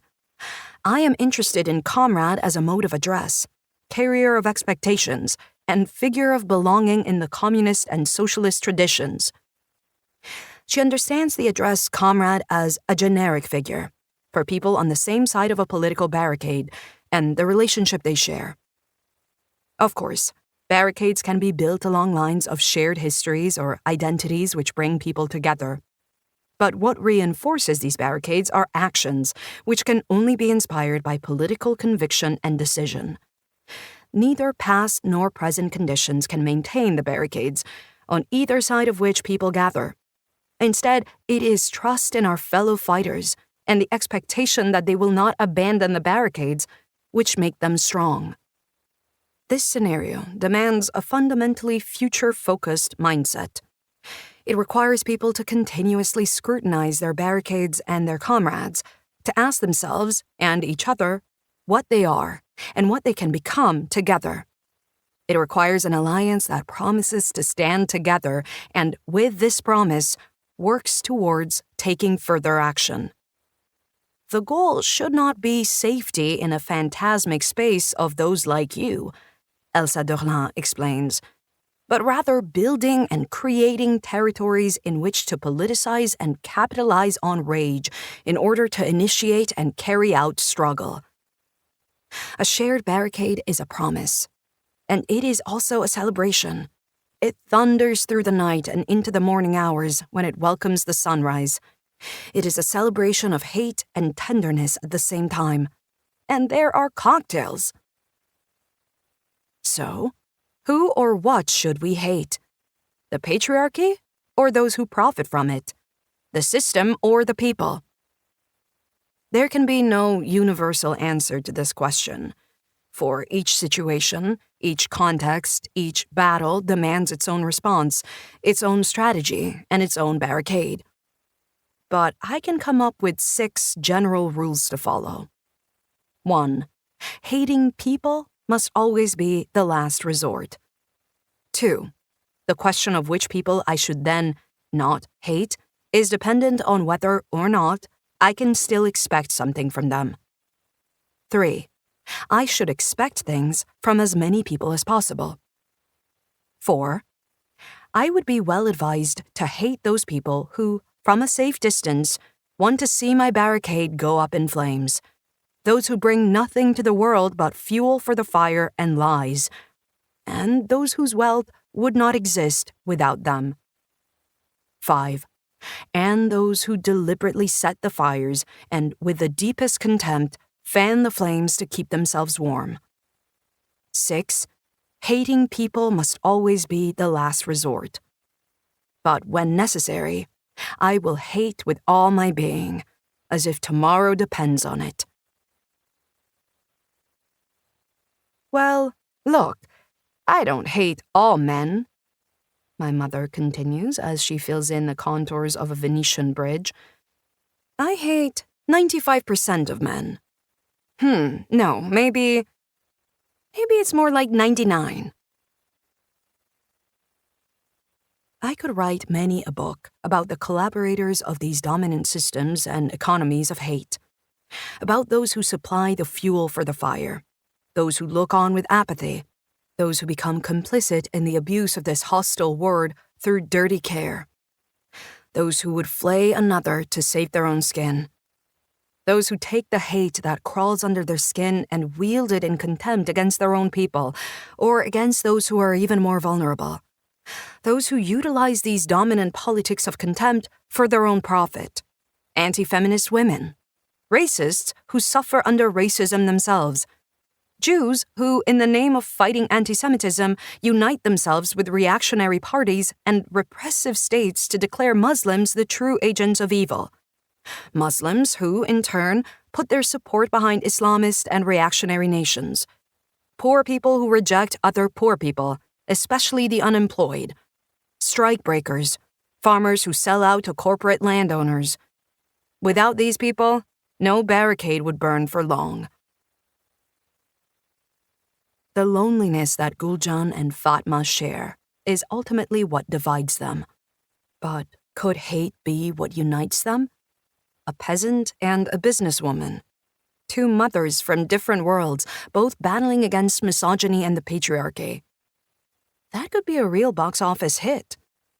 Beyond their differences, they find solidarity and break out of their isolation. Armange would absolutely love it. But is it true that Gulcan and Fatma are equally affected by the patriarchy? If so, why then do Gulcan's fields have to burn and her cows have to die? Why does the very environment that sustains her have to become a tool of her destruction, one that ultimately leads to her starvation and death? Gulcan never chose martyrdom, whereas Fatma had a choice. She defended herself before the courts with dignity and self-respect. And after all her suffering, a warm meal and a loaded bank account awaited her at home. Gulcan, do you want the solidarity of this Istanbulite manufacturing magnate who would allow your body to be picked apart on an assembly line as she would a chicken's? How is she different from the local landowner? The disguised brutality? Her broken smile? Her broken heart? Gulcan, there is enough hate in you for the feudal lord and the manufacturing magnate. You can hate them both in equal measure. Instagram casts a little pink tile with a black font into my feed. It says, "Your romantic partner should never be number one in your life. Your number one in life should always be hating billionaires." I share the post and caption it, "Radical Tenderness." Ilya, this is the end. You have no regrets. I wouldn't expect you to either. But are you not lonely? Has the satisfaction of your revenge on the money changer and your delight in your own victory not yet worn off? What now? Yakov will die. Pavel will join the revolutionaries. He will write poetry and articles in the newspaper, words that nourish, words meant to devour the oppressors. He will no longer have to hate hunger alone. Ilya, you still have a chance. A new home for you and your hate awaits. What's holding you back? Has your hate already turned into a thirsting contempt? Don't forget that the fixation is crucial. But your contempt surges uncontrollably in the bourgeois paradise that you have wished for so long. You stand there all alone, surrounded by these petty bourgeois vultures who drink and booze. Your landlords invited you to the party. Then, it just pours out of you. The hate that has filled your stomach, that has turned to contempt, disgust, despair. I will speak now. I look at you, stuffing and swilling and lying to one another and loving no one. What do you want in this world? I have striven for a clean, honorable life. There's no such thing. Nowhere is there such a thing. I have only soiled and destroyed myself. A good man cannot live among you. He must go under. You kill good men. And I am bad. But among you, I'm like a feeble cat in a dark cellar among 1,000 rats. You are everywhere. You judge. You rule. You make the laws, you wretches. Then you will admit your murder of the money changer to the entire stuffing and swilling audience gathered at the party. You won't just spit your contempt in their faces. You will smear it all over your face, too. You will write your own death sentence. Your conscience would not be still? The policeman will ask you after the wretches called for help. There's no such thing. you will answer. And how right you are. What killed you was not your conscience, that phony, self-righteous patron of civil morality. It was loneliness. You were only banging your head against a wall. This is the end, my friend. I'm not 8 years old anymore. I no longer need to compensate for my feelings of powerlessness with dreams of supreme rule. I don't sit on a throne. I am against thrones. All those who sit on thrones are against us.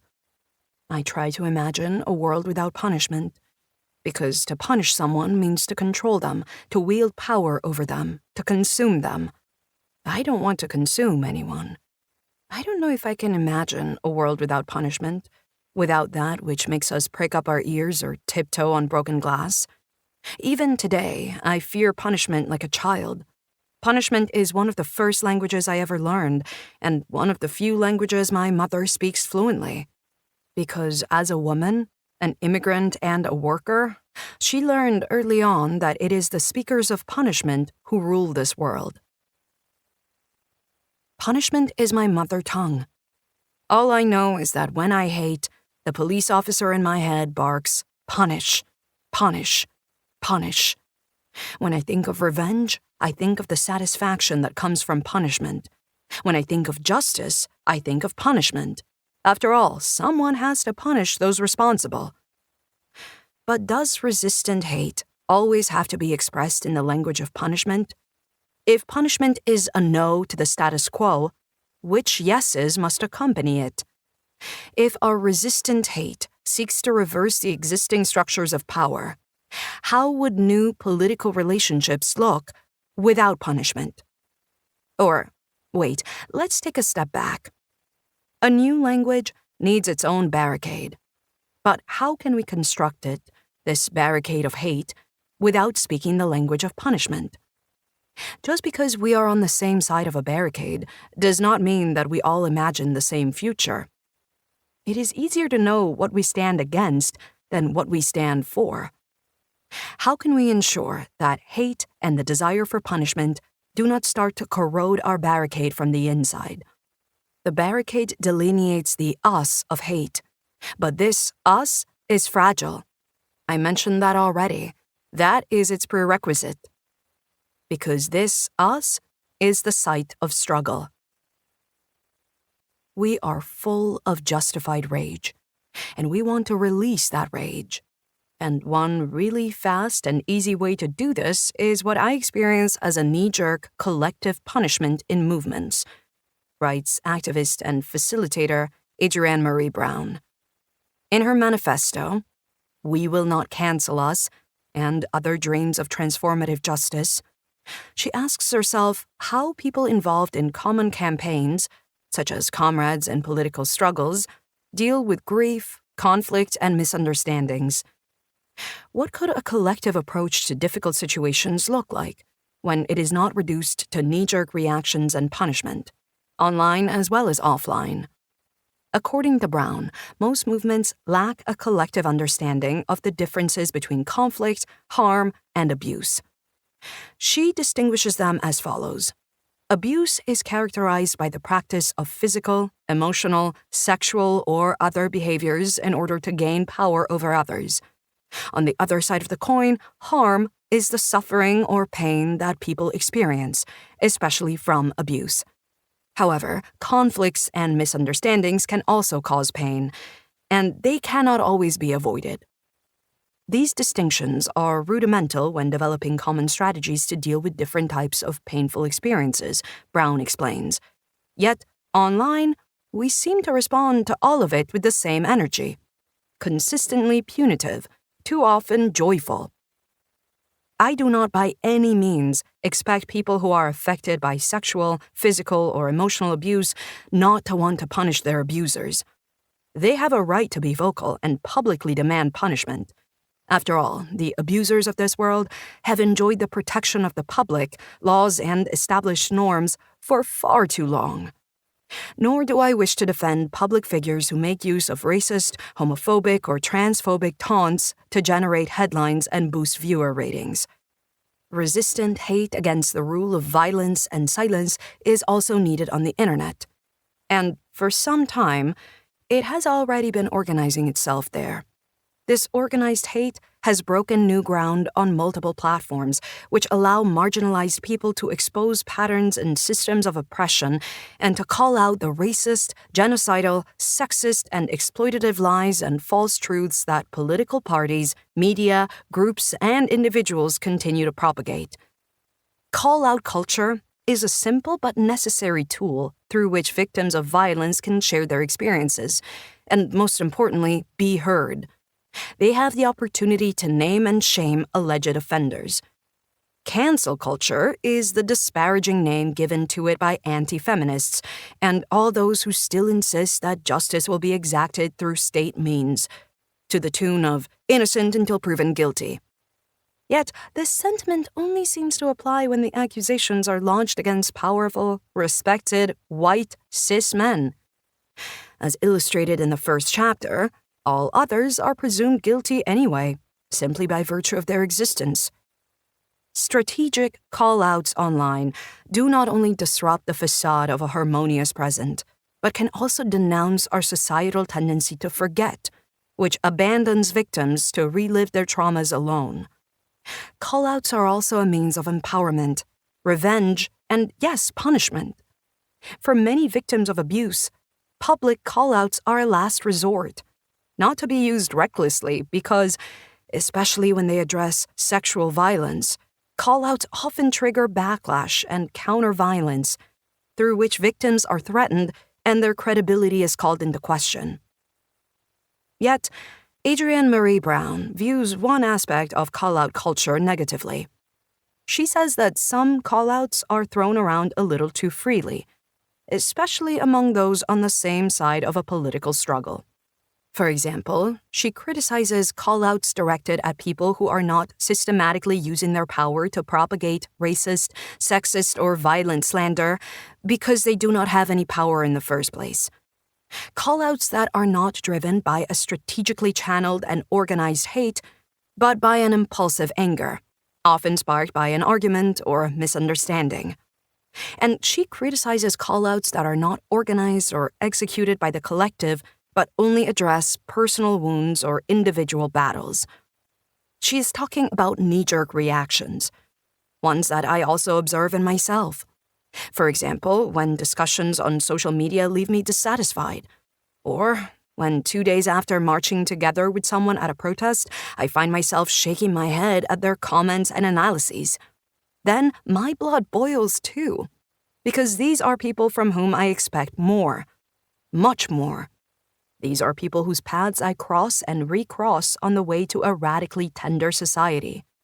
A society without the violence of capitalism, patriarchy, racism, and colonialism. However, I do not hold any illusions that we are a homogeneous and unified us. It is in these situations that I have to ask myself, when is a one-on-one conversation with the person going to be more meaningful? When does a call-out actually progress the political debate? When is a call-out a means of organized resistance, in person or on the internet? When is it only a way to stroke my own ego? When does it become tokenistic? When is it simply public shaming? And when does it venture into the territory of hyperpolitics? Hyperpolitics. Coined by the Belgian historian Anton Jaeger, this term has been plaguing left-wing thinkers and European debate pages in recent years. It describes a state of affairs characterized by extreme politicization without any tangible political consequences. According to Jaeger, one of the most striking features of our modern era is the loss of connection to traditional political institutions, parties, and unions, while, in comparison, individual and identity-based forms of politics thrive. This trend goes hand in hand with the increasingly temporary nature of interpersonal relationships and our declining commitment to them, both in our work and personal lives. In this new political environment, platforms for self-expression and social networking, such as TikTok and Instagram, create new arenas for political debate and individualization. users present themselves as individual political entities detached from collective movements or established political structures. There is a common desire for recognition and affirmation that leads us to seek out and commit to political beliefs, in the hopes of being on the right side of the political debate. Yet, this desire to always be political, without ever being able to engender real political change, can reinforce a pattern of discontent and shame. Everything seems political, yet everyone feels isolated. Online, we are quicker to show solidarity to strangers than we are to engage in difficult negotiations and discussions with our comrades, Adrienne Marie Brown observes. And on the internet, words and phrases are easily whisked up into a thick, gloggy porridge. Vows of solidarity are stirred in and disappear just as quickly as self-care tips in war times. The porridge overcooks. The words and phrases clump together. Without fixation, their meanings evaporate away in endless monologues. However, in between paid work, care work, and political meetings, even I don't have the time or the energy to engage in painstakingly long discussions on the internet. Besides, I prefer to look people in the face when I am arguing with them, as a matter of principle. And there is one more assumption that bothers me. I sometimes hear friends comment on political arguments between individuals on social media. They're all on the same side. What's wrong with them? Why are they even arguing? You're literally all left-wing. It is so presumptuous and misleading to place people on the same side just because their heritage or political stance has led them to meet at some crossroads on the internet. Of course, I too would love to see more left-wing movements where political conflicts don't end up stifled by cynical hot takes on X. And of course, I too would love to see a world where instead of being fated to horizontal liquefaction, political conversations are allowed to actually achieve depth and solidify, where people's words can carve a trail of thoughts and feelings with detours and dead ends. Because where there is no conflict, there can only be loneliness.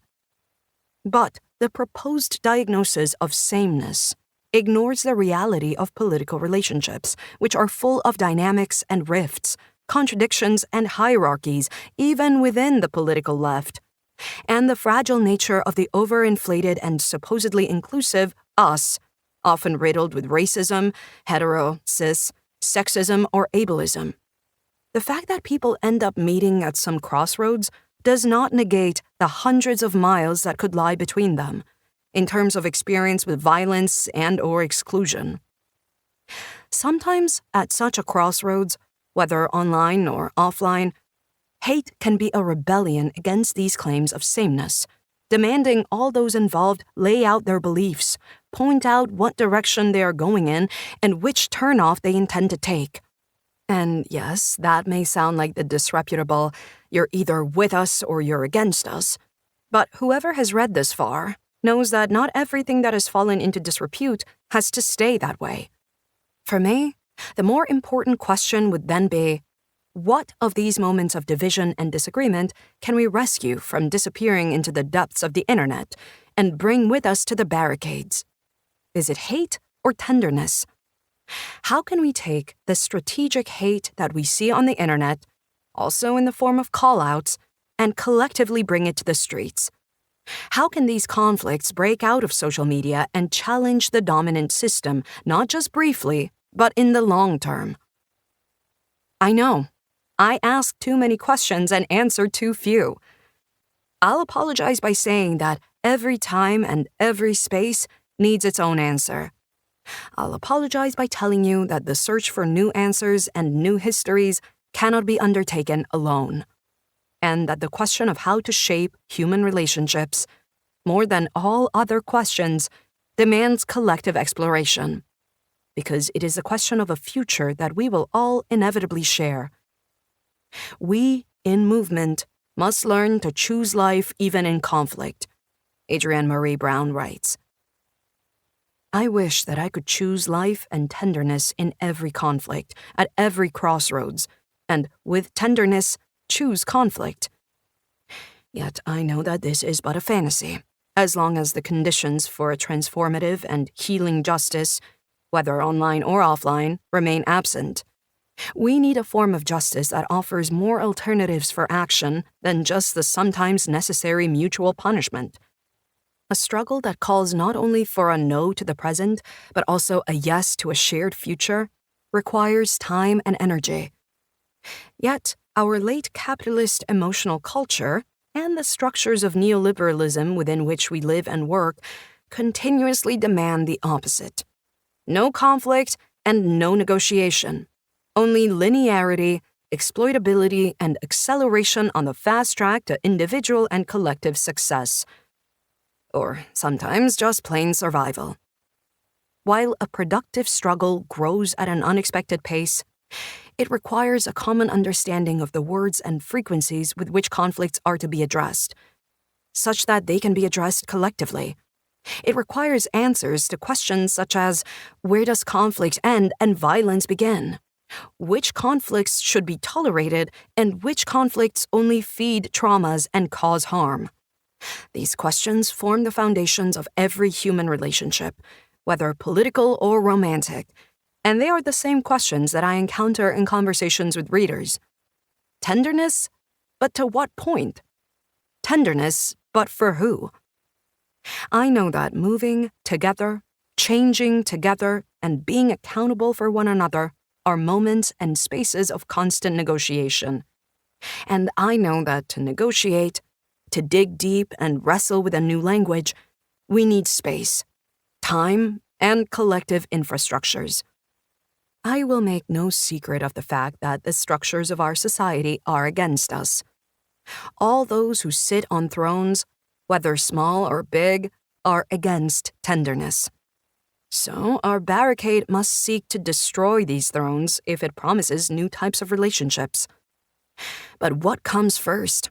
And how am I to listen out for this new world without thrones as it makes its way through the wreckage when the policeman in my head still barks, "Punish, punish, punish"?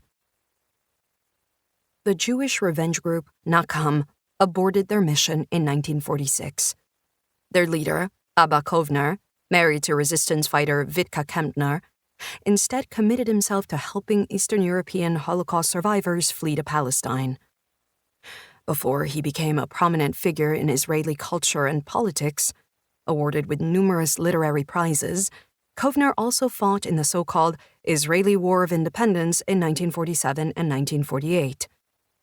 During this time, he published The Battle Pages, prose written as encouragement for his fellow soldiers to stay strong and persevere.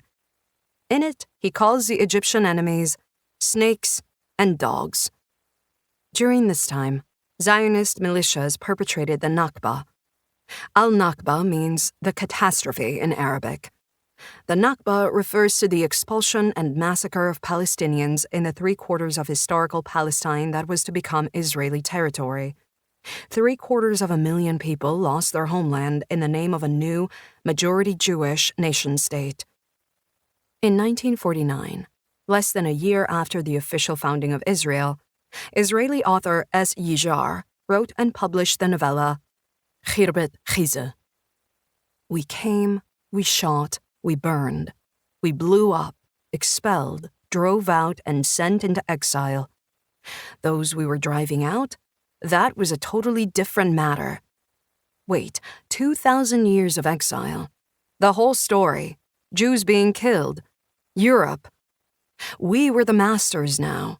And hooray, we'd house and absorb, and how? Lies, my guts shouted. Khirbet Khize is not ours. The Spandau gun never gave us any rights. Oh, my guts screamed.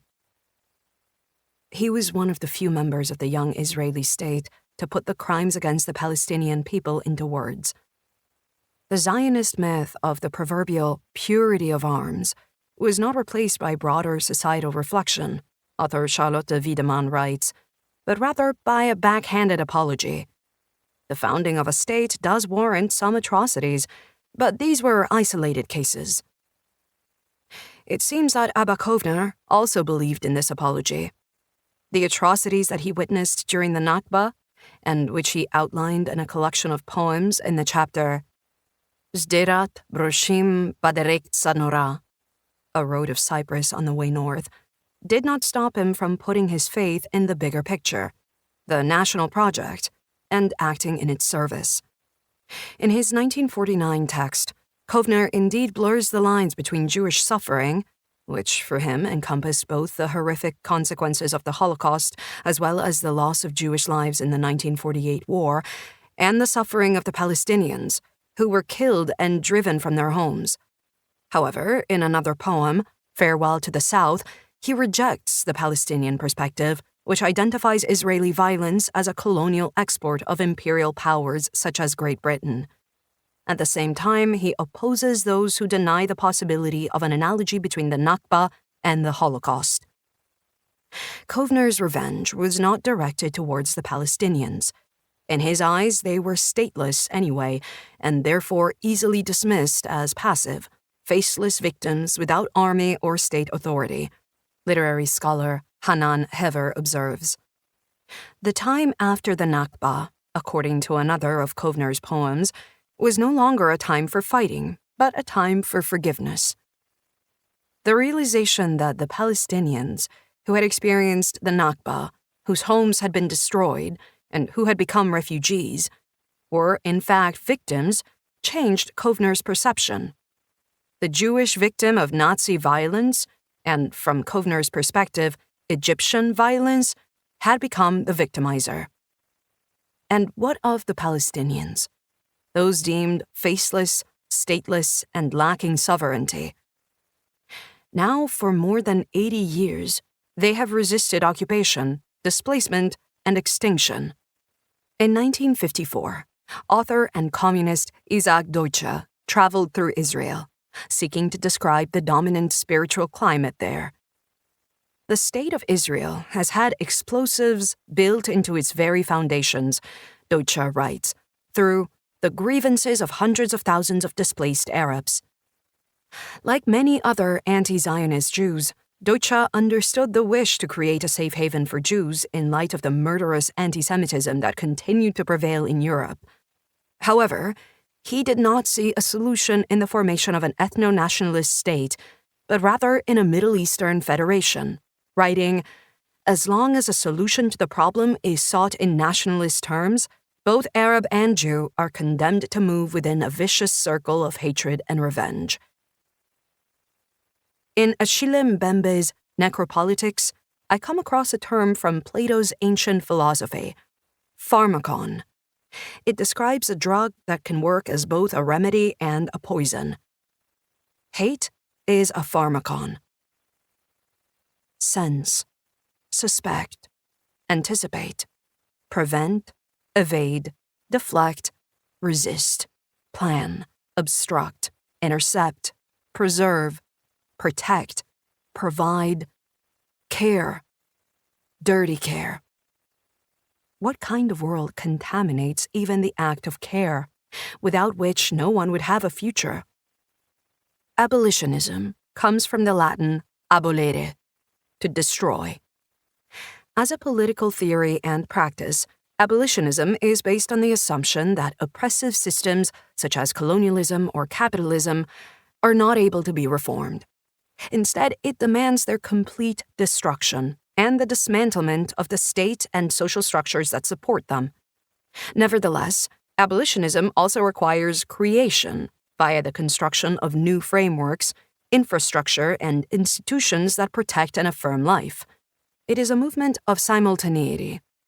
Abolitionism was born out of the historical movement to abolish slavery, which spread from Portugal to England to the US in the 19th century. The 1960s prison abolition movement developed following the same tradition, led by Black socialists. Abolitionism is the answer to police brutality. For abolitionists, it is not a matter of merely reforming racist police practices, for example, by abandoning the use of racial profiling, but of fundamentally rejecting the police as an institution with discriminatory laws of criminalization, which are both products of colonial and capitalist structures as well as the means of perpetuating them. Abolitionists claim that policing and prison reforms do not help people impacted by police and state violence. They only serve to appease the vast majority, who are typically not affected by this violence in the first place. They allege that the security these institutions claim to provide guarantees only the inviolability of the wealthy ruling classes. Modern policing emerged in the middle of the 19th century, sociologist Vanessa E. Thompson explains in an interview. Back then, it was already tied to the defense and control of racialized and gendered dynamics of ownership and exploitation. In Europe, this was evident through the strict controls of Sinti and Roma people, but it was also visible in the colonies. In fact, the historical origins can be traced back to the beginnings of industrialization in Europe. In order to satisfy the growing demand for workers, laws and regulations were introduced to arrest and criminalize those with no permanent address and no possessions, Sinti and Roma people, or sex workers, for example, and force them into paid work. Industrialization required new policies of punishment. These methods, used to recruit bodies for their exploitation, were tested out in the colonies before being implemented in Europe. We cannot understand how modern policing came to be without reflecting on colonialism, Thompson elaborates. That doesn't mean that today's police are like those from colonial times. But this correlation is still important for understanding how certain practices continue to persist, despite the changing of the times. Abolitionism dissects the complex structure of police, prisons, and administration of justice into its individually violent parts. It reveals that the entire justice system is undermined by profit and profitability. The abolitionist and revolutionary Angela Davis has dedicated herself to the prison industrial complex in her writings and with her activism. She writes, "The prison industrial complex has come to include not only public and private prisons. The most profitable sector of the private prison business is composed of immigrant detention centers. One can therefore understand why the most repressive anti-immigration legislation in the United States was drafted by private prison companies as an undisguised attempt to maximize their profits. Entities like Frontex, the European Border and Coast Guard Agency, attest to this in Europe. Hundreds of millions of euros are invested in Frontex each year for the purpose of keeping out, driving away, and imprisoning poor, racialized people fleeing lands beyond Europe's borders. Prisons and detention centers are evidence of the state's refusal to tackle the real problems, Angela Davis argues. The problems of poverty, exploitation, and imperial wars. We internalize this notion of prison as a place to put bad people. That's precisely one of the reasons why we have to imagine the abolitionist movement as addressing those ideological and psychic issues as well, not just the process of removing the material institutions or facilities. Together with the authors and activists Gina Dent, Erica R. Miners, and Beth E. Ritchie, Angela Davis also published the manifesto, Abolition, Feminism, Now, in 2022. They understand the feminist abolitionist movement as multidimensional work that demands more than just quick fixes to address violence in both the private and political spheres. It is a movement that takes place on contradictory terrain and thus resists a solution expressed in binary either-or terms. For example, either more police or more sexual violence. Either practical, daily forms of solidarity and support for especially vulnerable people, or radical demands which disrupt society completely. Either yes or no. Either security or freedom. Either hate or tenderness. We are clear that organizing to end gender violence must include work against the prison industrial complex, the authors assert, against border patrols, against the incarceration of disability, against the criminalization of radical democratic protest, and, as centrally, for mutual aid, cop-free schools, reproductive justice, and dignity for trans lives. Abolitionism calls for an understanding of justice without state-led violence. It calls for a different understanding of security and a language other than that of punishment. Abolitionists know that security for all is not brought about by surveillance and punishment, but through providing dignified living conditions and pursuing decriminalization, for example, of drug-related crime, which, in the US as in Europe, leads to the serial incarceration of racialized young men and trans people. And no, the police will not be dissolved overnight. Yes, their funding should be systematically divested. But on its own, the elimination of that which dominates and harms is still not enough. There must be the construction of other types of organizations and relationships alongside the destruction.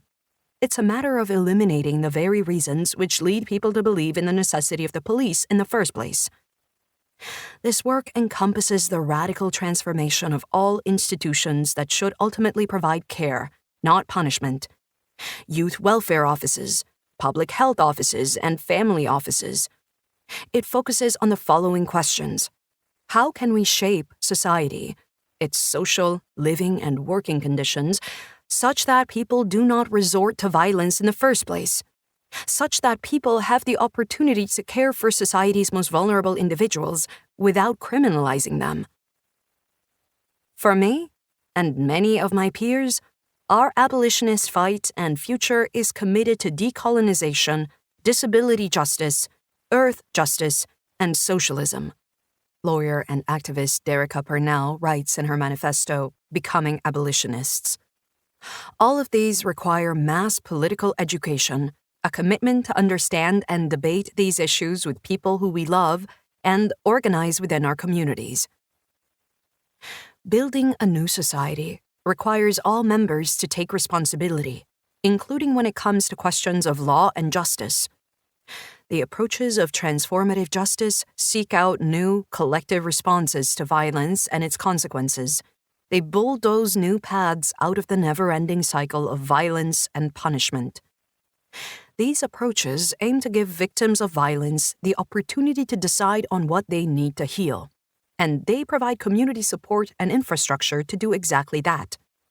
This could be by means of reflective or negotiatory conversations with the perpetrators, where victims can express their wants and needs, or through simple monetary compensation. The possibilities for responding to harm and trauma are diverse, and first and foremost, the sociopolitical roots of cases of violence must be uncovered and analyzed in detail. Which social conditions, assumptions, norms, regulations, and dependencies encourage the violence? Which means of self-defense are necessary for the people in society who are most vulnerable? While transformative justice recognizes that the past is inextricably linked to the present, it does not simply demand a reversion to the way things were before. Why should a person want to linger on their past trauma and endure the violence of constant repetition? Transformative justice strives for a new vocabulary for the present and a new language for the future. The relationships and dynamics in the world have to be transformed so that a future for everyone can be made possible, especially for those people who know the constant repetition of trauma. And, in order for that to happen, the patterns and structures of oppression must be dissolved. The tools of swift and predatory justice feel good to use, familiar, groove in the hand easily from repeated use and training, are briefly satisfying, Adrienne Marie Brown writes. But these tools are often blunt and senseless. Unless we have an analysis of abolition and dismantling systems of oppression, we will not realize what's in our hands. We will never put the predator's tools down and figure out what our tools are and can be. Abolitionism is aware of the revolutionary potential of human relationships. To launch a movement and overthrow a system, political feelings and political relationships are required. Every revolution needs people who are willing to take responsibility for one another. Every revolution needs hate, alongside care and tenderness. And the latter is threatened on all sides by the violence and hierarchies of a racist, patriarchal culture of exploiting vulnerable bodies. a culture in which all manners of relationships are contaminated by the dominant pedagogy of cruelty, as Rita Laura Segato calls it. Abolitionism, as I understand it, acknowledges the need for strategic hate against oppression, the need to say no to that which wounds and alienates us, and yes to justice, with a commitment to mutual care for one another. Abolitionism is not a utopia of empty words and promises, nor is it an academic hallucination, as sneery critics like to suggest. In this movement of simultaneity, we insist that not only is it critical to make space for what we have not yet been able to imagine, the authors of Abolition, Feminism, Now write, but at the same time to amplify that the practice is grounded every day and already unfolding now. Vision and practice are not contradictory. They are the insistent prefiguration of the world we know we need. Collective approaches to transformative justice, grassroots democracy, and community conflict resolution are already practiced in several parts of the world by people who cannot rely on the security measures of their respective states and governments, by people who have to take self-preservation and self-defense into their own hands. For example, in indigenous or Black communities on the American continent, or across the ocean in Rojava. It is there that I wish to seek the answers that I cannot formulate on my own. There, it seems our new world is in the making. For those who are standing on the other side, shooting at us, spitting on us, how long can you stand there, fenced by hate? Are you going to keep your black glasses on until you're unable to put them down?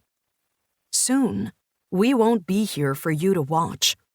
It won't matter if you blink your eyes or not, if you can stand or not. You won't cross that river to take more lands, because you will vanish into your mirage. You can't build a new colony on our graves. Mossab Abu Toha, A Litany for One Land after Audre Lorde.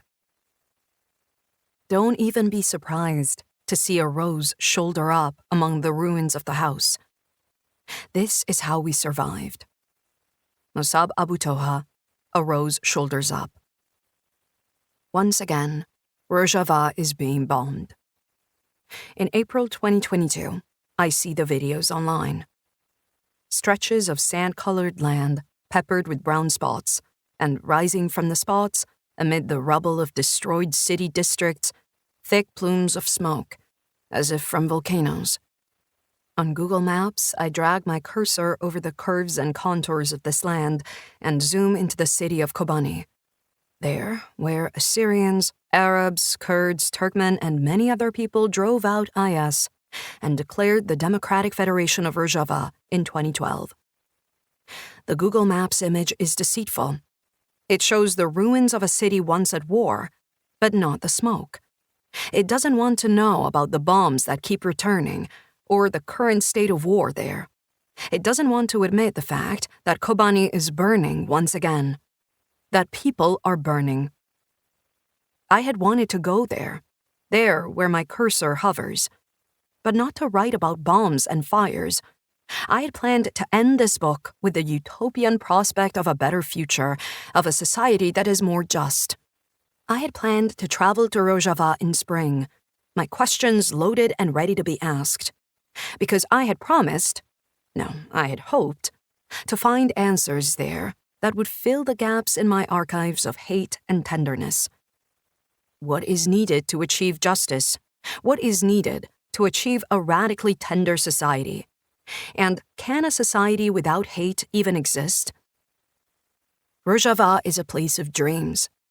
For me, for my friends, for us who thirst for utopia, who cling to visions of a society that wants to overcome the hate of a patriarchal, racist, capitalist system in which people are played off against each other as owners and property, and nature and human bodies are ravaged, who dream of a society where hate for oppression is transformed into a collective policy of tenderness. But I cannot tell of this revolution without describing the ongoing reality of fires and bombing. For several days, Turkey has been attacking Rojava's defense units.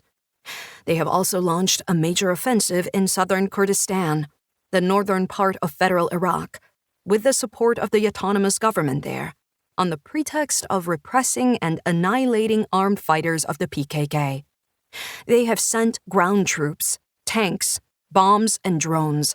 They continue to strike down on civilians, their homes and cars. They continue to launch attacks on Rojava, the heart of the revolution, the women's revolution, in which women of the region have fought for their right to political participation, their right to co-chairmanship in every institution, their right to education, and their right to divorce. Yet, the German government cannot spare a word to address the fact that Turkey, one of their military allies and a member of NATO, continues to bomb survivors of the terror group IS, probably using German arms. Even Germany's Minister of Foreign Affairs, a self-proclaimed feminist, remains silent. Well, what was I hoping for? After all, Turkey is doing NATO's dirty work on their shared security borders, taking care of those nasty rebels. Turkey is keeping the refugees away from Europe. Turkey is mediating Russia's invasion of Ukraine, and Turkey is selling drones to Ukraine.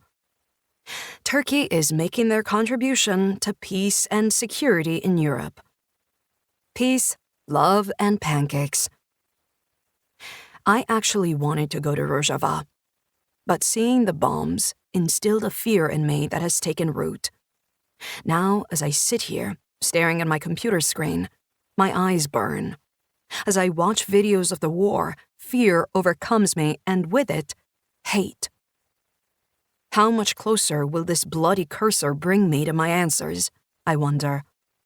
I try to put the orange mini person on Google Maps in the city center to see the street view, but even the mini person refuses, flailing around before bouncing right back to the start position. How is it even possible for things to transform, for new things to be created, in an environment constantly under threat of annihilation? How is it possible to organize, to be tender? Suddenly, all my words sound empty and awkward. Transformative justice. Nothing but broken syllables, all wrong. And yet, exactly that is supposed to happen in Rojava, while their territories blaze. I wish that I was this orange mini person on Google Maps, and that my cursor could set me down in the middle of a public platform negotiation, a judicial method that is one of many in Rojava, alongside juries, judges, and other justice committees. In a public platform negotiation, representatives from the community, sometimes as many as 100 people, discuss serious cases that affect all of society, for example, violence, murder, or sexual abuse. The hearing aims to examine the reasons for the crime and, with consideration of those affected, propose a verdict. A reconciliation committee is another type of justice committee deployed in the context of neighborhood or familial conflicts to mediate conversations between affected parties and find a shared solution. The interview board works in a similar way. The board of elders, consisting of representatives of the different tribes and ethnic groups, is employed to advise on conflicts between multiple families or societal groups. Every person is officially entitled to a court hearing, regardless of their financial means. The boards and committees are there to ensure that single institutions do not hold sole decision-making authority on questions of justice. They make the members of society bear the responsibility, or at least their share of it, for resolving conflicts by their own standards of morality, care, and solidarity. All solutions should come from the ground up, starting from the smallest level of society, the family, community, neighborhood, or commune. In other words, from where people's lives are centered. Yes, even this society is supposed to be pacified, but from the inside out. The vision is of a politically and morally educated society where courts and prisons are superfluous, where people prevent problems and conflicts and preempt injustices before they are realized, where people care for each other without the contaminating factors that turn it into dirty care. I know that put into words like this, it sounds almost unbelievable, unimaginable. That is why I wanted to see it with my own eyes. But now it seems I have to imagine the unimaginable. A society trying out a new language of justice and tenderness. I imagine working mouths that quiver and contest, working faces that contort with emotion, foreheads with furrowed brows and beads of sweat, people who strive to make decisions together and build their shared future. Yet this imagined scene does not answer my questions. Can transformative justice work in practice? How are the verdicts reached? How neutral are people in their assessments? How do the perpetrators react? Are these democratic court hearings all just for show? Is it a scam, a performance, a diversion just to drone out the cries, punish, punish, punish in their heads? To make everyone complicit in the punishment? And what happens to hate? Does it disappear into thin air? What happens to revenge? Between individuals and peoples who were once enemies? I ask too many questions and answer too few. I follow my cursor, type out my questions, and forward them to the press department of the Rojava Information Center. I ask that women from Rojava answer them. The first reply comes from Parveen Mohammed Amin Youssef. The 36-year-old co-chairs the Regional Council of the Canton Kamishlo, which encompasses 9 districts and 26 cities. She writes, "Feelings of revenge and hate can only be overcome when communities that have suffered oppression, extermination, marginalization, and disregard in all their forms, and have fought each other, are allowed to make their demands and negotiate with each other. The coexistence of different groups is built on a foundation of inclusion in democratic self-administration, decision-making power over their own concerns in boards and committees, and therefore co-ownership of this shared democratic project. Everyone should be allowed to be taught in their native language, or according to their own religion at school, to get to know their own history. This principle is strengthened through presentations and workshops run by the Reconciliation Committees and the Culture Committee, who are tasked with facilitating a culture of tenderness and cooperation. Courts alone do not create justice. Our revolution is, at its core, a spiritual revolution. We want to uproot the patriarchal mentality in family and society that also manifests itself in the courts, constitutions, and laws. Rojava's women have founded more than just armed defense groups. Beyond that, they have also created their own infrastructure to respond to their struggles within a patriarchal society. In legal academies, they educate women to intervene in family and community situations. They often work in the malajin, which serve as women's refuge centers and first points of contact for those affected by patriarchal violence. The first malajin was set up at the very beginning of the revolution in 2011. Since then, the region has become home to 24 centers. Furthermore, in 2016, Rojava women founded the self-regulated ecological village Jinwar, the name of which means women's place. There, women are free to organize their lives and daily routines as they please. Some of them have fled from family. Others lost their families in the war against IS. Nisreen Al-Ali is 26 years old and a representative for the Women's Association in Manbij, close to Aleppo. She writes to me, "Our Women's Association is a social, cultural, political, economic, ecological, and intellectual organization. It is a point of contact for all women in the regions freed from IS, Manbij, Raqqa, and Deir ez-Zor. We try to unite the women of these regions, regardless of religion and background.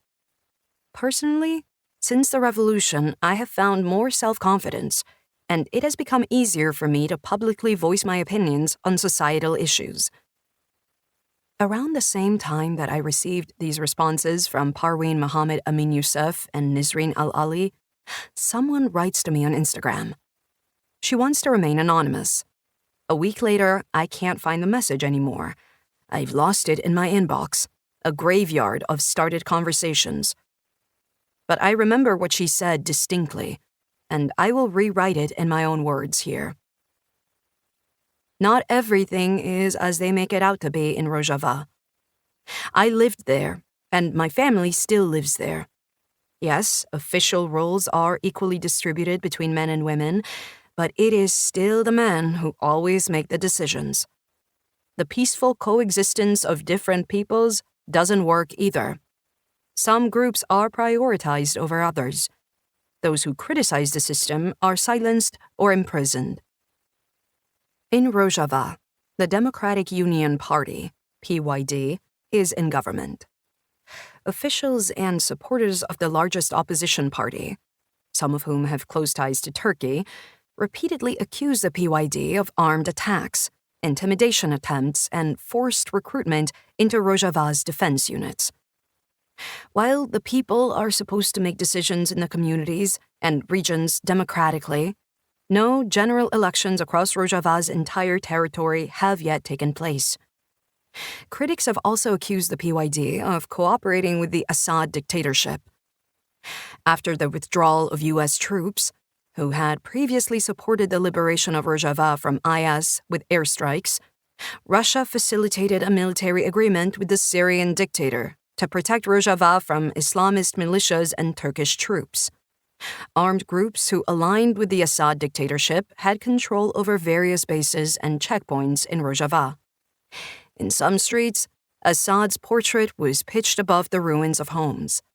However, the PYD insisted that their alliance with Assad was only a temporary arrangement to guarantee the region's security. A part of the Arab and conservative Muslim population, especially in Raqqa, once the self-proclaimed capital of the Islamic State, rejects the Kurdish-dominated autonomous administration. But they have shown that the system of self-government does work in other Arab cities, former co-chair of the PYD Salim Muslim explains amid tensions in 2017.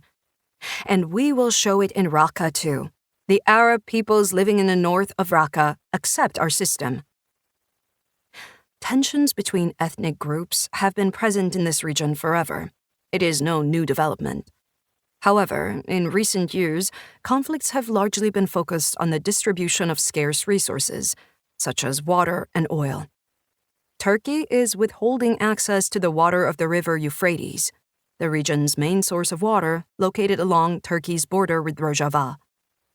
In 2019, Turkish troops took control of Rojava's central water pumping station, and the population has been suffering from water scarcity and electrical outages ever since. The air is dirty, the harvests meager, and the food barely affordable. Many cities still lie in ruins. Afrin is still under occupation. In the wake of Turkey's military offensives, IS is reorganizing and regaining strength. How can we create a fairer society if internal and external forces continue to bring forth new forms of violence and hate? Will the oppressed be forced to become the oppressors? What good can transformative justice bring when people are starving? In a state of war, can there be space for anything other than hate or revenge? I think Rojava is a model for the pursuit of a democratic society without hate. That is the response I received from a friend who was born in Germany and moved to the Kurdish region approximately 10 years ago, first to the south and then to Rojava.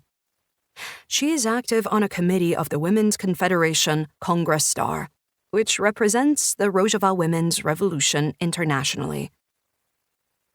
Over the past 200 years, occupying states have taken every means of self-government away from us, and in doing so, they have induced a type of amnesia. We no longer know how to govern ourselves, how to rely on our own power and self-defense. Rojava is in the process of relearning how to do this, and it is by no means easy. Genocide and the founding of oppressive nation-states have severely damaged the century-old tradition of neighborliness in the region. We are now working on rebuilding this culture of democratic cooperation. To do so, we must overpower the hate that is passed down from generation to generation.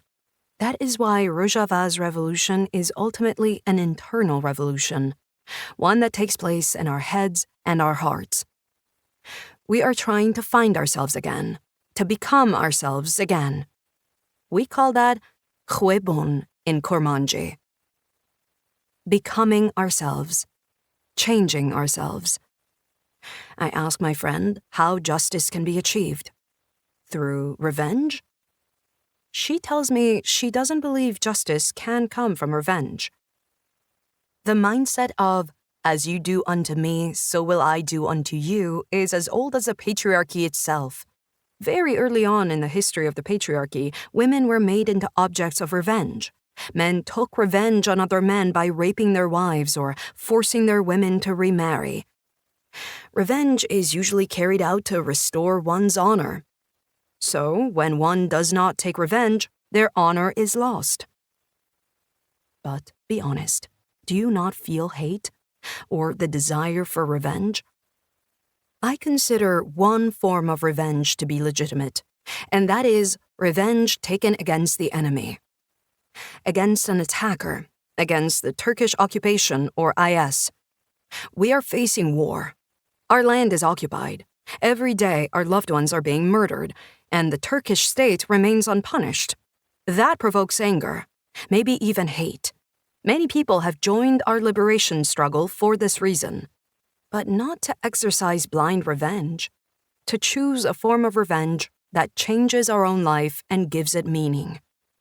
This mindset is central to the Kurdish liberation movement.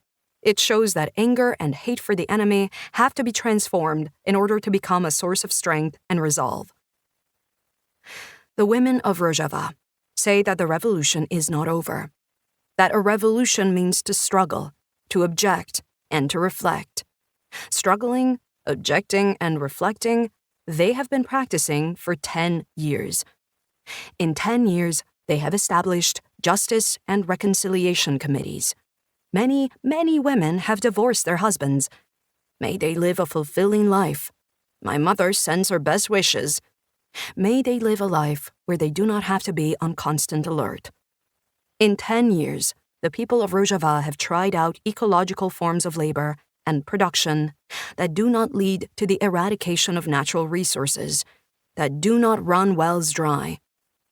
10 years is an eternity when you are in danger of extermination and starvation. It is but the blink of an eye in the history of a society pursuing a new order and language of tenderness.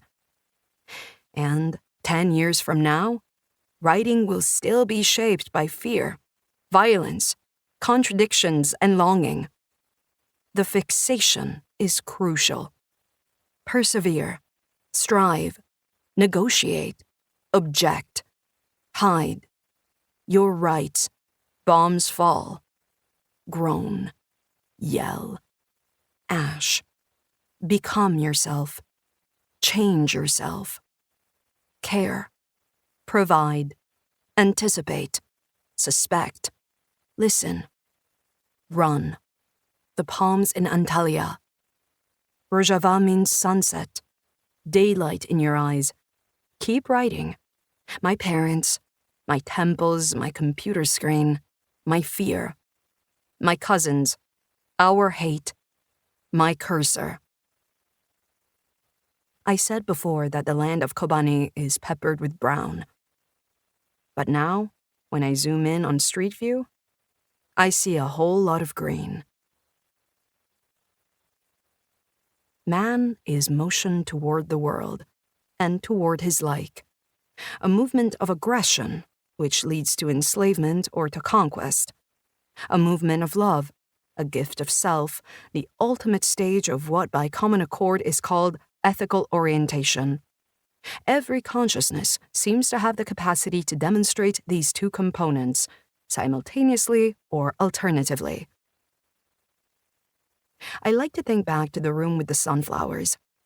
I don't like to think back to the person that I was supposed to be, the person that I sometimes still am. I wish that I didn't have to look at my mother with hate in my eyes. I wish that I didn't have to wish my parents were dead. I wish that the first language I learned was not the language of punishment. I wish that we could all have the time to put our heads together and solve all the puzzles of the world with patience and tenderness. to take apart fear, piece by piece, to fill in tenderness, corner by corner, row by row, glance by glance, only to then scramble it up and lay all 1,000 of its promising pieces out on the table again, like an invitation. Come, sit, let us talk your ear off. Let your thoughts wander like our eyes and hands over this chaotic jumble. We are settled here now, in the hate and tenderness, in the unease and softness, in this place of simultaneity. Our hearts are decorated with plastic garlands of sunflowers, and they are tied together. They bloom and wither. And one day, we will move on. Acknowledgements. This book was never supposed to be written. My agency, my publisher, and I had originally agreed on a different topic, and the contract had already been signed. This book was supposed to be entitled How to Swear and Curse Without Being Racist, Sexist, Ableist, or Otherwise Discriminatory. A few years ago, I had organized a workshop of the same name. I thought, everyone needs to express themselves when they're angry, enraged, or full of hate. Why not talk about how to do it without stigmatizing groups of people who are already being discriminated against? What was originally meant to be funny suddenly became serious. Clubs, broadcasters, and university groups began to book the workshop. The emails started to pile up. I was both astonished and delighted. Or, to put it another way, I was young and needed the money. And it seemed that even senior citizens from small-town Bavaria had the desire to learn. My workshop transformed the unease and discomfort, which people feel when addressing racism and other forms of oppression, into lighthearted and creative group work. And that is exactly why it is so abhorrent to me now. But that is not the only reason for my unease. I am still convinced that nothing can justify using racialized people, sex workers and their children, or people with disabilities for weak punchlines and shallow insults. And I am still convinced that taking a closer look at our swear words and insults can be very revealing.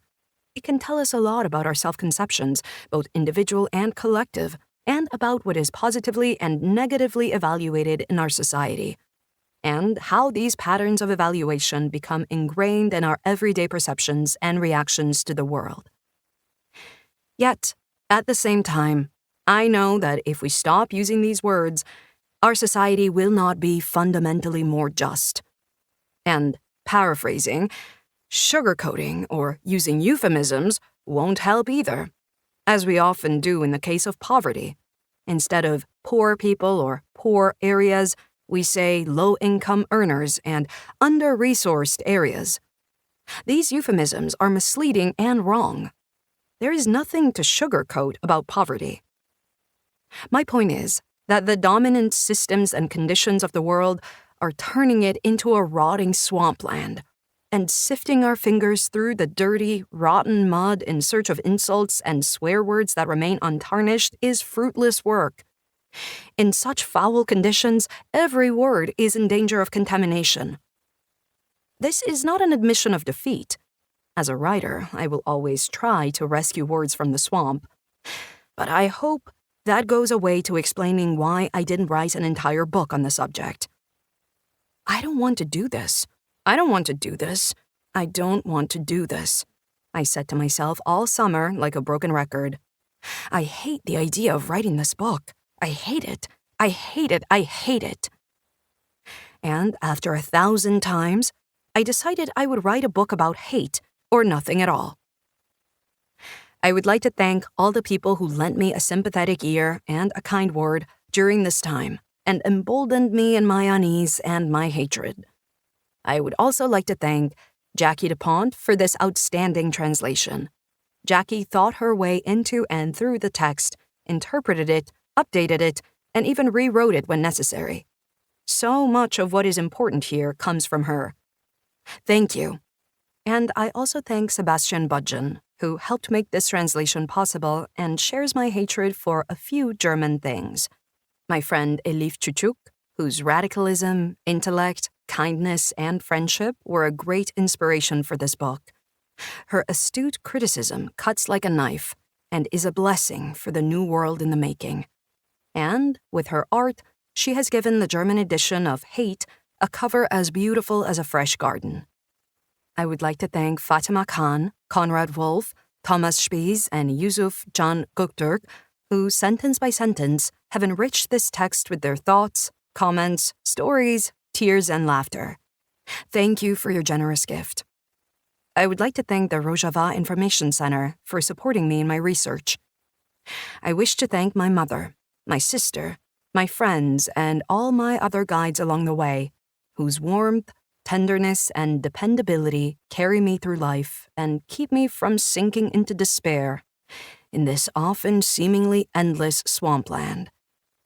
You are forever my favorite people. We hope you have enjoyed this Brilliance audio production. Performance copyright 2025 by Brilliance Publishing, Inc.